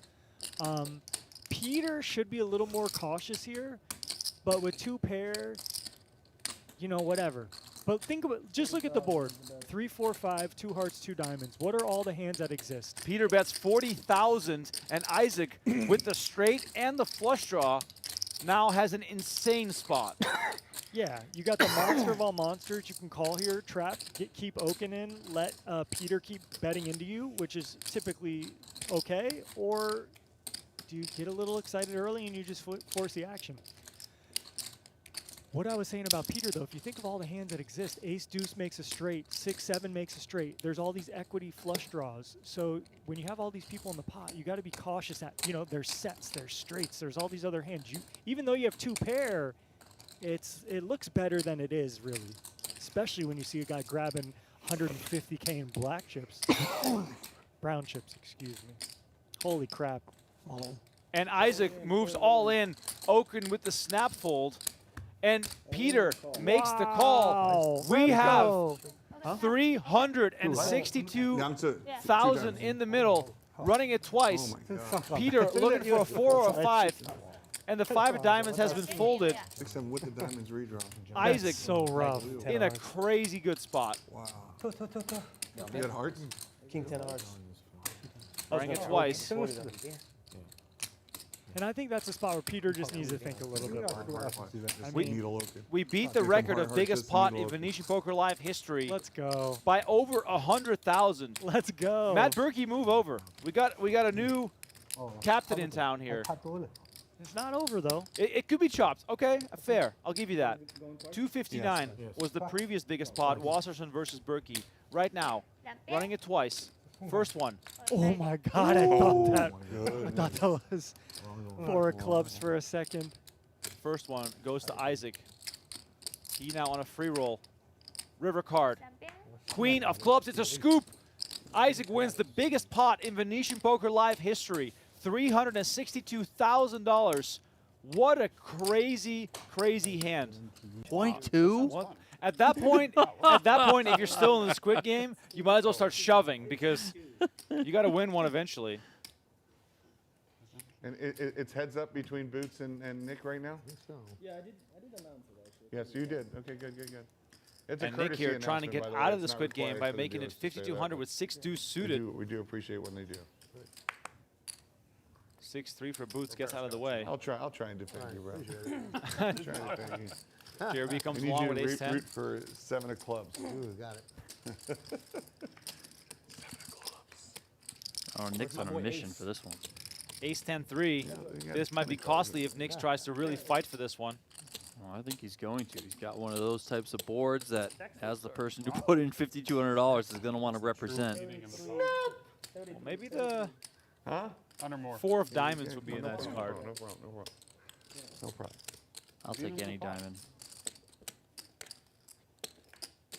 Instead, we get a deuce, so Nick does pair up.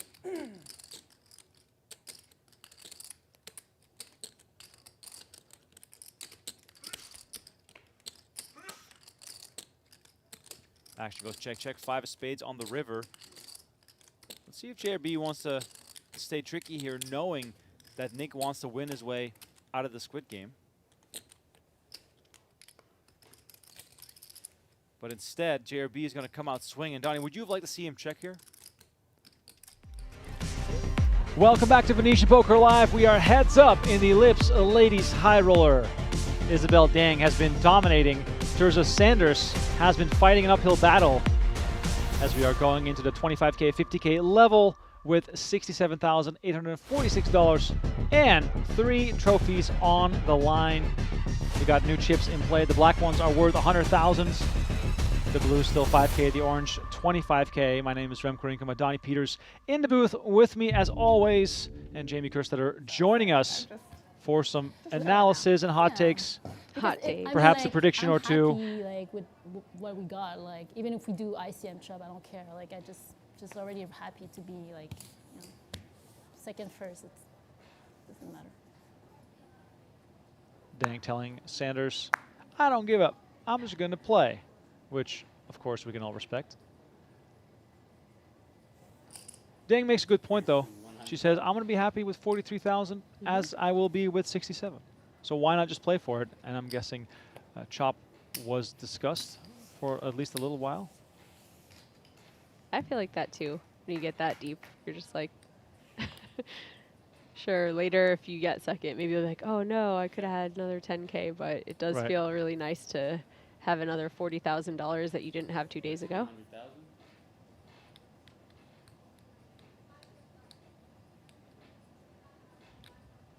First hand after the break, Dang made it 100,000. Sanders called. Got a beautiful open-ended straight draw versus top pair. Could see some massive fireworks here as Sanders raises the 250. Can't wait. Can't wait to see how this progresses as Dang quickly makes the call. 3 of clubs on the turn. Let's see if Sanders is willing to continue firing here with her strong draw. Yeah, it's a bit of a weird spot out of position now when you just have about 1.5 SPR. That's 300,000? 300,000 is now the bet. Pretty small.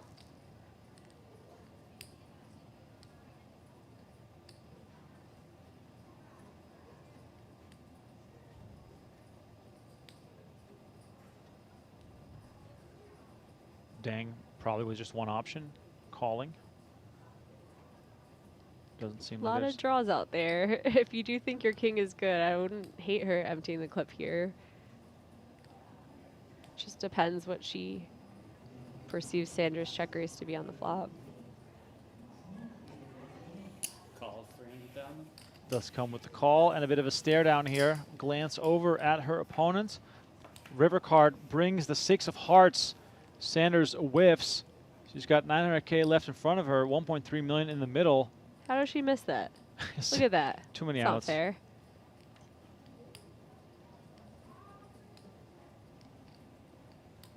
Really gross spot right now. Hate to end your tournament like this, but also you built this big pot. You're sitting there with 8 high. Yeah, how tempting would it be for you to jam here as she decides to check? Pretty tempting, just in case your opponent has a higher flush draw and you end up losing to like a 10 high or something. That was a beautiful, yeah. We could have gotten all in on the flop. Yeah, I was like, yeah. Although I was putting you on a draw, and I think if you would have 2 pair, I think you would check. Maybe. I don't know. I don't know what I would have done. I don't know. The world will never know. We'll never know, no. 50? Do you think that Dang should have been more aggressive on the flop after that check raise? I don't know. I think she played it fine. I think it is weird to face aggression there and not really know where you stand with your king jack. Like, heads up, it's a really nice top pair, good kicker, but if you haven't seen a lot of aggression from Sanders, you might just think like, okay, am I up against two pair? Am I up against a better king here? And just want to play it safe. Also, when everything's going your way, you just don't want to give your opponent a big pot. So Right. like Dang's kind of been chilling.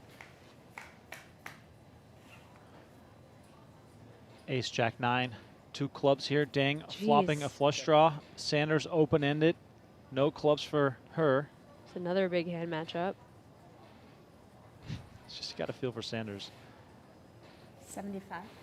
That's 75,000.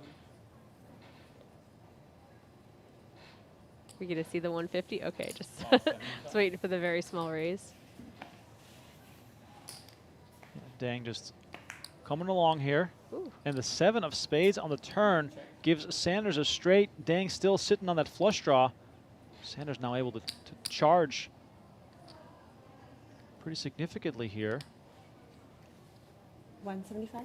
No indication that Dang would have, a big ace or a hand that she could get value from, so draws are going to be quite likely, given the lack of pre-flop aggression. River is the 4 of spades. Dang misses. Check. And Sanders now with the check mark. 650 in the middle, 610 left behind. Backdoor spades should not really be a concern, and That's 400. here she comes with a bet of 400,000.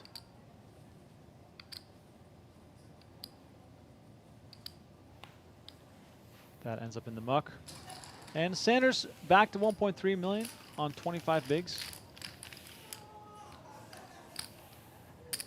You can hear the ladies tournament in the background, even with the closed door on the set. It's really something. I do feel a little bad for you guys. You don't get to experience it. I mean, this final table has been great to watch, and one of the things I love the most about it is the fact that the play has been super fast. Mm-hmm. Do you feel that's been a theme also in your playing experience? 100%. It's one of the best parts about ladies events. Like, there's just not a lot of tanking and posturing. There's some exceptions, we're not a homogenous group, but when there was the time extensions given out, we kind of laughed about it. We're like, we don't need these things. Like, I think there might have been like 3 total used at my table. Even during pretty decent bubble, it was over 5K for the min cash. People just weren't stalling. It's refreshing. Raised to 125,000. The glass door is closed, and we can still hear Yeah. the chatter in the room, which is great. Nothing better than a buzzing poker room.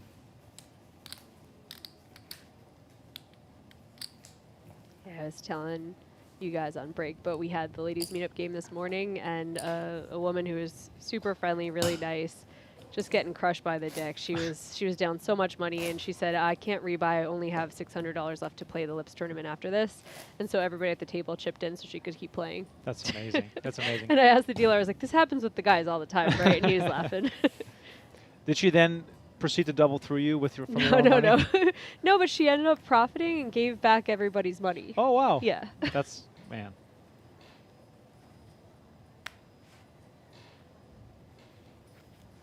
So did this 9 a.m. meetup game come with a breakfast buffet? I brought 2 dozen donuts. Oh, yeah. wonderful.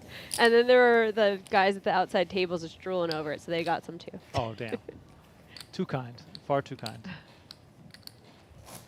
3 trophies on the table. I feel like if I was out there, I'd propose a trophy chop at least. It's very sad to get second, and they take out like 70 pounds of trophies in front of you. If you're flying home with those, you might have to Oh buy yeah, an it's extra gonna be bag. costly. Elsa in the chat says, go get a girl. Tirza, you got this. Linda Hernandez also rooting for Tirza. And Hugh says, fight back, Miss Sanders. Lots of support in the chat. Love to see it. Thank you all for tuning in. Oh, I agree. Sanders can be hard to kill. She's got composure and experience.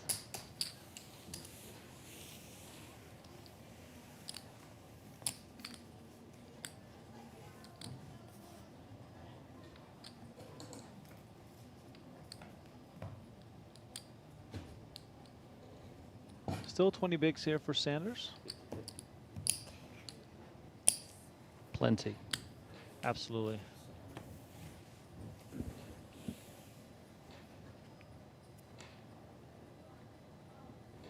$10-8 off for Sanders.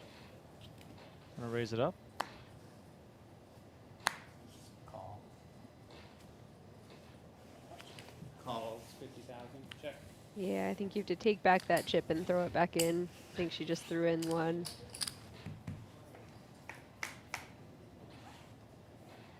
Queen Jack 4. Dang, pairing a Jack. It's got some backdoor diamonds going as well. Gut shot here for Sanders. Heads up is just such a tough game.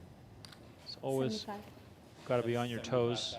Can't really give up too much, or else you'll be ran over and your all-ins won't hurt anyone. 4 pairs the board on the turn. Check.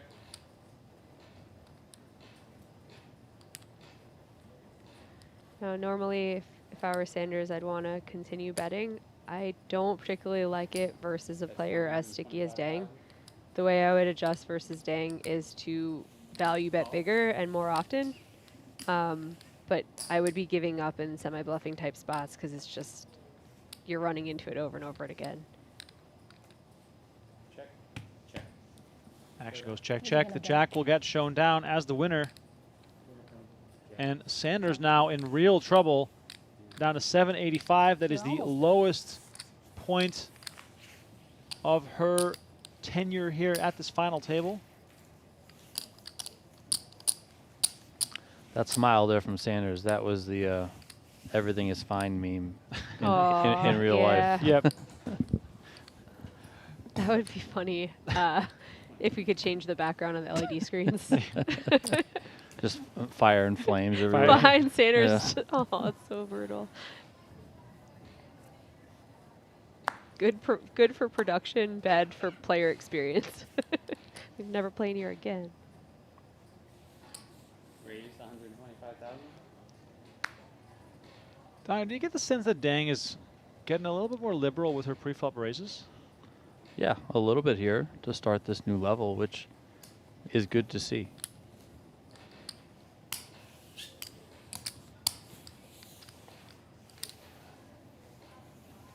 Chips a bit more organized after that color up. Those black 100,000 chips.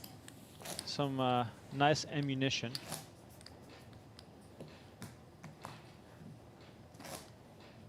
Sanders, meanwhile, down to 685.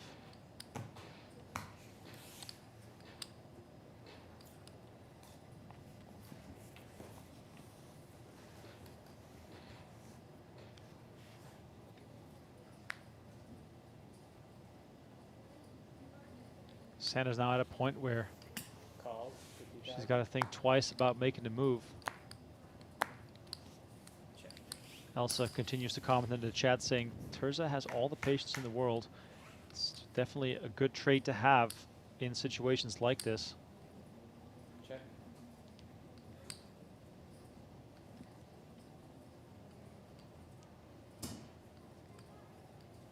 Check. Ace pairs on the turn. Whoever stabs at this will likely take it down, and That's 100,000. it's a little easier to do for Dang. Oh, but look at this. Sanders not going away just yet. Deuce on the river gives both players a pair, but Sanders at showdown here going to take this one down. It's not insignificant. When you're short like this, every pot counts. Also, Sanders seeing that, she's like, wait a second. Perhaps I've been folding too much. Right.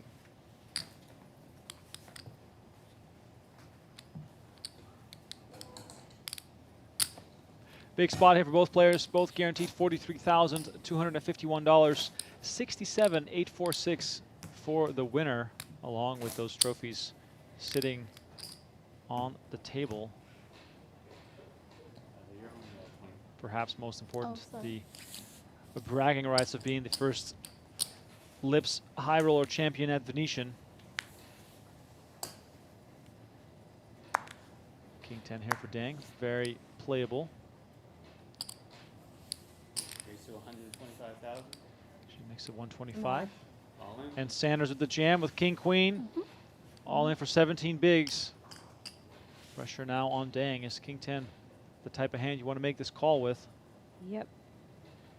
I would be doubling up Sanders in a heartbeat. What's the worst hand you would call with here?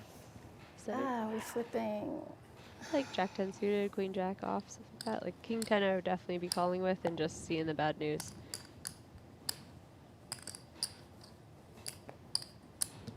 Either we're flipping or make you stronger. Dang. Doesn't want to double up her opponent, but also would love to have a chance to end it. Up against the All right, call. random ace. You're very strong, I know. She would have some good equity here, but King Queen, Ah, shit. almost worst case scenario here.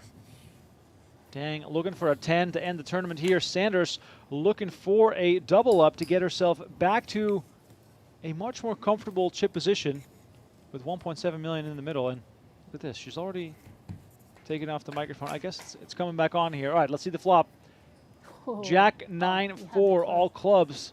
Do I have a Sanders straight with the higher club. Dang now looking for a queen. No, queen but to you- make a you're straight, but it bluffing with cannot be the queen of clubs. Well, we never know. 2 outs here Just not a for queen of the chip club. leader. Oof. The queen of spades on the turn. Wow. She drills it. Unbelievable turnaround here. Sanders now needs a club to survive, or else it'll be Wow. over, and she does hit it. What a roller coaster. Shit. The That club was comes in on the exciting. river, and play will continue here as Sanders survives. Who scripted that hand? Yeah, for the TV. I thought that you came here just for the Wow. drama. Well, there it is. Gotta let me hang in a little bit longer. Yeah. 8. Boy, oh boy. 35,000. Just a 2-outer on the turn, only to give it all back by that club on the river.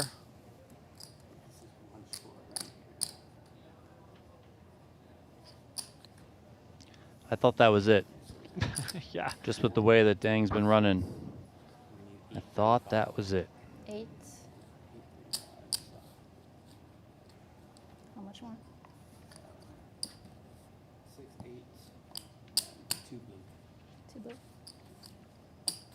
4, 6, 7, 8. Okay.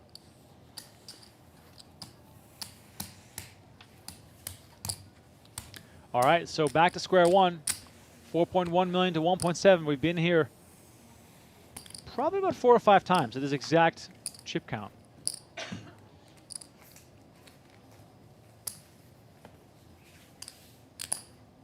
James, what are you doing here? You're trying to entertain the public?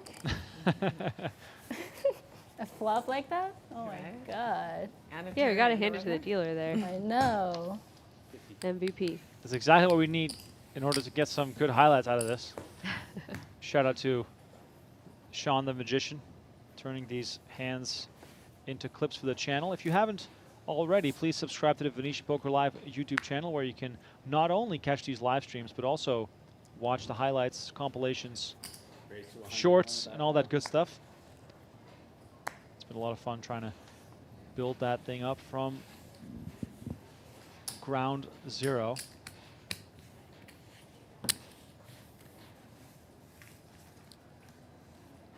Yeah, it takes a while, huh? This set is beautiful. Yep. Action's good. And I just feel like it snowballs over time where people hear about it and then it becomes like regular programming for them, and it's not overnight. Absolutely. And of course, we have to respect the fact that everyone and their mother is live streaming right now. So the competition is higher than ever before. I remember back in the day when, in order to watch a live stream, you needed to have a certain type of internet speed to even just process the whole thing. And now we're all watching it on our phones. 125,000. Shout out to EPT Live, one of the first to do it on a regular basis. Call. Shout out to Stapes and Hardigan, who've been Oh, yeah. voices that we've consumed for countless hours over the course of the last 2 decades. And back to the flop we go. 10, 5, 6, 2 diamonds. Dang, top pair, top kicker. Again, with the best of it. 25,000. Joe in the chat says, Sanders, just be aggressive, and you got it. Love the confidence. Sounds so easy. Love the confidence of the chat, making it sound very easy.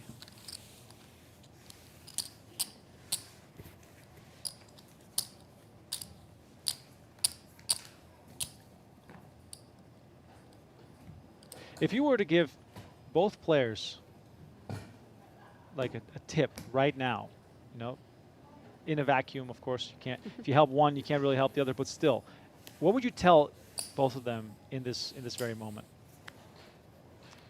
It's probably easier to advise Tirza Sanders to just value bet massively huge, because I feel like that's the one weakness in Dang's game, is that her decisions do seem to be binary, like I'm calling or I'm folding. So I would just be like potting instead of going for these like 40% turn bets and Right. stuff like that. So that's one thing I would change there. With Dang, I don't know like what advice I could give her. I feel like Sanders is pretty solid. I feel like Dang's playing pretty well. I think that her little tiny bluffs, like her little check raise bluffs and stuff, are something I would never try, but they're working very, very well. Like, of course, she's not running into big hands, but maybe just do more of that. Like, is every chip that Sanders loses is more costly to her as a shorter stack right now. It just hurts her more to be, she's doing all right now at 34. When she had like 15 or 20, you know, those little check raise bluffs where she's forced to fold out equity are so painful for her. So maybe just mix in more of those. But I feel like Dang's playing a pretty interesting game, playing pretty well. Are we just gonna give each other chip like that? That's funny.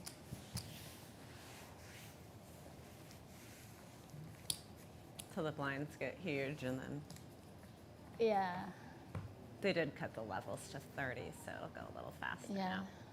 The structure's amazing, yeah? though. It's a very Would be slow her tournament.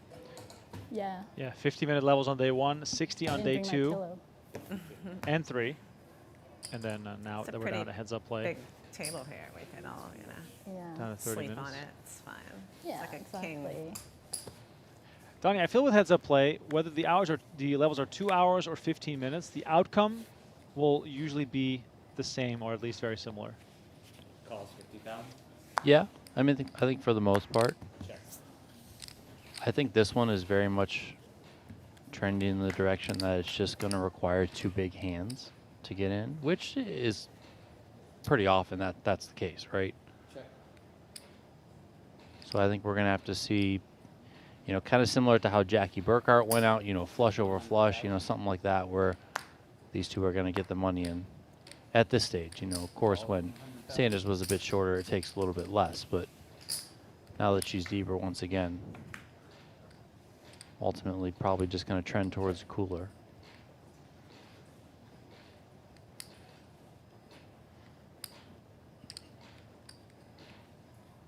Check.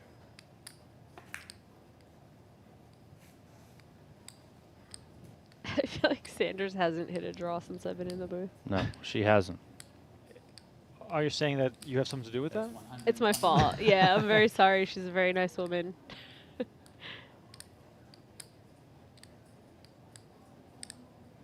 Dang, trying to get Sanders off her hand here.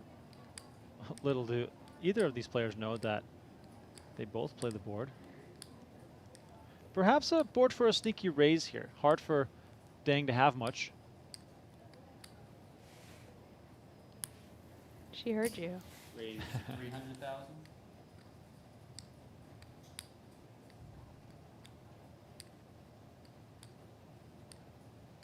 Sanders listened and might get rewarded. Very nice, nicely timed raise. Dang now probably talking to herself thinking, well, you know that I know that you know that I know that neither of us can have much here. She is not going to go for it, and Sanders picks this one up. And for the first time at this final table, Sanders now up to 2 million chips, and she is slowly creeping in on that chip lead from Dang. Yeah, it's nice to pick up a pot like that you completely earned, just not at the mercy of variance and not having any cards so far at this heads up.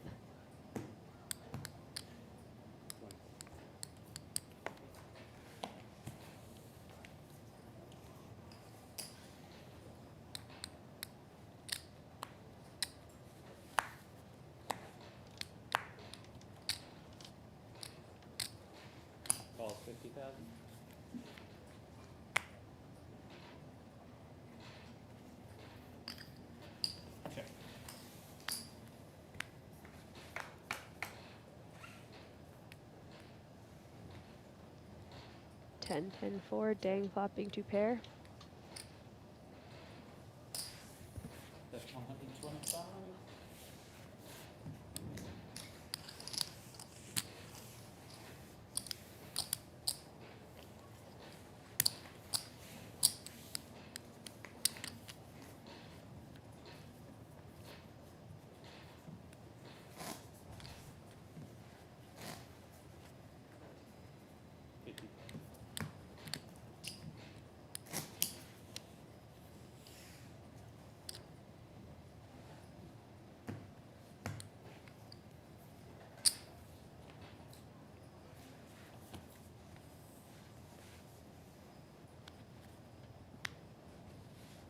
For those just tuning in, final 2 players guaranteed $43,000, $67,000 up top.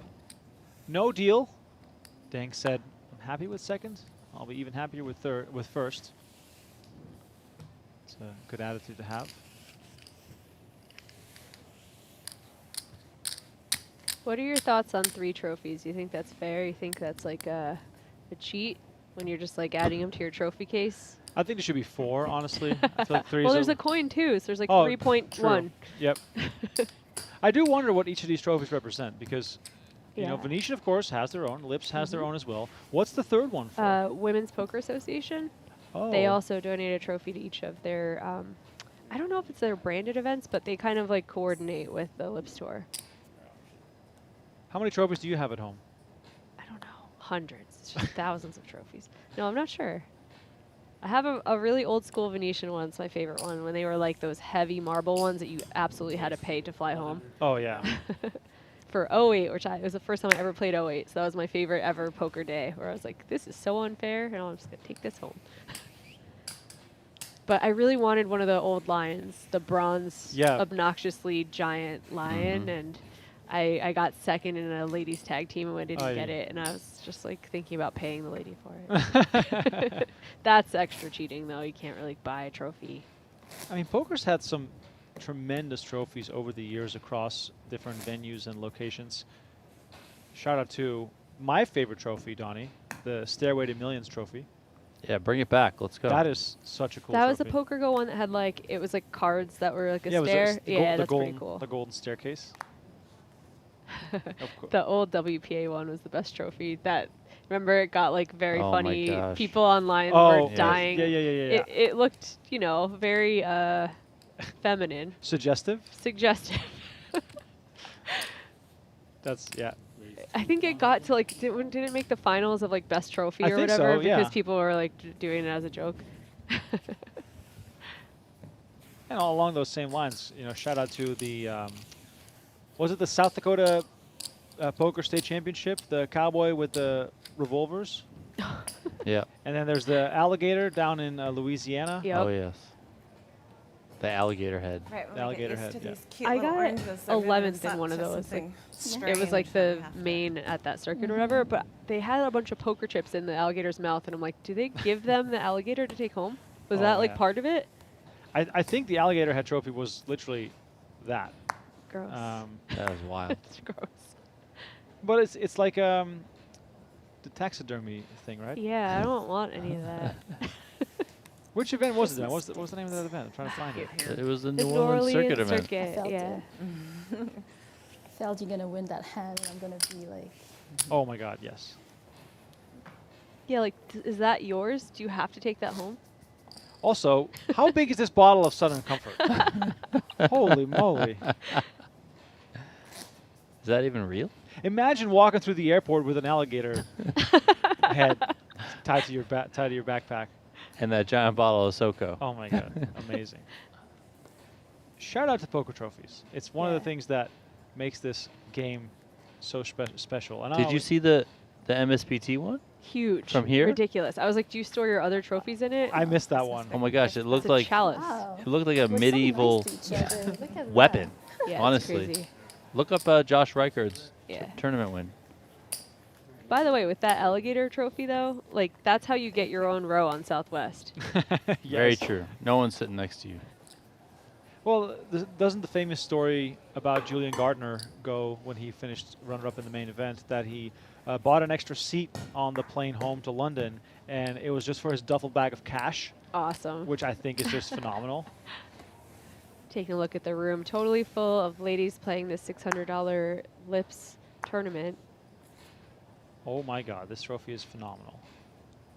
You know what this reminds me of, Donnie? The MSPT trophy? It reminds me of that, what's that TV show called? BattleBots? Or where they have the tent right behind the horseshoe. Yeah, like this looks like a battle bot where you just like collapse it in, and it can all of a sudden, you know, be controlled remotely to eliminate opponents. Like, how do you put that it looks dangerous. in your trophy case? Like, all your other trophies look so sad.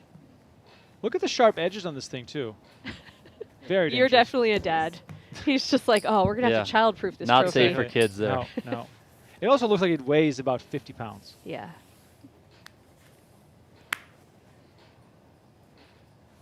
you want to chime in, let us know what your favorite poker trophy is. Of course, everyone needs a ring and a bracelet. Yeah. I had an idea a while back, after this hand, since we're looking at aces versus 7 deuce. Is the antithesis of what we've been watching. Yeah, but Dang is just going to slow play. She did slow play with kings earlier too, so. And aces also. It's a blessed existence at a final table like this to have kings and aces even once.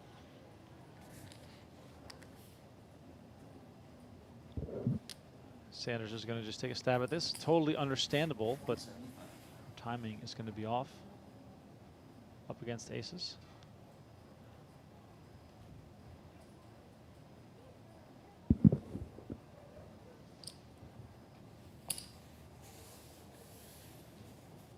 Dang continues with the slow play charade. Let's see how far she can take this as the 8 of hearts hits on the turn. Little shred of equity for Sanders. Turns a gut shot. Might as well try and realize that. Deuce on the river. Dare I say showdown value.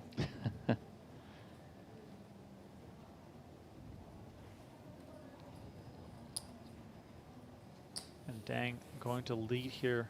Why so much? Trying to make it seem as though she missed a flush draw. Just a bluff. I was going to say a very tiny value bet might have gotten paid off by that deuce with so many draws missing. But Sanders is a non-believer right now. It's exactly what Dang is hoping for.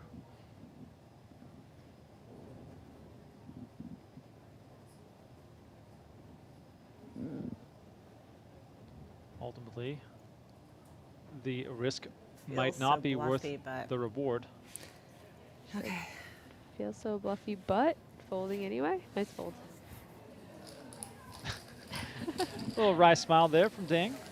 Shout out, by the way, to Niels and Danny L. joining us as high rollers on our PokerGo YouTube You either had channel. it all or nothing there. I could beat nothing. So back to the trophies. I thought it would be cool if every casino on the strip had a replica of themselves, and you could collect the whole entire strip, like the way that Wynn does it. Like if Venetian had that too, it would be pretty sweet. And then like, you're like, oh, I almost completed the set. I gotta go play Circus Circus. Right, exactly. That's actually really cool. I like that idea. Back to the chat here for just a second. If you become a high roller subscriber on our PokerGo YouTube channel, you have access to all of our WSOP streams, including the main event final table. The high roller tier of our memberships also gets you in the door to watch all of our newest episodes of High Stakes Poker and No Gamble, No Future. So just want to point that out. We have some new tiers on our I don't YouTube have channel. any oranges, I know. Okay, So can we just announce? It's fine. Just announce, and later on we'll maybe even out some colors here. Okay. Elsa says LFG Sanders, now a member of the rail for 2 months. Appreciate that. 15, 12. All right. Thanks for the donation. Gizmo Snyder with $10 added to the coffee fund. Roland asking, what city are they playing in? Obviously Sin City. Las Vegas all the way. No, we're in Venice. Look at the background. Yeah, true. Donnie and I came in on a gondola this morning.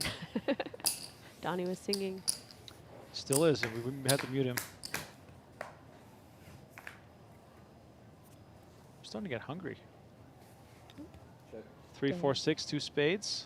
Dang, as always. Back to our regular scheduled programming. Talking about food, absolutely. And top pair for Dang. Yeah, also that. All right, let's get some. This question for the entire Like chat, one side. as well as for Jamie and Donnie. 4 chips. If you were to win a large poker tournament, let's say for $67,846, what would the celebration meal look like? Perhaps a one-on-one with your significant other at some fancy restaurant, or maybe a bit of a dive bar with friends and some tacos from a local stand? What are we going for? What you got? I gotta stay on brand. We're gonna go eat pizza. I love pizza. Now I don't know if it's gonna be just me and the wife, Right. bring the kids, or if I'll just invite everyone. We'll take over a whole joint. But yeah, pizza. I feel like most of the time when people say, does this pizza look good to you or whatever, it's like they're gross. The submissions are terrible. It's Yes. like burnt and nasty, and it looks like someone just opened those plastic cheese slices and slapped it on. Oh yes. Well, Jamie, you as a longtime regular at the WSOP surely remember the pizza at the old poker kitchen. Mhm. The four soggy Yeah. slices of That have been sitting there forever. Oh. Yeah. I'm ashamed to admit that I've eaten quite Look, a few of those. desperate times, Yeah. Sometimes you just need to do it. Or the capriotti sandwich that was always wet at the bottom. It was always wet. I don't know why. Especially if you got the Thanksgiving dinner one, the Oh, turkey yeah. one. Yep. Yeah. Oh yeah, the Bobby. The yeah, Bobby. the Bobby. Back when I did not know what a calorie was. That was when they had the poker tent. Remember the poker tent? Oh my God, yes. So funny. I do still, I like romanticize the Rio though, because I was so like bright-eyed and bushy-tailed 100%. playing there. and Yes. I like sometimes miss All-American Dave meals where you're paying like $30 for a chicken breast. I don't know. Well,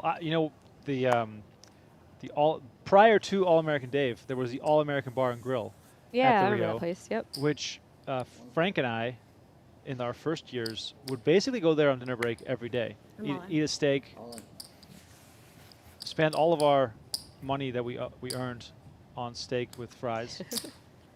Gain 20 pounds every summer. Pockets, huh? Sanders here with the jam with ace-9, gets it through.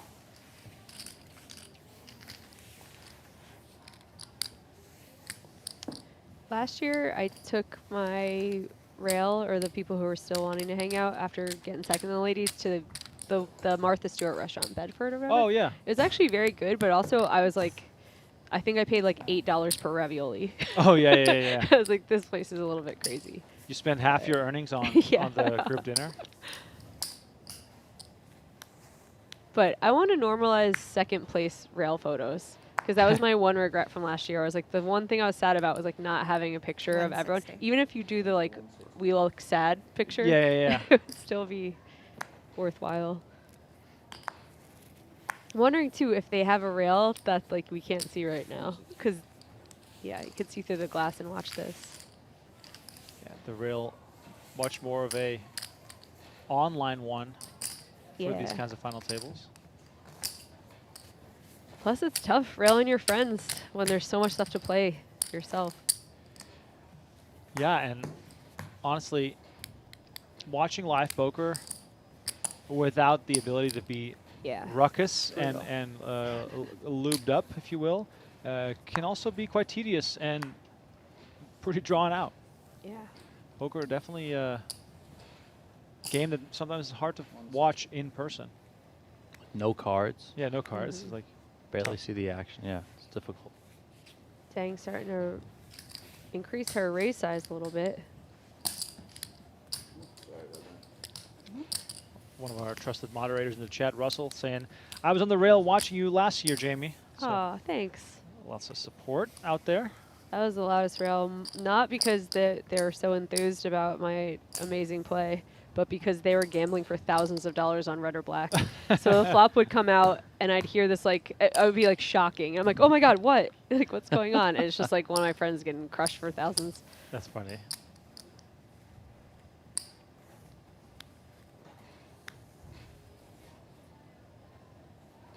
Tommy La Rosa was in the booth with us earlier, reminding us of the upcoming events over here inside the Venetian poker room. Yeah, what we got? Well, I wanted to highlight that tomorrow, the $1.5 million guarantee $1,600 ultimate stack kicks off. So $1,600 buy-in, $1.5 million guarantee. It's going to be day 1A, 1B, 1C, 1D. So 4 starting flights. Final table of that event will be live streamed as well on PokerGo and on the Venetian Poker Live YouTube channel. So if you want to give yourself a chance at a large payout, go and hop into the ultimate stack. If you want to check out the full schedule, VenetianLasVegas.com has all the information for you. You can find structure sheets, schedules, and all of that stuff on there as well. Sanders making 2 pair on the river. It's getting bluffed into by Dang.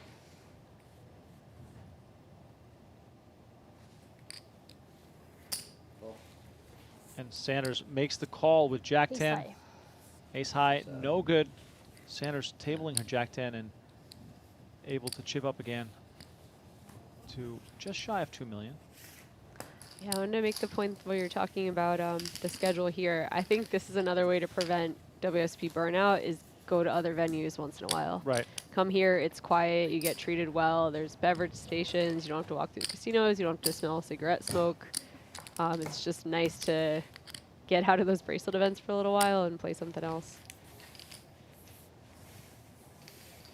Why win 1 bracelet when you can win 3? 4 exactly, trophies? exactly. 3 trophies, right?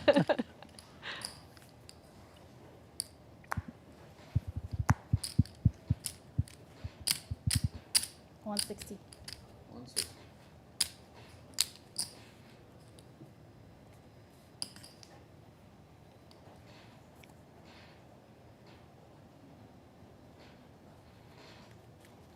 $160 here from Ding, and Sanders finds a very nice suited ace.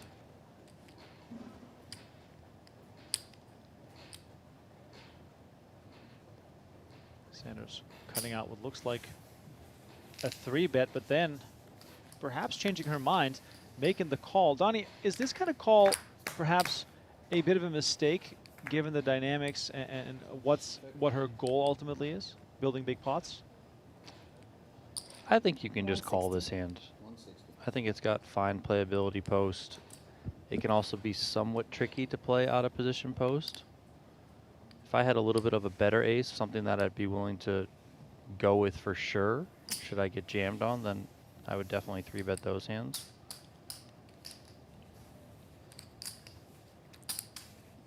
She's got Dang on the hook here a little bit. Yeah, Dang continues for 160. Sanders makes the call. 10 of hearts on the turn. Queen 4. Not looking too good here. Let's see if Dang is going to continue bluffing, but she won't. Deuce on the river, pairs the board. 250. 250. Sanders decides to change gears and lead out. Would you have preferred to see a check here, Donnie, hoping that Dang perhaps finds another bluff? I don't know. I don't think she's been overly bluffing. I feel like it's kind of been one stab here, one stab there, you know, not going multiple streets with bluffs. So in that case, I would just prefer to bet my own hand like that. Now, obviously, if she saw Dang's cards, she would check all the time because she's never getting called. It's a big line, 60-60. But Dang has really been one shot at a bluff, and then that's kind of it.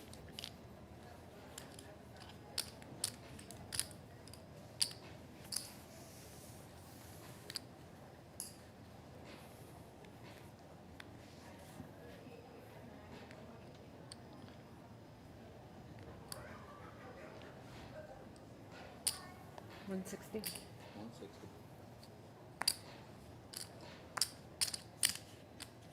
It's always interesting when someone chooses a race size and the other person adopts that race size. I was just thinking the same thing.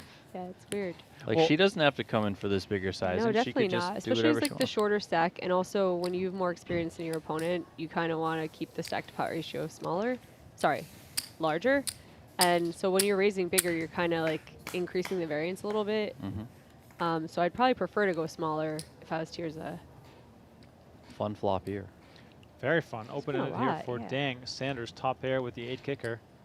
Let's see if Sanders can build a pot here.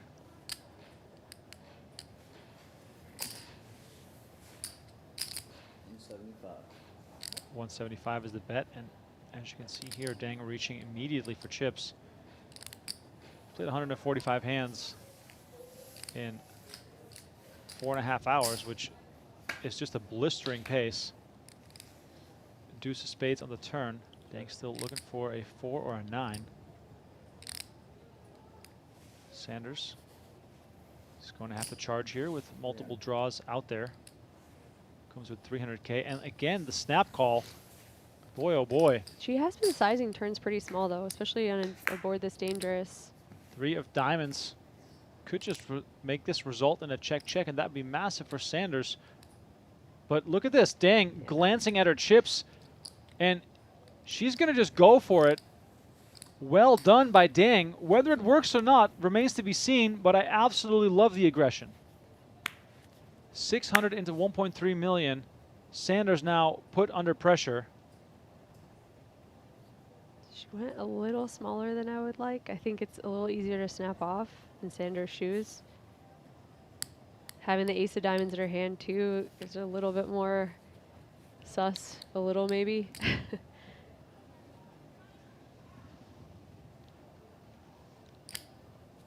Can Sanders find the call here? That is the question. It's tough. I love the fact that Dang looked at the river card and thought to herself, well, Opportunity. might as well represent this one.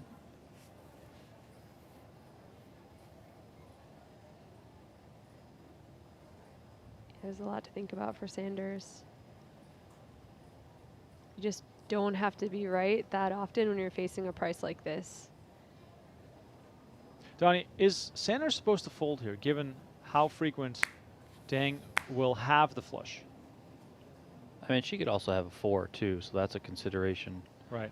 But I think the price is too good here. Your hand is too good. You block the nut flush for your opponent to have.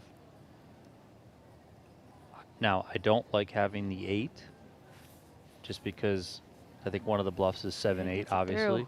And she gets it through. Dang, with the river bluff, wins a huge pot and now reestablishes that big chip lead she had before. Sanders knocked down to 1.6 million. And we got to give credit where credit is due. Dang, even though often passive, finding the aggressive approach and winning a crucial hand here during heads-up play. Yeah, she definitely earned that pot, and just seeing that river card as an opportunity. She doesn't seem like she's a new player. Like, she doesn't seem rattled or like, yeah, her composure's really good. I do think I would have liked to see Sanders go a little bit larger on the turn. Definitely. You know, that's a very dangerous board. Yeah, you know, that's double flush draw now. Obviously, the straight draws are present. You've got a good value hand, so just charge your opponent. You know, you could go really anywhere from, like, I think the pot was 730, 600 to slight overbets. Set it up for jam on good rivers. Yep.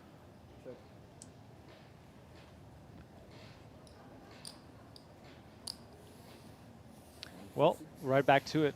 Sanders flopping top pair with 9-7. Dang with a middling pair. This hand just limped pre, and Dang bets 150 into 180. Sanders makes the call. Got a few spectators there looking through the window. Hello.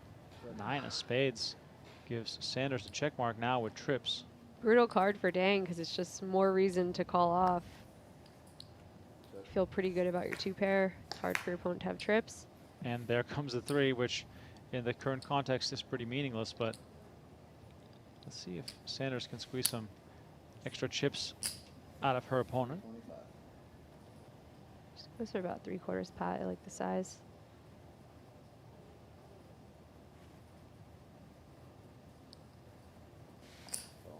And then mine. Dang does make the call. Sanders with a nice bit of value, up to 2.1 million.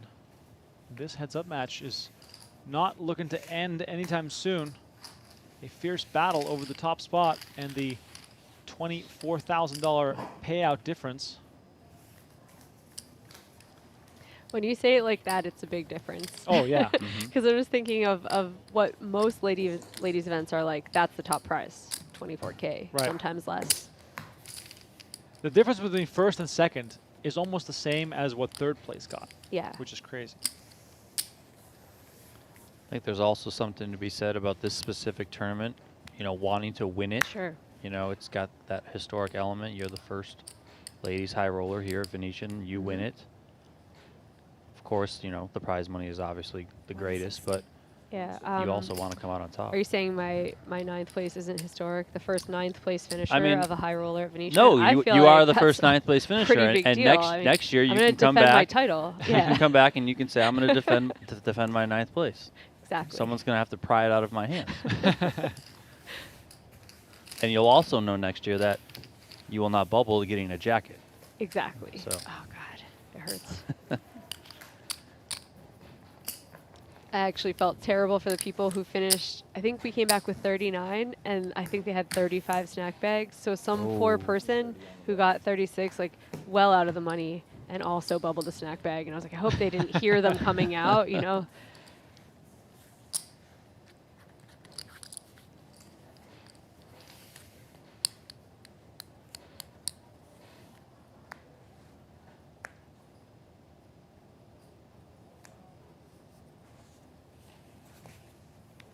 Christmas. It's the best hand I've had the whole. I know, she just got to walk with ace jack. Oh my goodness. And Dang had a queen. Yeah, that's a crazy fold. Earlier at the final table, Dang was doing things where she was like legit feeling her cards and saying like, I'm trying to feel the energy. That was yesterday. She was saying Oh, there she you was go. checking the vibes of the cards. So maybe there, she just, And bad vibes. In my mind, I was like, what is this girl talking about? But now I need to learn about this.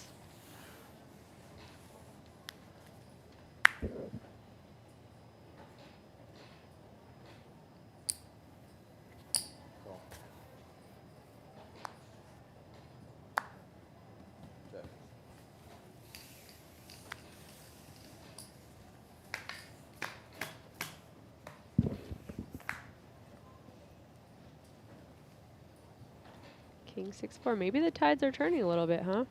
Got Sanders flopping something.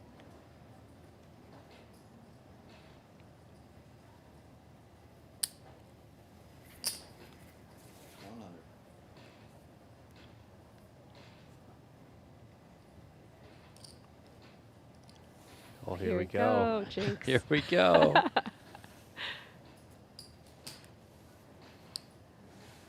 Doesn't work as well when your opponent has something. That's the only problem. It's like, if you're going to be doing this, do you have a second and third barrel? Because then it becomes a pretty interesting play.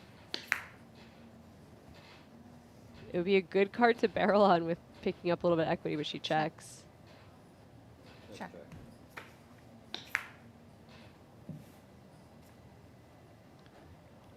Two pairs still good for Sanders. But look at this, Dang is gonna fire 400K. Tirza is sick of it. She just immediately picks up the chips to think about this.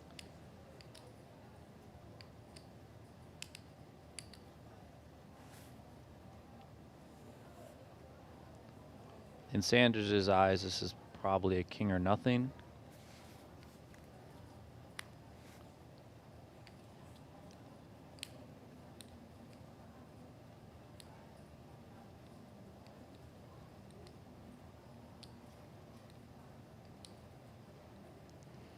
Yeah, it's a little bit problematic to have the 5 in your hand too, because some of the hands that you might expect Dang to check raise are going to be some of those hands that contain a gut shot. Your 5's blocking some. Yeah, Look at Dang gets it that. done. Very nice. Yeah, I like the little check raise a lot more that she has another barrel in her, because I didn't really see that much, right? We're seeing it Yeah. just work on one pretty often. Dang stretching out that lead a little bit more once again, up over 3.8 million. Sanders on 2 million. Both still pretty deep here. So often you get to heads up in a poker tournament, it's, you know, one person's got 12 bigs, one person's got 16, and the money just gets in. A lot of play here.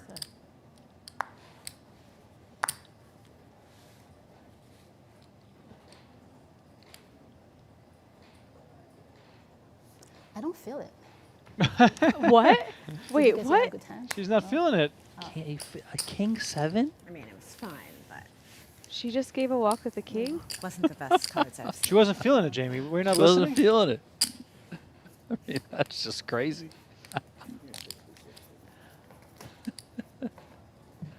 Could have just limped, you know. There's nothing wrong with limping.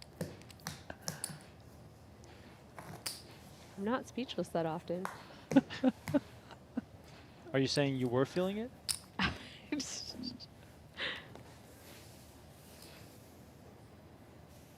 10-8. Let's see if Sanders is feeling it.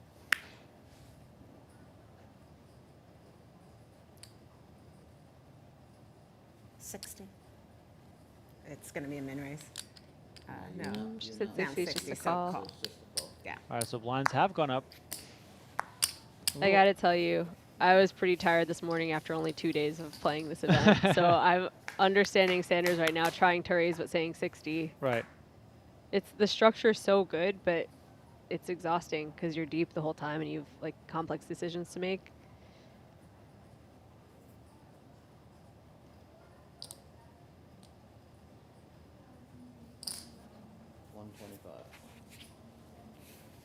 Maybe for the best.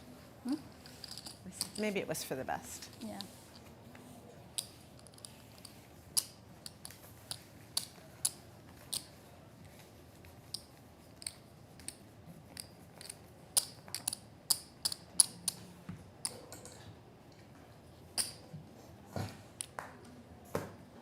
Already on the button.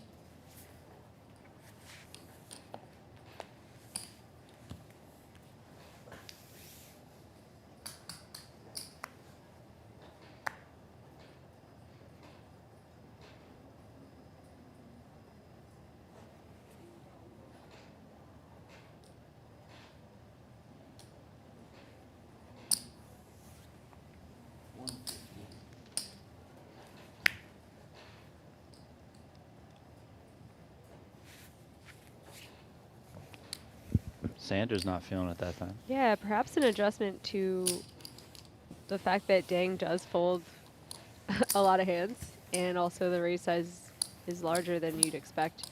But 10-7 is a pretty good hand. I defended it anyway. But understand. 60-60.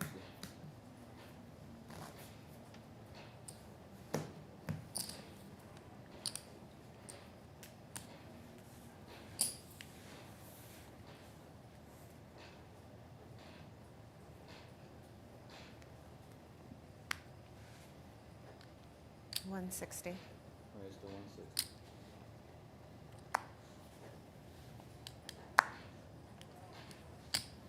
Two big hands. Haven't seen Dang get too crazy. She's gonna just make the call though. Even though this is the type of spot where a 3-bet would be totally expected. Queen, queen, jack, 2 hearts. Wow, what Wow. a board. A 3-bet pre would have been very interesting. So much harder to get away from it, and Sanders now betting 175. 175 into 380. Dang with a strong hand as well.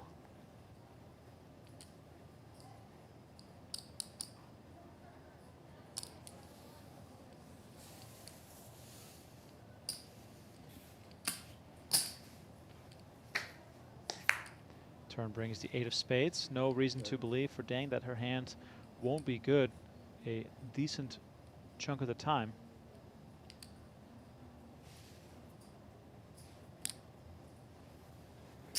Sanders, of course, is going to continue firing, 375. building this pot, and again goes small, 375.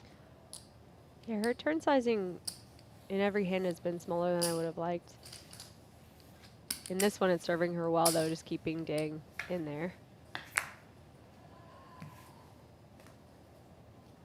Ace of Diamonds River, just queens full for Sanders. Could be a bit of an action killer for Dang.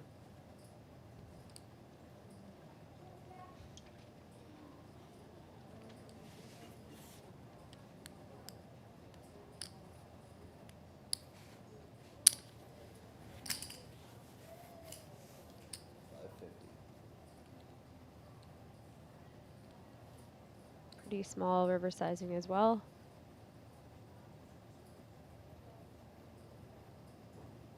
Although I kind of see where she's coming from here. You have such a stranglehold on the board. You're thinking, I'm hoping my opponent just gets sticky with kind of a dusty hand.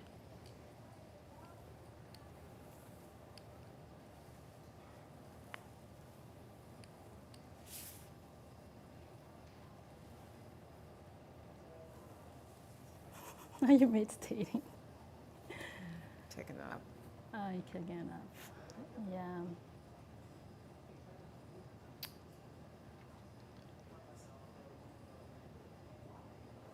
Dang contemplating 550,000. Sanders with a quick power nap as she. It's the first time I see you taking a nap. The nap is a tell. You can remember this when I play with Sanders. When she's napping, she's got a boat.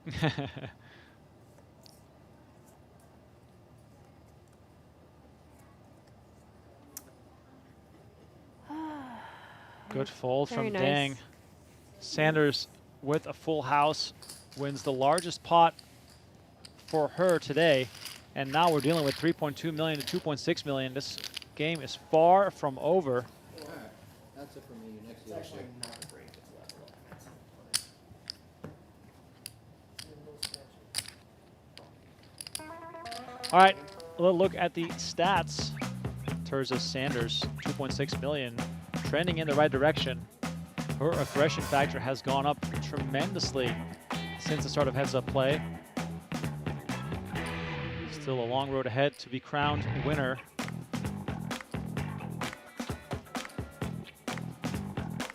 Once again, we got Jamie Kerstetter in the booth with us here as we look to find out who becomes the Lips Ladies High Roller Champ. Okay. Get used to this new amount here.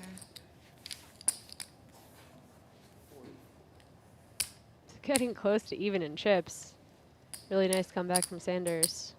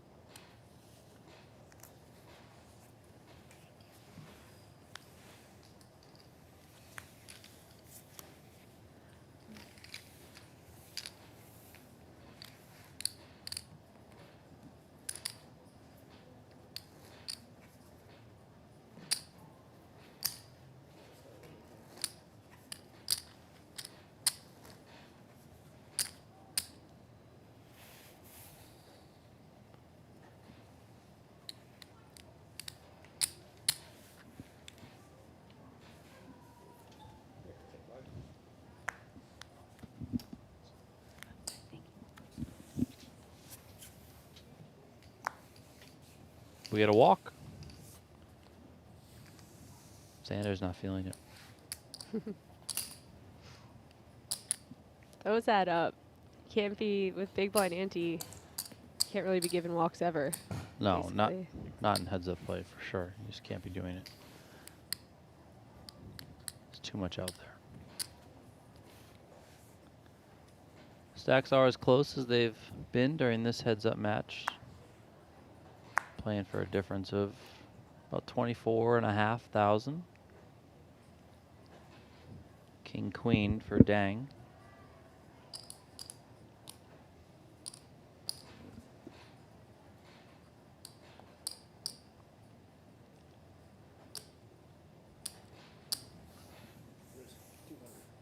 $200K it is.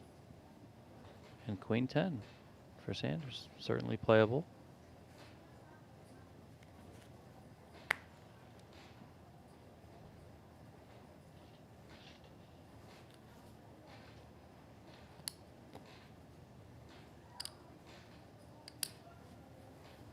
I can feel them getting tired.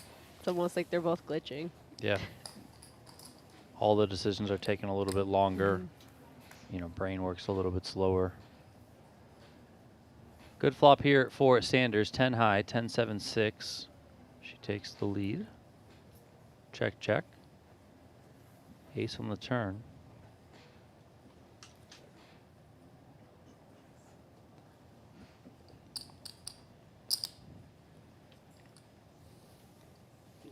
$200K from Dang.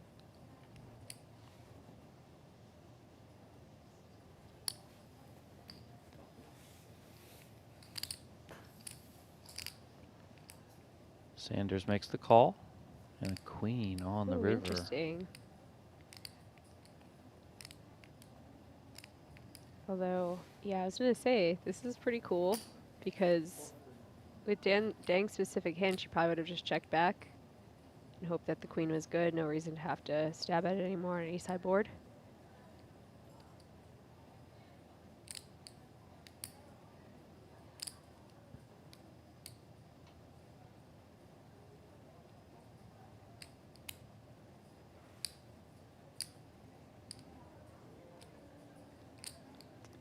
Unconventional, and I almost feel like Sanders is doing it specifically against this opponent. Just, I have to bet my own hand here. Yeah, I mean, I think this is probably the best path to getting value here on the end from your hand.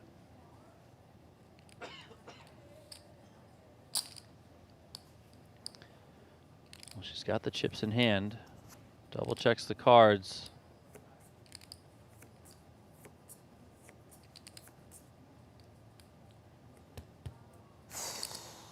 One hand wants to fold and one wants to call. Yeah. She makes the call. Two pairs going to get shown. Oh,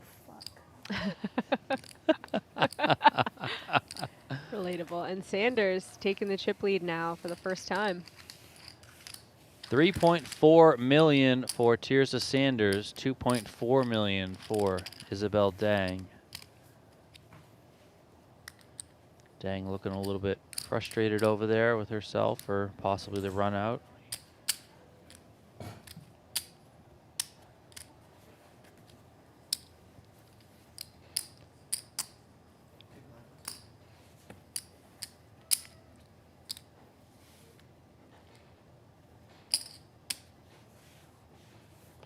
This is one of the interesting parts about heads-up play is you don't have anywhere to hide. And when you lose a pot like that, if you're in Dang's shoes, you have to forget about it very quickly. Full tables, you know, even short, six-handed or whatever, maybe you fold a couple hands and just kind of gather yourself. Stand up from the table, take a walk, do whatever. Here, no. You're right back in there. You have to basically play every hand, so. Unless you're not feeling the hand. Yes, that is true. Unless you're not feeling it. She should say, I'm not feeling it and walk away for like 5 minutes. I'm not feeling it. I'm just going to go take a break. So we're 30 big blinds deep right now. Ace-4 versus ace-5. A lot of different options, but we haven't seen very aggressive play in these spots. I feel like we've been seeing a lot of flops. Pump fake.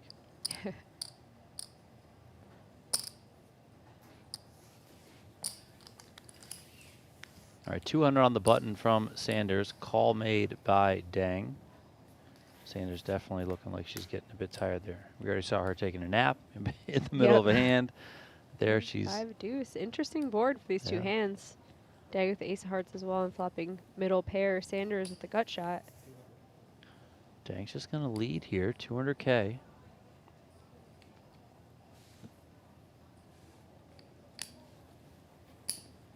Call made.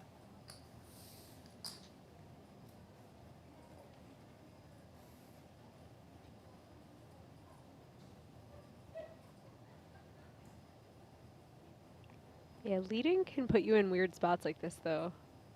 You kind of have to shut down a little bit. Check, check on the jack turn. See a 9 on the river. Both players with a little bit of showdown value. Dang comes with 400 here, half pot. Interesting bet. Yeah, it's kind of strange. That's.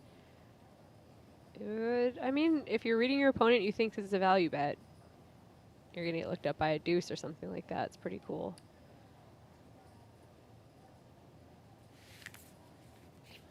Sanders will not make the call.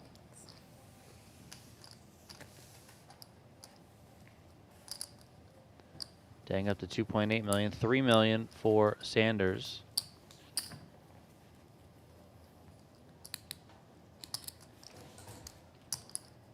All right, chat. I need an updated prediction here as Sanders now sits with the lead at 3 million versus 2.8 million. About an hour ago, I would have laid pretty good odds that Dang would just close this thing out. Obviously, she would have had multiple chances to win this via an all-in showdown. But that is no longer the case. Sanders now in the lead, 38 versus 35 big blinds. Pretty epic heads-up battle unfolding here over at Venetian Poker Live. Thank you all so much for tuning in.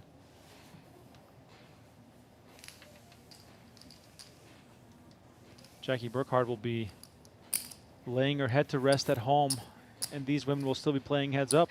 I mean, she might be going into the office tomorrow. Yeah. By the time they're done. Yeah.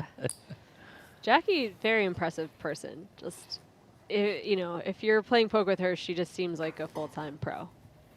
And then she just, you know, has an entire other life. Right.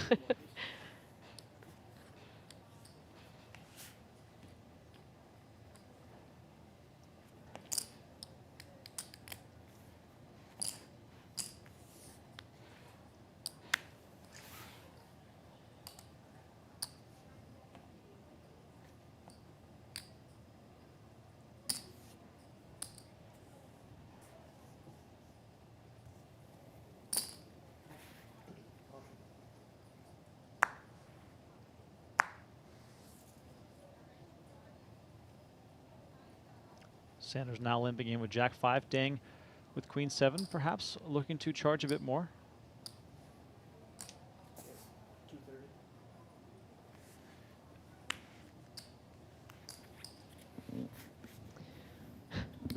God, I feel like Norman Chad for a second. But we were talking about Jackie being a dental hygienist, and then they said 2:30, and that's like the joke you should tell your kids. What time is it at the dentist? 2:30.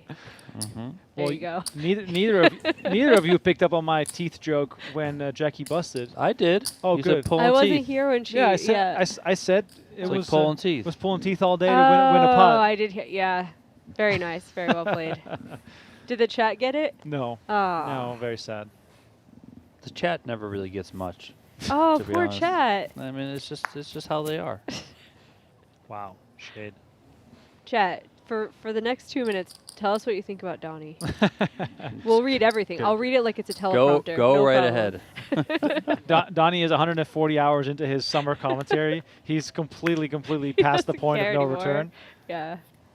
The other day when I was doing commentary, I think the chat thought that I would not respond, Mhm. and Oh. it was basically full on war. I mean, it was The funniest is every now and then, I think this is particularly when you're doing leads, Donnie. Over the course of the night, you get louder and louder. Or maybe you have to actually see a doctor. I'm not sure.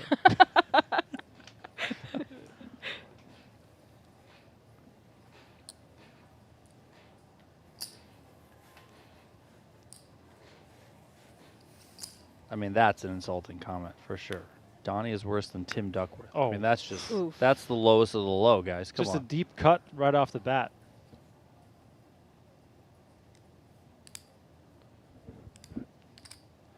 Sanders 9-3 off. Just making it 200K. Let's see if Dang is feeling it.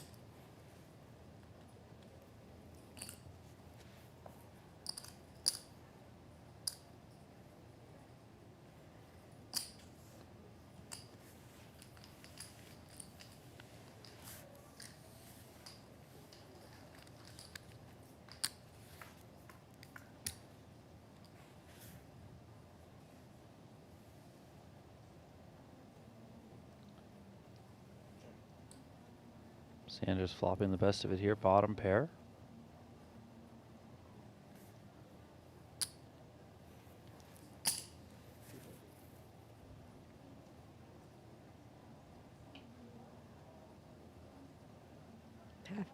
Half expecting one of those min Yes. min races here, but no. They're getting expensive now.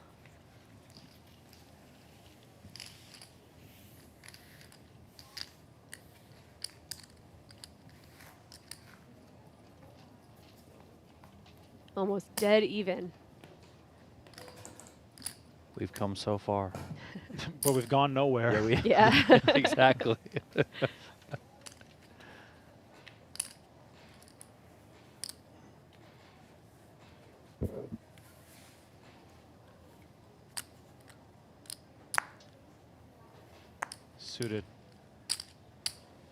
Suited gapper here for Dang, 9-6.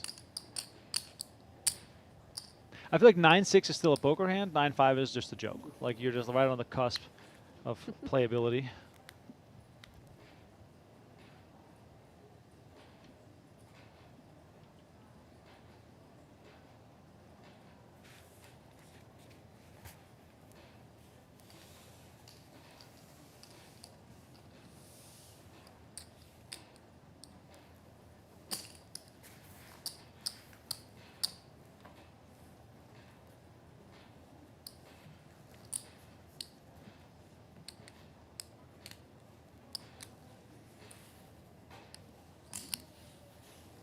What's the tag team update? He's doing pretty well. I will have to bounce kind of soon though, because he has to go to the bathroom. He didn't sign up for this for like the marathon with no partner. But, Oh yeah. A lot of people do that though. They do. They just like fire it in there. I'm and not a fan though. I no, think I'm it's not cool. a fan either. Yeah, like I think you got to earn your bracelet. You know, you can't just be like, well, so I tagged in Steven Chidwick and then I went to lunch and he got me a bracelet. Donnie, are you in the tag team? No. Just like not even like. Tim and I were gonna play today, but I mean, now it's 6 o'clock. Can you still register? Yeah, I think you can register till Probably. 8 o'clock. Why doesn't Tim just register and then you just show up? You have to go register together. Yeah. Oh wow. So we have a big hand matchup right now, but not a lot of chips in the pot. These are two hands that I expect to be able to just get in there, but we've been playing pretty passively pre and opening up more post flop. Tim and I are polar opposites. I know. He's like folding sets, and I'm like blasting it off with king high. It's incredible stuff. Tim, no boat, no bet. Duckworth? For sure, for sure. I always bust us from the tournament. Always. Well, Dang here, firing with ace-10 gets it done, and the sort of trend continues of, conservative / passive play, which in the heads-up format will often mean that we are just waiting for a gigantic cooler to sway this thing in a certain way. Just watch what's going to happen. We're going to get a giant cooler all in pre, and then they're going to chop somehow. That's how Tuckman and I used to call a bunch of events, and it was like a curse. Anytime I was slated with Tuckman, I'm like, okay, I just cancel my whole entire night. It would be short stack wins for like 100 hands straight. Right. I've been part of some epic battles over the years. Yeah. We're now on hand 164, which, puts us nowhere near that kind of status. Wow. Was it a good card? How is Dang folding to like the nuts each time? So she gave 2 walks. One was to ace jack, one was to ace king suited. There was one other walk with the king 7 where I went, whoa. Yeah. Where Tirza had 7-3. Yeah. Yeah. So, but she's 2 for 3. It's pretty good for feeling the vibes of the cards. We've been heads up for over 2 hours now for those keep and score. Blinds up to 40K, 80K, which of course becomes a bit of a limiting factor as far as the creativity at this final table. But hey, let's not forget, they're playing heads up for $24,000. That is almost the amount that Jackie Burkhart collected for 3rd place. This is when it matters. Sanders limping in. I would love to see a raise there on the button. There's just plenty up for grabs here.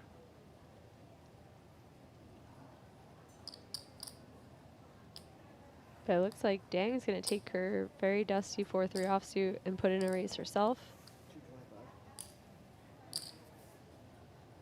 Pretty small.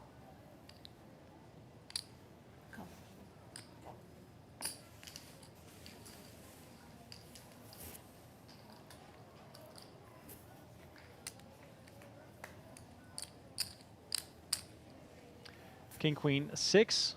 Sanders flopping a queen. Dang checking immediately. I was going to say could pretend that she has a king here after 3-betting. 225. I like they say pretend instead of bluff. Just pretend. A couple things with this hand. I don't like the combo. It's nice to have a big card or something going on. Got to make it bigger though. If you're just gonna bluff with like 4-3 off, you price your opponent in. They have position, and then also you get a board where you could credibly represent it, and then to give up, I think. Yeah, I wouldn't use that card combo. But we're back to even. Anybody's game. Yeah, it really is anyone's game, and at this point, I would not be surprised if either player suggested a chop. Clearly, that they're very, very closely matched here, and at the end of the day, this could come down to flipping coins for $24,000. But another walk. If I'm Tirza, I couldn't chop just because I'm getting walks. You go, okay, and heads up, you know, both players don't have very much very often. If you're going to get walks, this is incredible for you in big blind ante.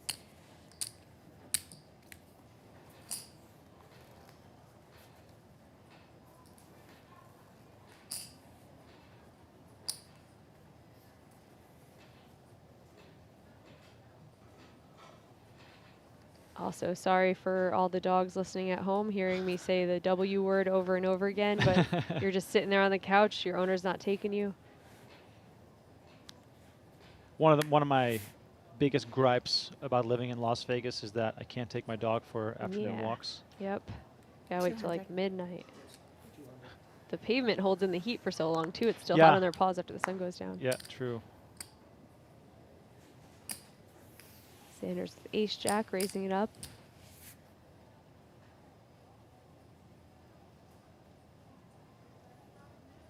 Dang's got that look like she wants a 3-bet. No, she's getting rid of it.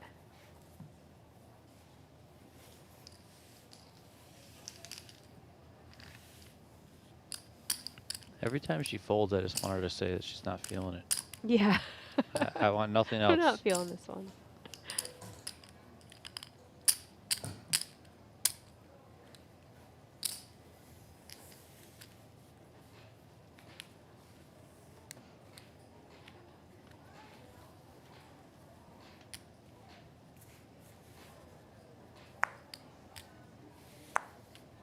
King 6 for Dang. Wasn't feeling it with the King 7 earlier, but feelings have changed. She is now deciding that this one is good for a raise.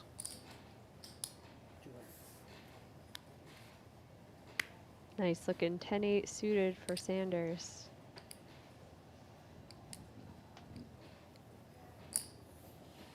Sanders makes the call.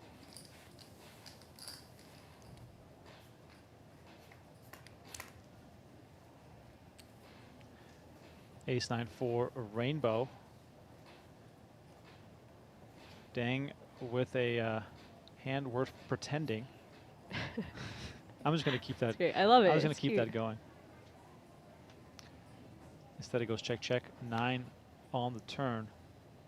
Now, given the passive play, we're also perhaps leveling ourselves, me speaking for both of these players, into not wanting to try and bluff because we feel as though we can't tell the story. Once you check back flop, yeah, it's a little harder, but she does delay the c-bet. It works out. Yeah, I know. Sometimes you get to like the end of a hand, you're like, I think I could have won that one, but trying to put out the one barrel just doesn't seem like it's going to be believed.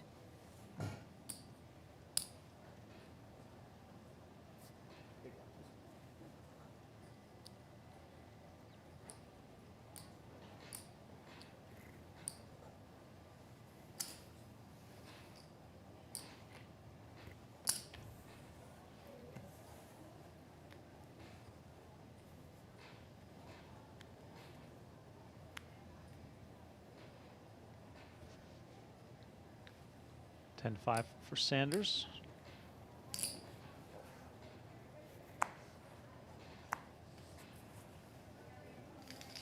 Dominating the 9-5 of her opponent.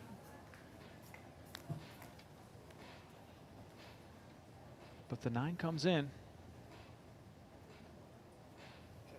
King 9-8, 2 diamonds.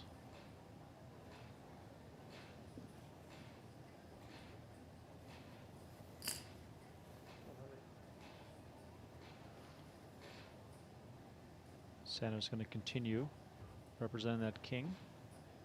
Dang, of course, having flopped a pair of 9s. Oh, excuse me. It's going to come with a check raise. That's going to quickly end things here.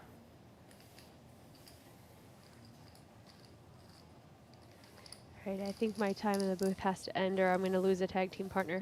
Thank you guys for having me, though. Yes. And this is awesome. Thank you, Tommy. Thank you, Venetian. I think this is really great for women in poker. Hopefully the turnout will let us have another one of these sometime soon. But also congratulations to all final tablists and these 2 women.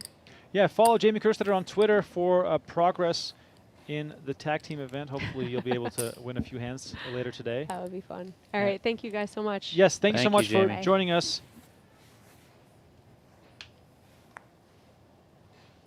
Back to the grind here. Donnie and I still in the booth here calling the action. Thank you all so much for hanging with us. Please don't forget to smash that like button and subscribe to the channel. We really need you all to support these live streams. It's been an honor and a pleasure to call the action. Just waiting to see who will take this thing down with $24,000 between first and second and 3 trophies on the line. All 3 of those, by the way, are for the winner. There's no like second place trophy there hiding. It is all for the champ.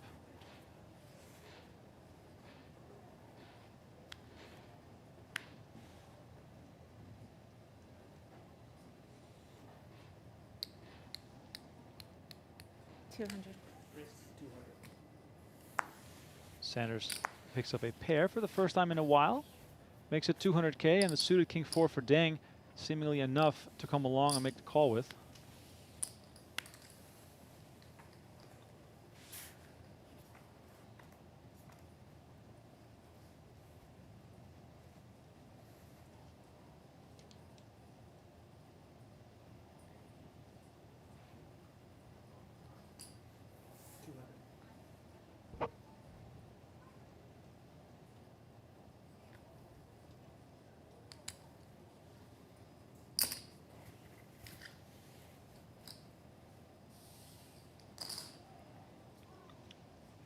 Queen 8-6 doesn't hit Dang, but she decides to lead out for 200K. Sanders calls with 7s. Board pairs queens on the turn, and the action now quickly goes check, check. No second bullet here from Dang. River brings a 4, pairing Dang.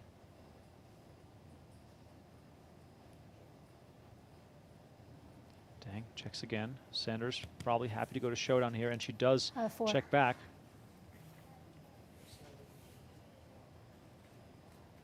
Dang does announce her 4, but Sanders will take this one down.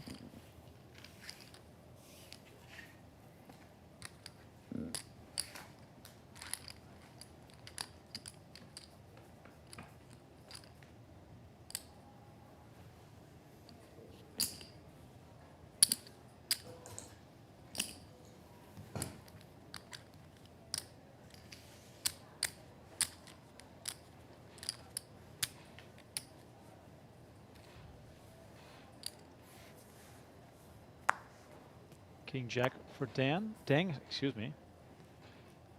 200. On the button, it's going to make it 200.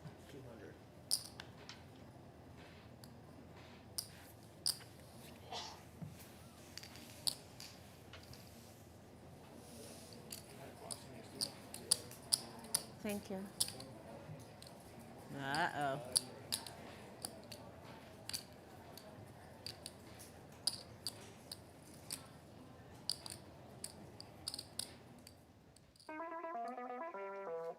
All right, still heads up, but we got a lot more coming here over at Venetian Poker Live.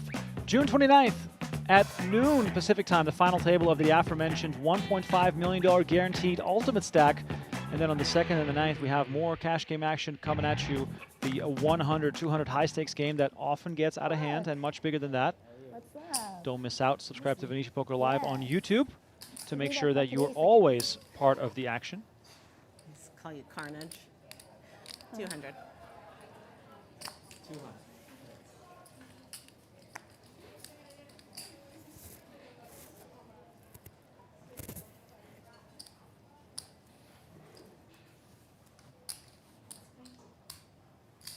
Oh, that was not for me, but can I take it?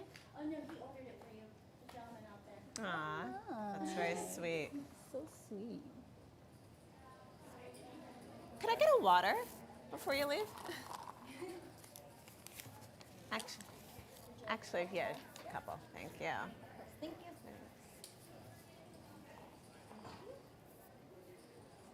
you. Sorry, is it checked to me?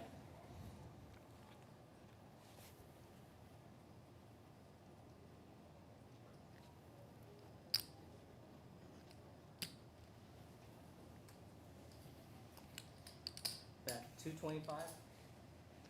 Ace-5, 3-2 diamonds. Sanders, 225 after making a 200K pre, taking advantage of the fact that she is the pre-flop raiser.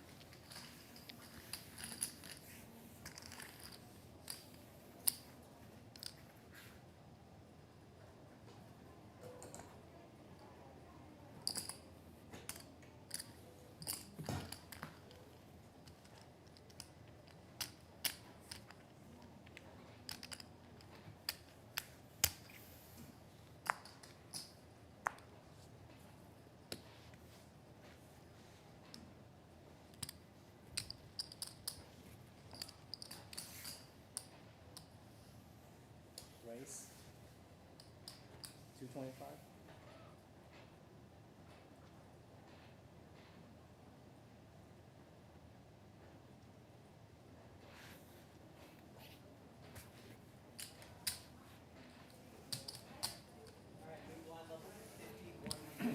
Blinds are up. 51-1. Now we're getting serious. It's been serious for quite a while, Donnie. It has been serious. The whole. I mean, the final table has been serious. A little bit more talkative and stuff before heads up play, but heads up play has been hyper focus, very serious.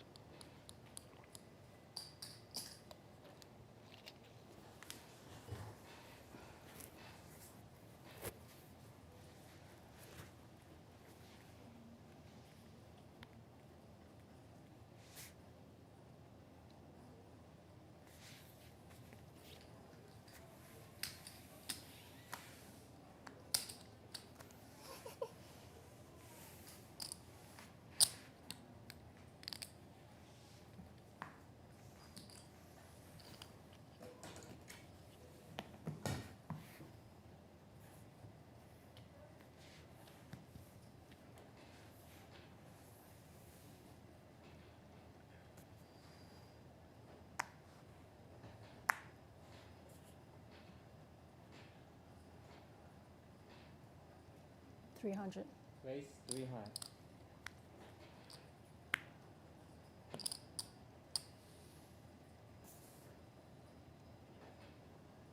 I feel like this is the first time we've seen a straight 3x. And Sanders has a real hand. All in. All in. Oh, wow. Sanders all in for 2.7. And of course, the 9-3 is going to end up in the muck, but perhaps this is a sign of things to come as Sanders now on 3.4 million with a distinct advantage over her opponent. Yeah, let's see if she can actually maintain this type of gap, even stretch it out a little bit over Dang. Last time she got a decent lead, Dang pulled it back pretty quickly. Is So it time for going all in for it all the time? Oh. 20 big blind. Yeah. Starting to get an all-in situation, I think.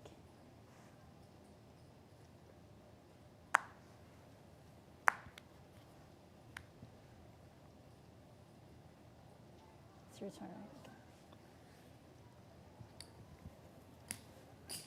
Race 250.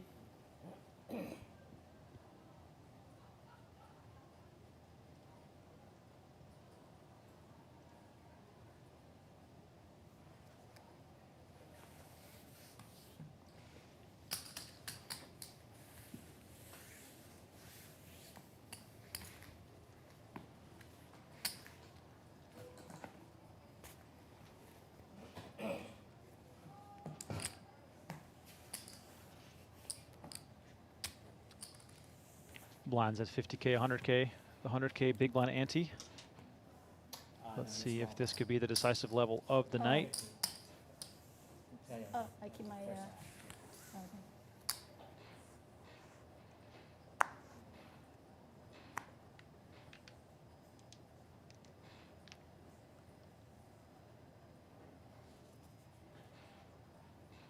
250. 250.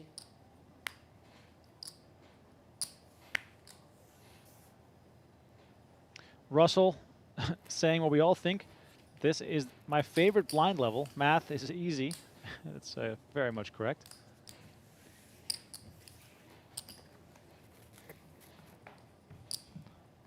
Wantuan is saying one big hand, it just flips the match the other way. That's totally true, especially as we get shallower and shallower. 1-1.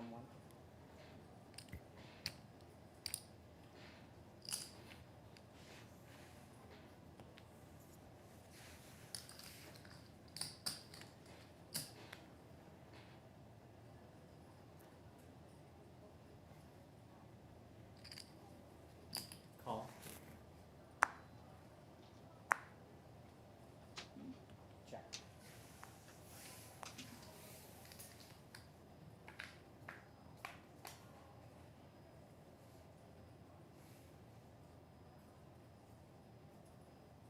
Check. Check.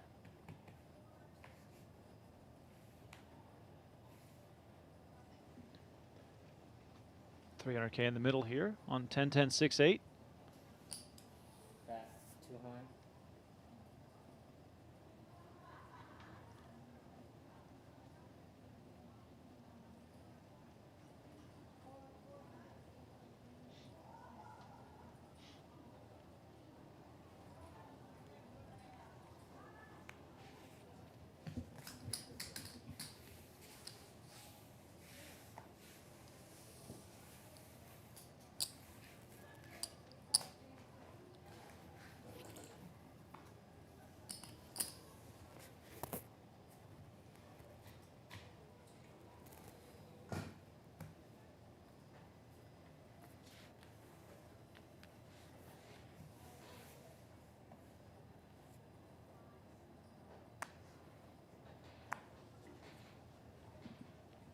Queen Jack here for Dang.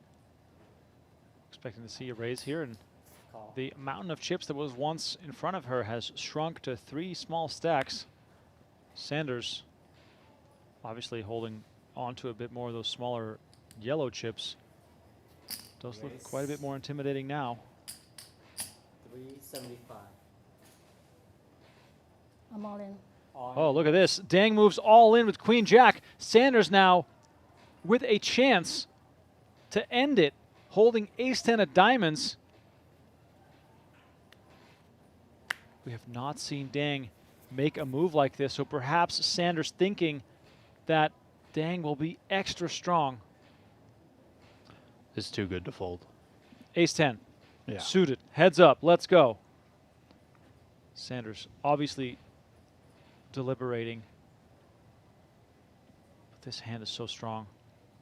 A massive flip for it all. Exactly as I predicted.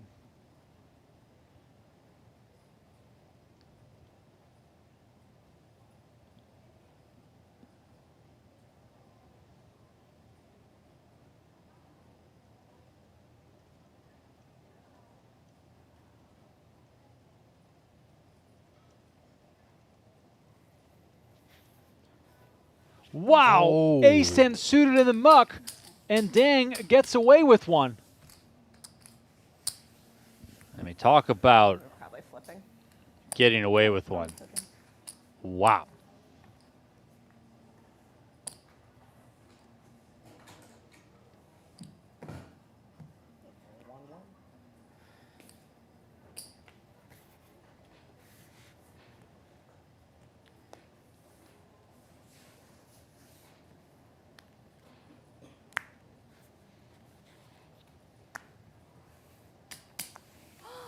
Really?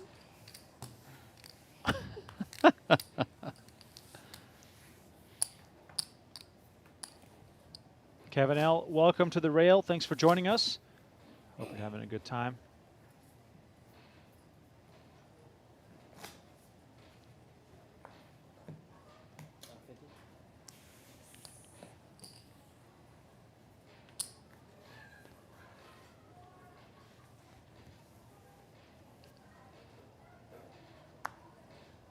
King Jack suited here for Dang on the button. By the way, back in the lead. Chris Taylor says this match will never end. Well, the blinds will continue to go up, so I'm sure we'll see a winner at some point, but it's definitely been quite the match already.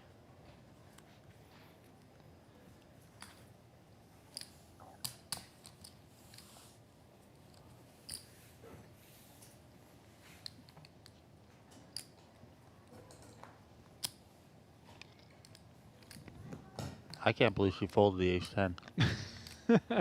No, shocked. Absolutely shocked.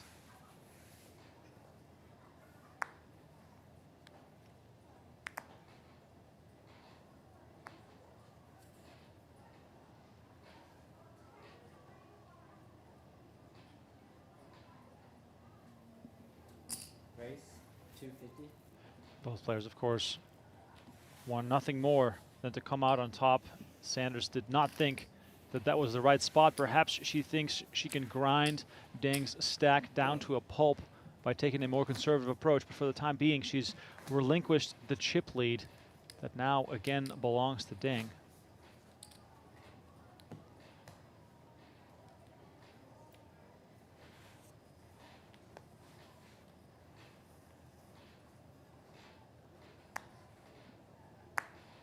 Once again, a reminder, the $1.5 million guaranteed ultimate stack kicks off tomorrow here inside the Venetian poker room. Promises to be a true spectacle of poker, multiple starting flights. Final table live streamed on Poker Go.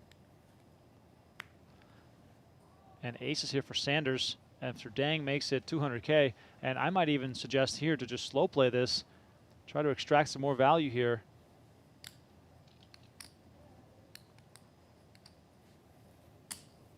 Race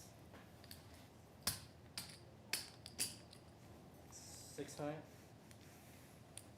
600,000 is the 3-bet, and Dang will let it go right away.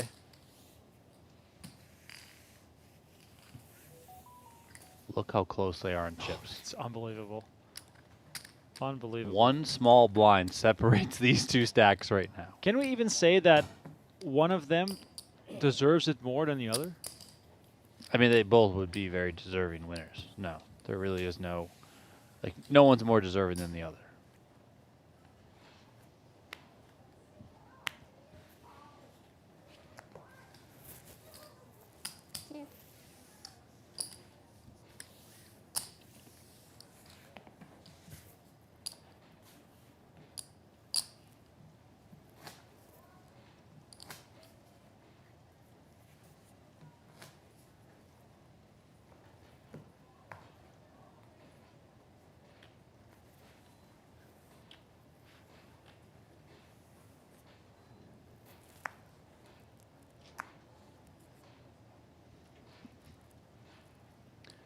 Nine-five suited here for Dang.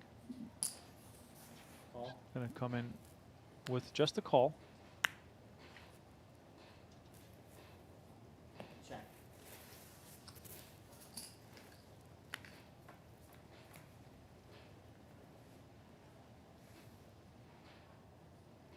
Check. Check.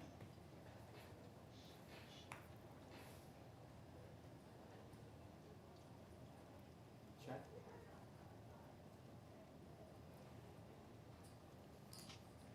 Bet too high. Quick check on the flop. Dang now betting 200K on the turn. Sanders Call. with just queen high is going to make the call. Jack of clubs on the river. Let's see Check. if Dang wants to continue firing. She does not, and queen high is just going to take it here. Well done by Sanders.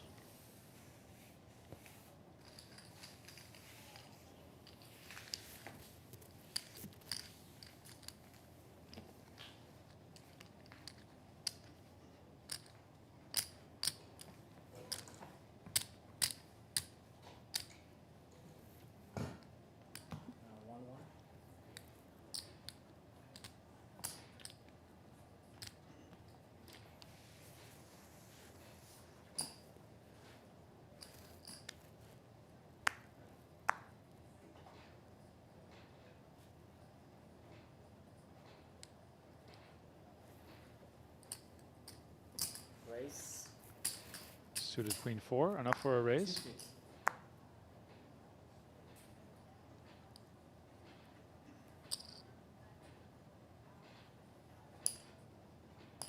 Call.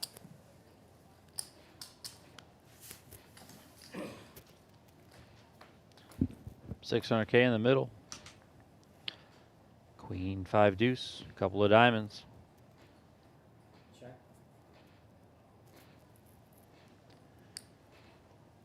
Dang comes with a check. Back 250. Sanders has top pair here. She's going to bet 250,000.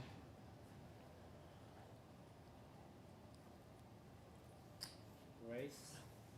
And look at this, another one of those small check raises. This one not the min click variety, up to 600K. I'm all in. All in and out. And there is the jam from Sanders, and this should get through.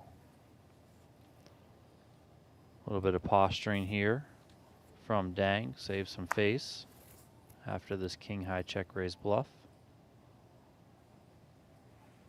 It's just tremendous camera work.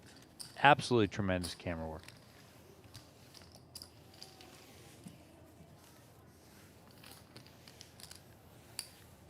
So now it is Sanders stretching out a nice lead over Dang. She's up to 4.155 million. Dang's on 1.7 million.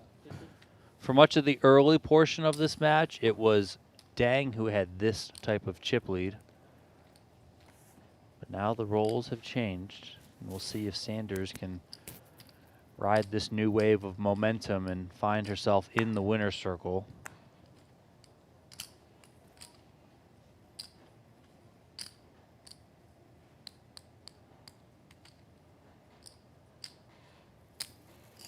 Raise.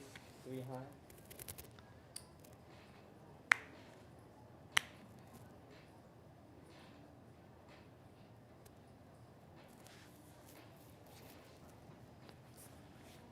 Raise and take there for Dang.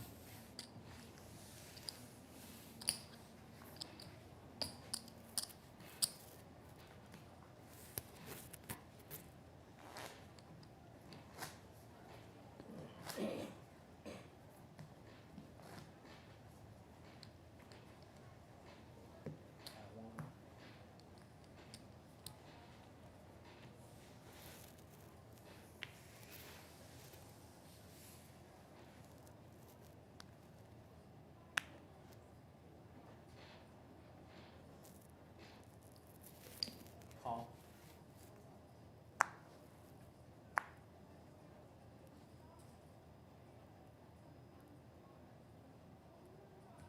Check.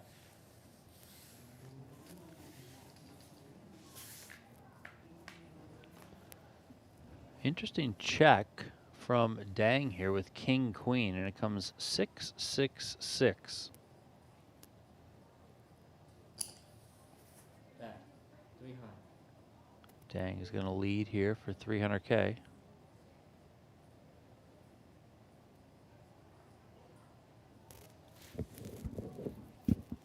Sanders out of the way.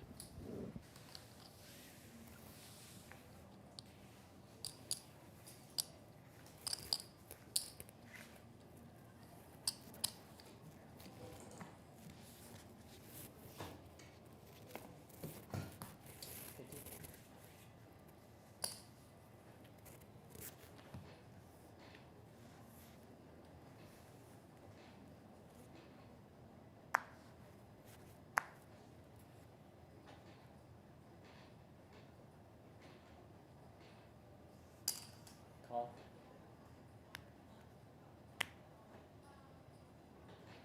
Check.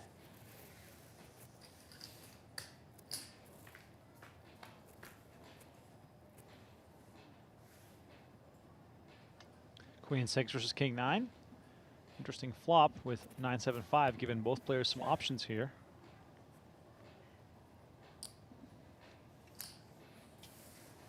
Back 250.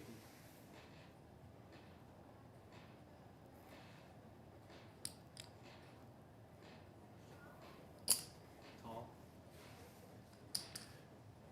Dang bets 250 with 9s, trying to get some value here. Dang in search of an 8 to make a straight. Instead, we see the 10 of hearts. Check.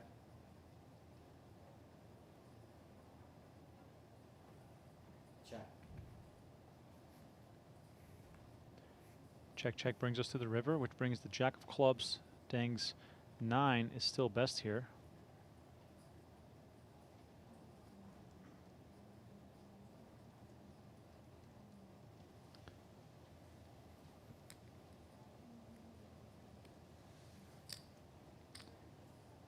Looking like Sanders is, yeah, she's going to go for this here. How do you feel about this one? I mean, I like the initiative. I don't think your queen high is winning, obviously. You do block some straight combinations here. Queen 8, king queen. Is this the moment where Sanders takes control?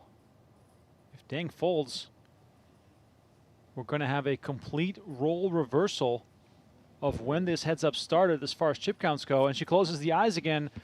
The same thing she did when she did have it, but it looks as though Dang does make the call. Well done. Dang calls with the king 9, and we are back to even.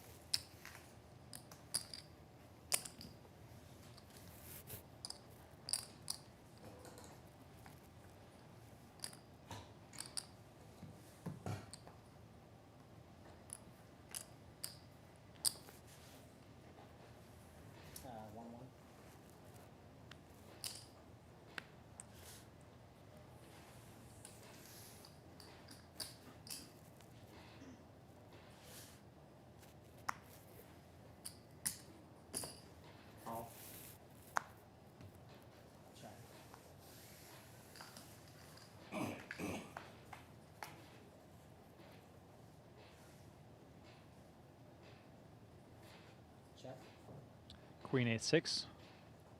Not much for either player.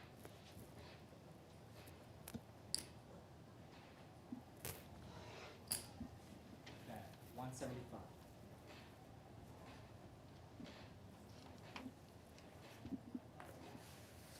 Bet of 175.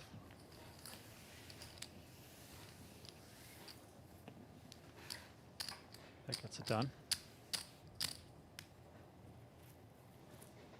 You got a feast. No, I'm good. But you got a feast. Donnie, I'm starving. What'd you get? Chicken tenders and some Okay. lasagna bites Okay. recommended to me by our producer Curtis. And I didn't know it came with a 3-person serving of chips, but I'm not going to hate on that.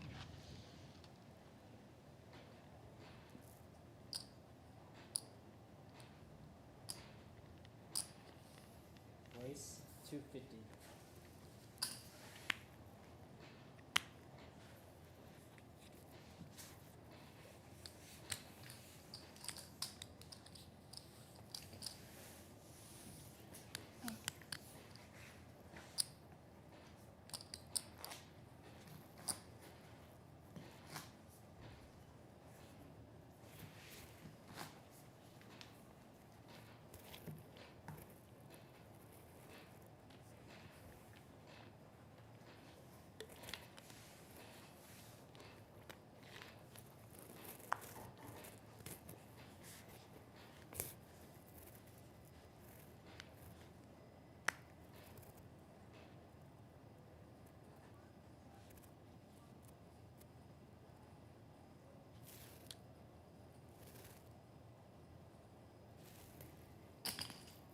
Race 250.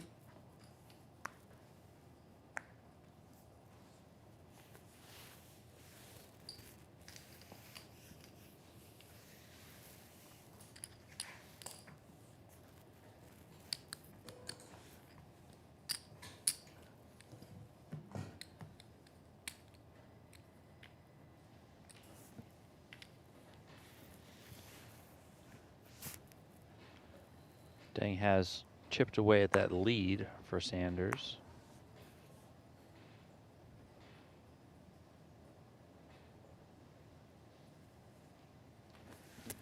Dang, not feeling that one. Another walk given.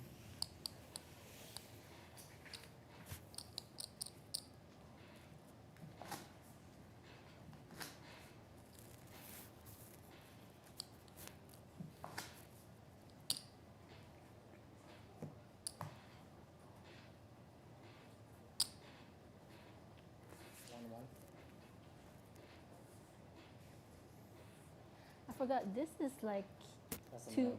Huh? That's a million. A million? And This one is orange 1-1. stack is how much? 5. 5 million? 500. 500. Oh, okay. So that's the two your orange stack. Okay. These are 5s. Yeah. So those are like this, like half, right? Oops. Huh? Oh. Shit. Sorry. 1-1. 1-1. Okay. Sorry.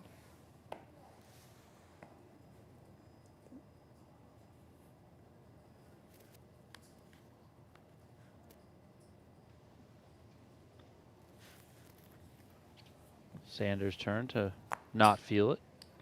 Give a walk to her opponent.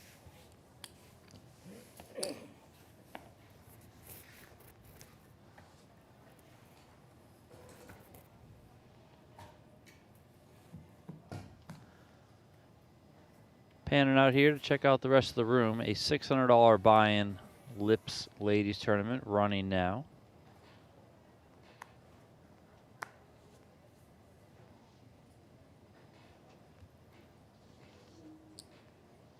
See Lisa Schuessler there in the Oklahoma shirt.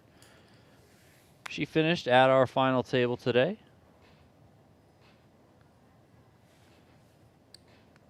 I'm all in. All in the nails. Oh, we got an all in. Okay. From Lisa? Yeah, we can hear all the way out there. No action on the all in. Play resumes.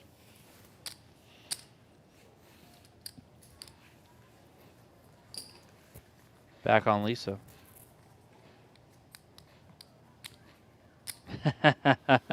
And they realize that they're on camera now. There we go.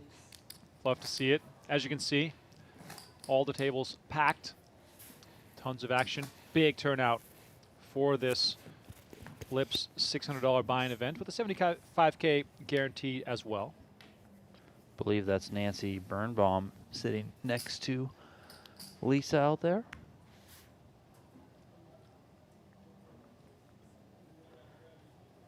Nice looking 10-9 suited on the button here for Sanders. Check.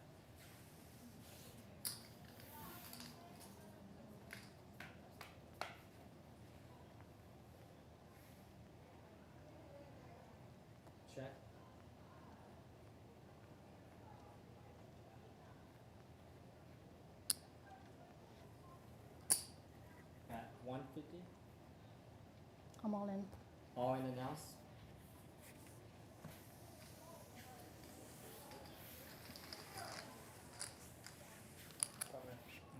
Uh, 51 hands. Yeah. Still looking. Thank you.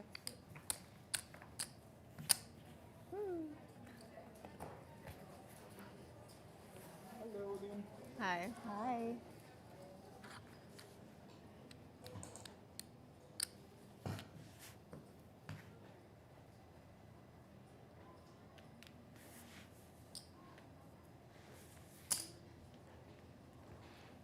Coming up on the end of another level as we are 2 hands away from 200 hands played at this final table.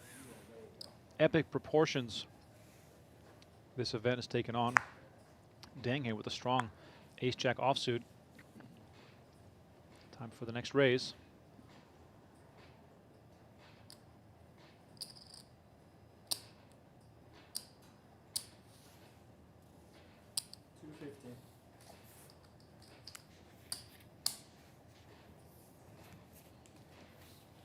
Nothing for Sanders. She gets out of the way.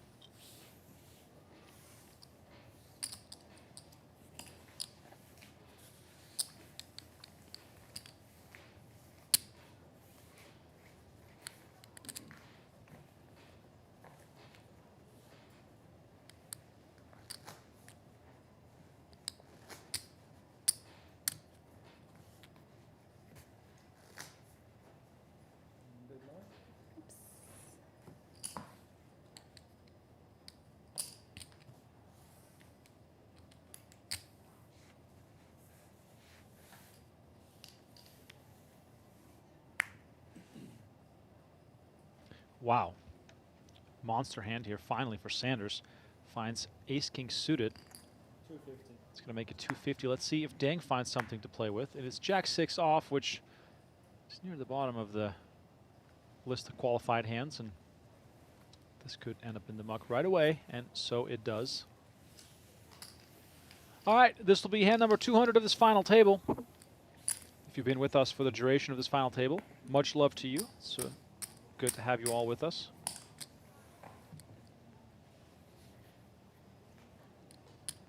Huge difference between first and second. 43,000 for second, 67,000 for first. These women are not giving each other an inch. Have been battling tooth and nail to try and win this event. Heads up now for almost 3 hours. 10-5 off here for Dang on the button.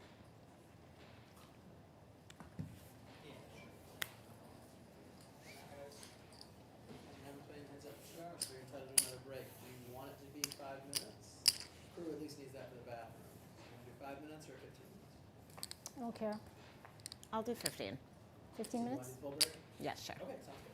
All right, so it looks as though we're going to be taking a break. Tirza Sanders, chip leader with 33 bigs. Isabelle Dang on 2.6 million, trailing for the first time at this final table.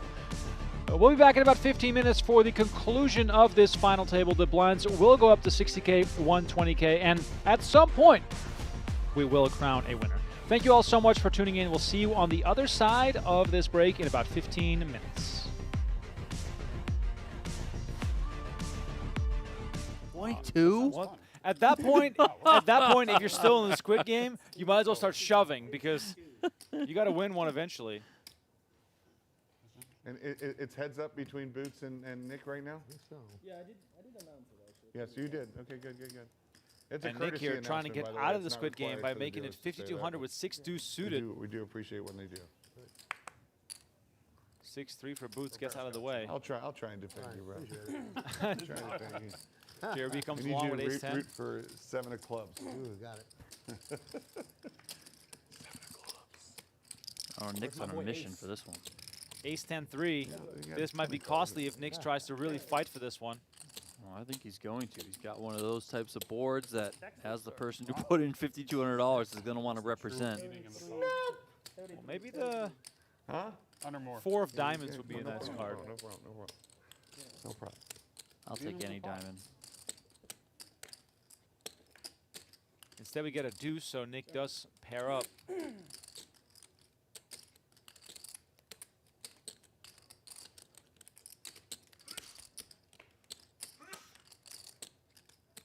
Action goes check. 5 of spades on the river. Let's see if JRB wants to stay tricky here, knowing that Nick wants to win his way out of the Squid Game. But instead, JRB is going to come out swinging. Donnie, would you have liked to see him check here?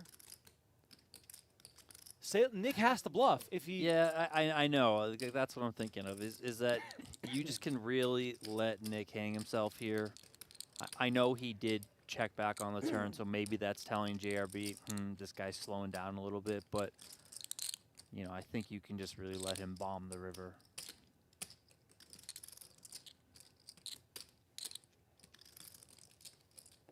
Is he going to call? Oh, wow. He calls. Nick Salem with the hero call, and JRB gets a ton of value, and Boots will be happy with this because the Squid Game is still on. Clubs was better than the 7 of clubs. All right, I protected you. That was a big one for JRB. He's loosened up a little bit. 28. And he's going to try and punish here from the straddle.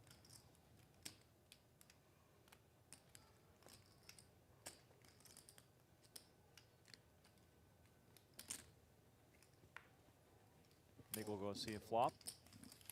Rampage gets out of the way.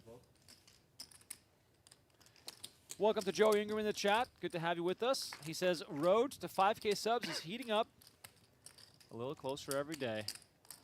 But we won't be happy with 5K. We want 10K. When's Joey going to be in the game? Yeah. Get on the phone with JRB. I heard Joey is now a 2-card specialist. That's what I mean, right? He has get in there. He has forsaken his old love. Yeah.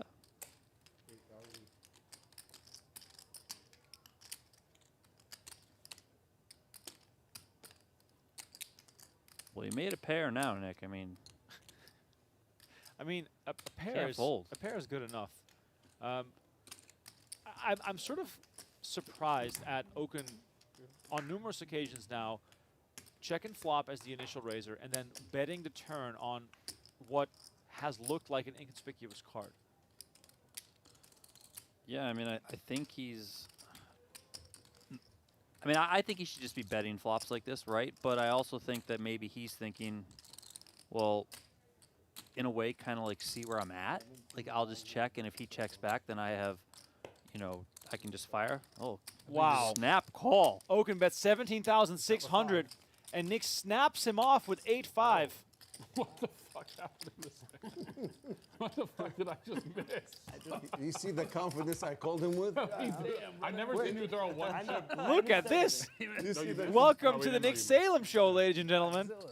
And Boots here trying to evacuate himself from the Squid Game. Makes it 3,000. Oh, here comes And Nick. oh, Nick with the big stack. He's going to make it 10K. Music to the... Oh, and Rampage finds 9s. Sound the alarms. We might have a massive clash on our hands. And all-in announced for 27,800. Action back to Boots. Double check the cards. He's also going to move all in. I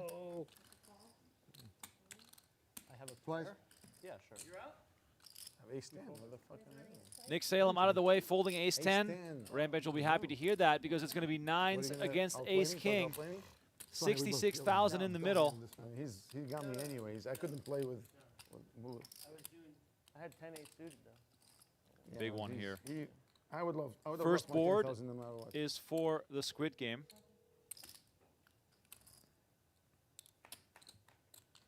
Here comes the flop.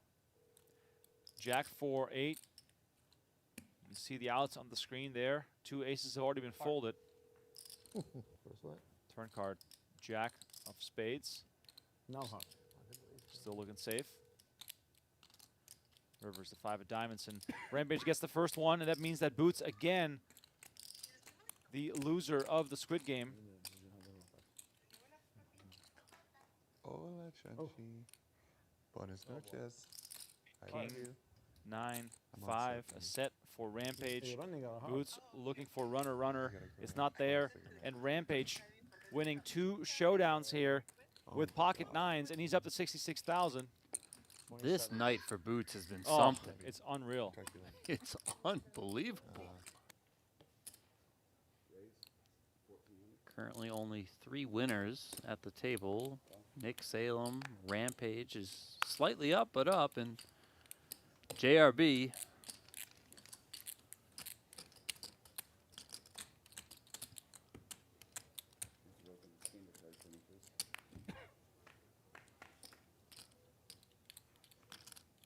Three ways here. Jack 7-4. Top pair for JRB. Oaken's got a gutter.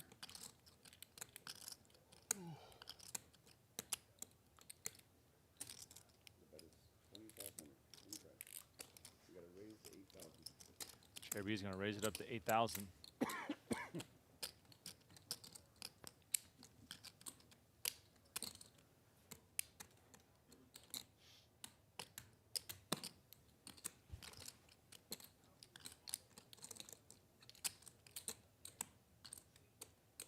Yep, of course.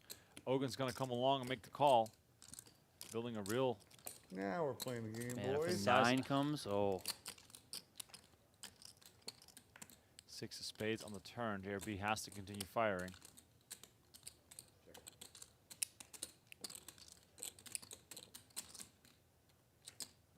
Why did he check?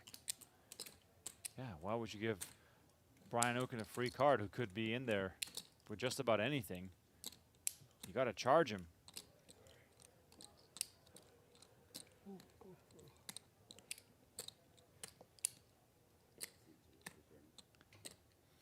Oaken possibly thinking about betting here with the double gutter, but checks back.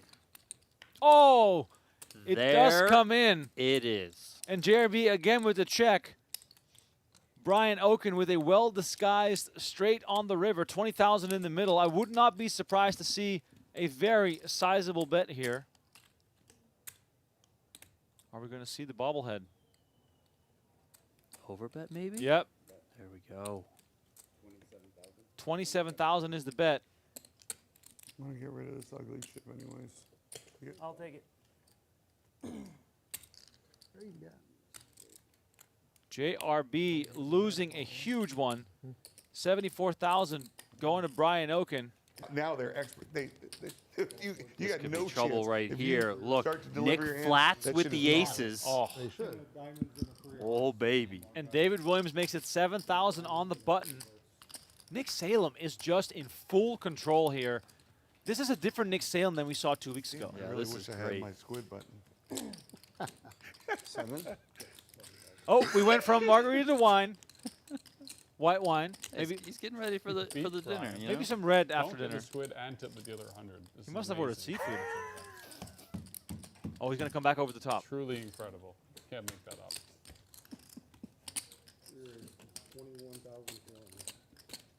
Not messing around. 21,400. I'm all in. Oh! David Williams with the misstep. Oh my gosh! He runs into aces. Nick Salem. First board gets it. Oh my God. They're in for 100,000 each. You're going twice. What happens to 150,000 in the middle. I like that. This is the hand of the night. 2 times. Better call up my backup player. I'm not flipping over, so I don't care what they say. They want you to roll your hand. I'm not, Yeah, they won't I'm do not it. turning Go my ahead. hand over. So Okay, just tell me. that- Now he's that- protesting. They're not rolling the hands Put it over. out. Go ahead, deal. let's go. Oh man. All right. Running it Anyways, twice. You put it on the camera. Anyways, First right? one Yeah, for yeah, the yeah. Squid Game. Aces versus ace 9. 7-6-3. Runner straight still out there. David Williams in a world of hurt right now. Williams got in with the 8-4. He's like, I'm not sure. I don't think I got it yet. I wish I had 8-4 right now. I have a 5. I can hit a 5. Oh, God. Ace queen. First one's going to go to Nick Ace Salem. Ace, ace. Yeah. Nice hand.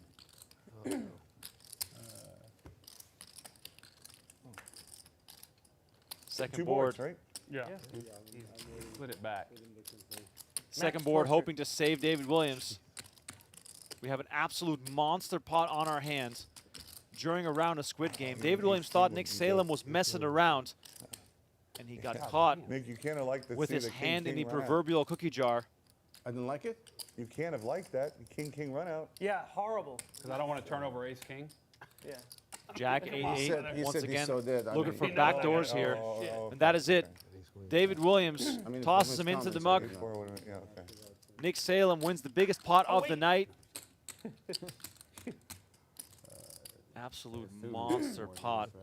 Okay, here's my thing. My mom, when she drinks wine, she has ice in it all the time. I don't mind the idea of having a colder glass of wine. My problem is you got to drink it so fast before the ice melts, or otherwise it's going to water down your wine. Yeah, no, I would just put like 1 or 2 ice cubes We just can to dance, though. quickly You wanna chill it down.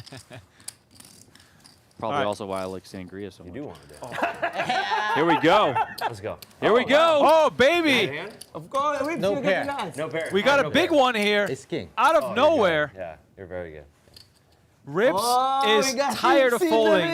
Hit that. Yeah. Good luck. King Charles Thank gets you. him to pull the trigger, making the I think call so, here too. on I the think jam. We got a new biggest pot, 60,800. Get there one Did they say once or twice? I think we're going twice. 47 minutes to play his first hand. Oh, Got yeah, it, yeah. Got it in. Got it in with a 3-outer. 10 king. That's a good card there, yeah. That's a Rips roll. He just he couldn't write no more, you know? Yeah. 2 times signaled from Charles. I know. Rips hoping to get lucky and chop this thing. There it is. Oh, Jack in the window. King right behind it. Came too quick. No diamonds alive here. 10? Maybe. Queen 10 good. gives us some outs here. River's the 3 of diamonds, and Rips already 1 jack short now. 30 something, I think. Always feels good to win the first one. Oh, it really does. Ace 9-4. No help for Rips, who's looking for a jack.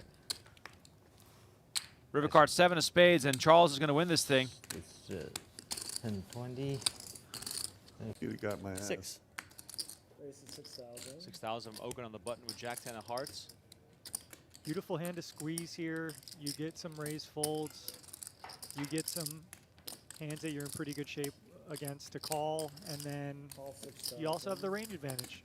Here we see the king jack suited just make a cold call out of the blinds. So it's going to have the jack 10 suited dominated, but Oaken will be in position. And Was, the 6-9-0, an infamous hand in poker.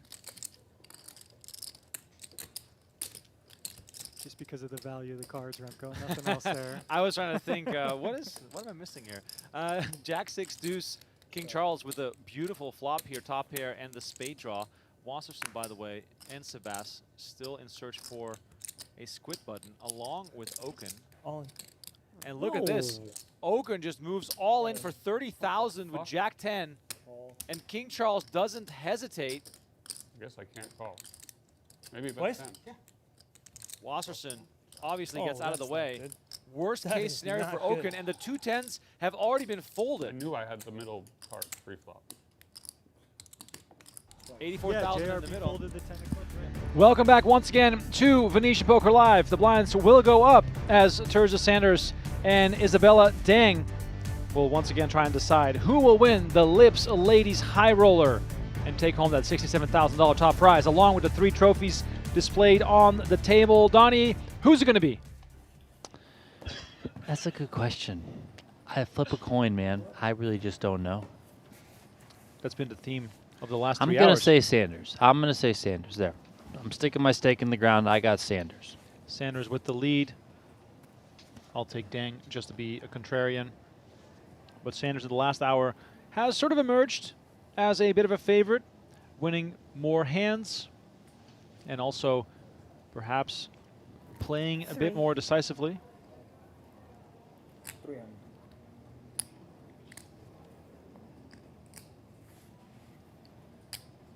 Look at this, kings for Dang. Let's see if she can slow play again. That's been her MO during this final table. Whenever she gets dealt a big pair,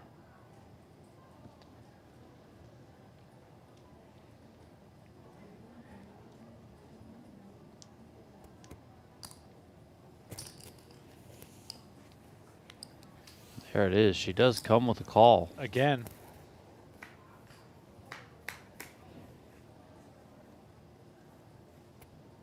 Well, this is going to be troublesome for Sanders.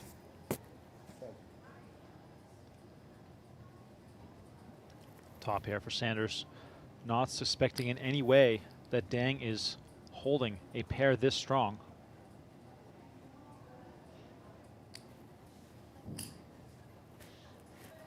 Sanders continues for 375. Donnie, if you're Dang here, how do you proceed? Do you check raise?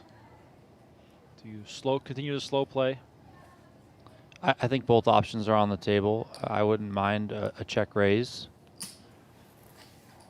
You know, she's been kind of doing those check min raises, right, with bluffs. Maybe do it with some value, trip up your opponent. Check. She does come with just call. Oh, check in the... Oh! The blind check. And then we see the 8 on the turn, pairing Sanders, who now has 2 pair against the pair of kings. This could be the end of it. This really could be the final hand of the night.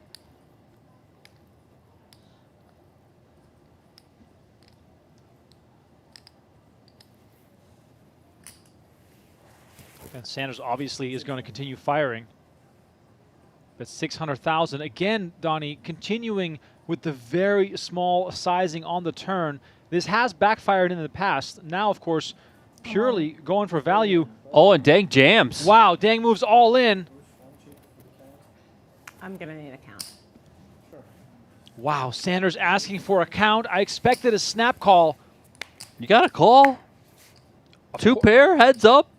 25 big blinds deep. Of course, 10-9 is out there somewhere lingering, but hey, there's so many hands you can beat here. I call. Sanders makes the call, and here it is, all in showdown for all the marbles. Dang, looking for a king, a jack, or a 6, or else Sanders will win this tournament and become our Lips High Roller champion. Tirza Sanders, 1 card away. The largest score of the year. and her second straight massive ladies event win after taking one down in December here in Las Vegas. Oh no, it's the last card. Never mind. Oh. Took a queen of clubs. Dang held the Chibli for the majority of this final table after a very, very hot run. Right now, it could all end. Maybe there's gonna be some king magic. No. River card is the 5 of hearts, and that is it. Tirza Sanders Nice game. comes out on top, money. winning the Lips Ladies High Roller for $67,846. We tip our cap to Sanders, who kept her cool, grinded it out versus the seemingly unbeatable Dang, who ended up capitulating after more than 3 hours of heads-up play. Dang still takes home $43,251. Terrific showing by her as well. And here is a look at our final table payouts. Wow, what a final table it has been. Monika Zukowicz was the first to be eliminated. You can see all the names there on your screen. Jackie Burkhart started this final table as chip leader. She fell short in 3rd place. For Donnie Peters, my name is Remco Rinkema. I'd love to thank you all so much for tuning in to the action. It's been an honor to call the first ever ladies high roller here at Venetian Poker Live. And the 3 trophies you see there at the top of your screen will go home with Tirza Sanders. Quick reminder that Venetian action continues on Sunday when we have the final table of the Ultimate Stack $1.5 million guarantee. That event will surely have a thrilling final table with a massive first place prize. For now, all that remains is for me to wish you a good night. Thank you all so much for watching, and hopefully we'll see you again soon when the next big live stream kicks off here at Venetian Poker Live. And there she is, Tirza Sanders, holding up the trophies. She doesn't even have enough hands to hold all of them up.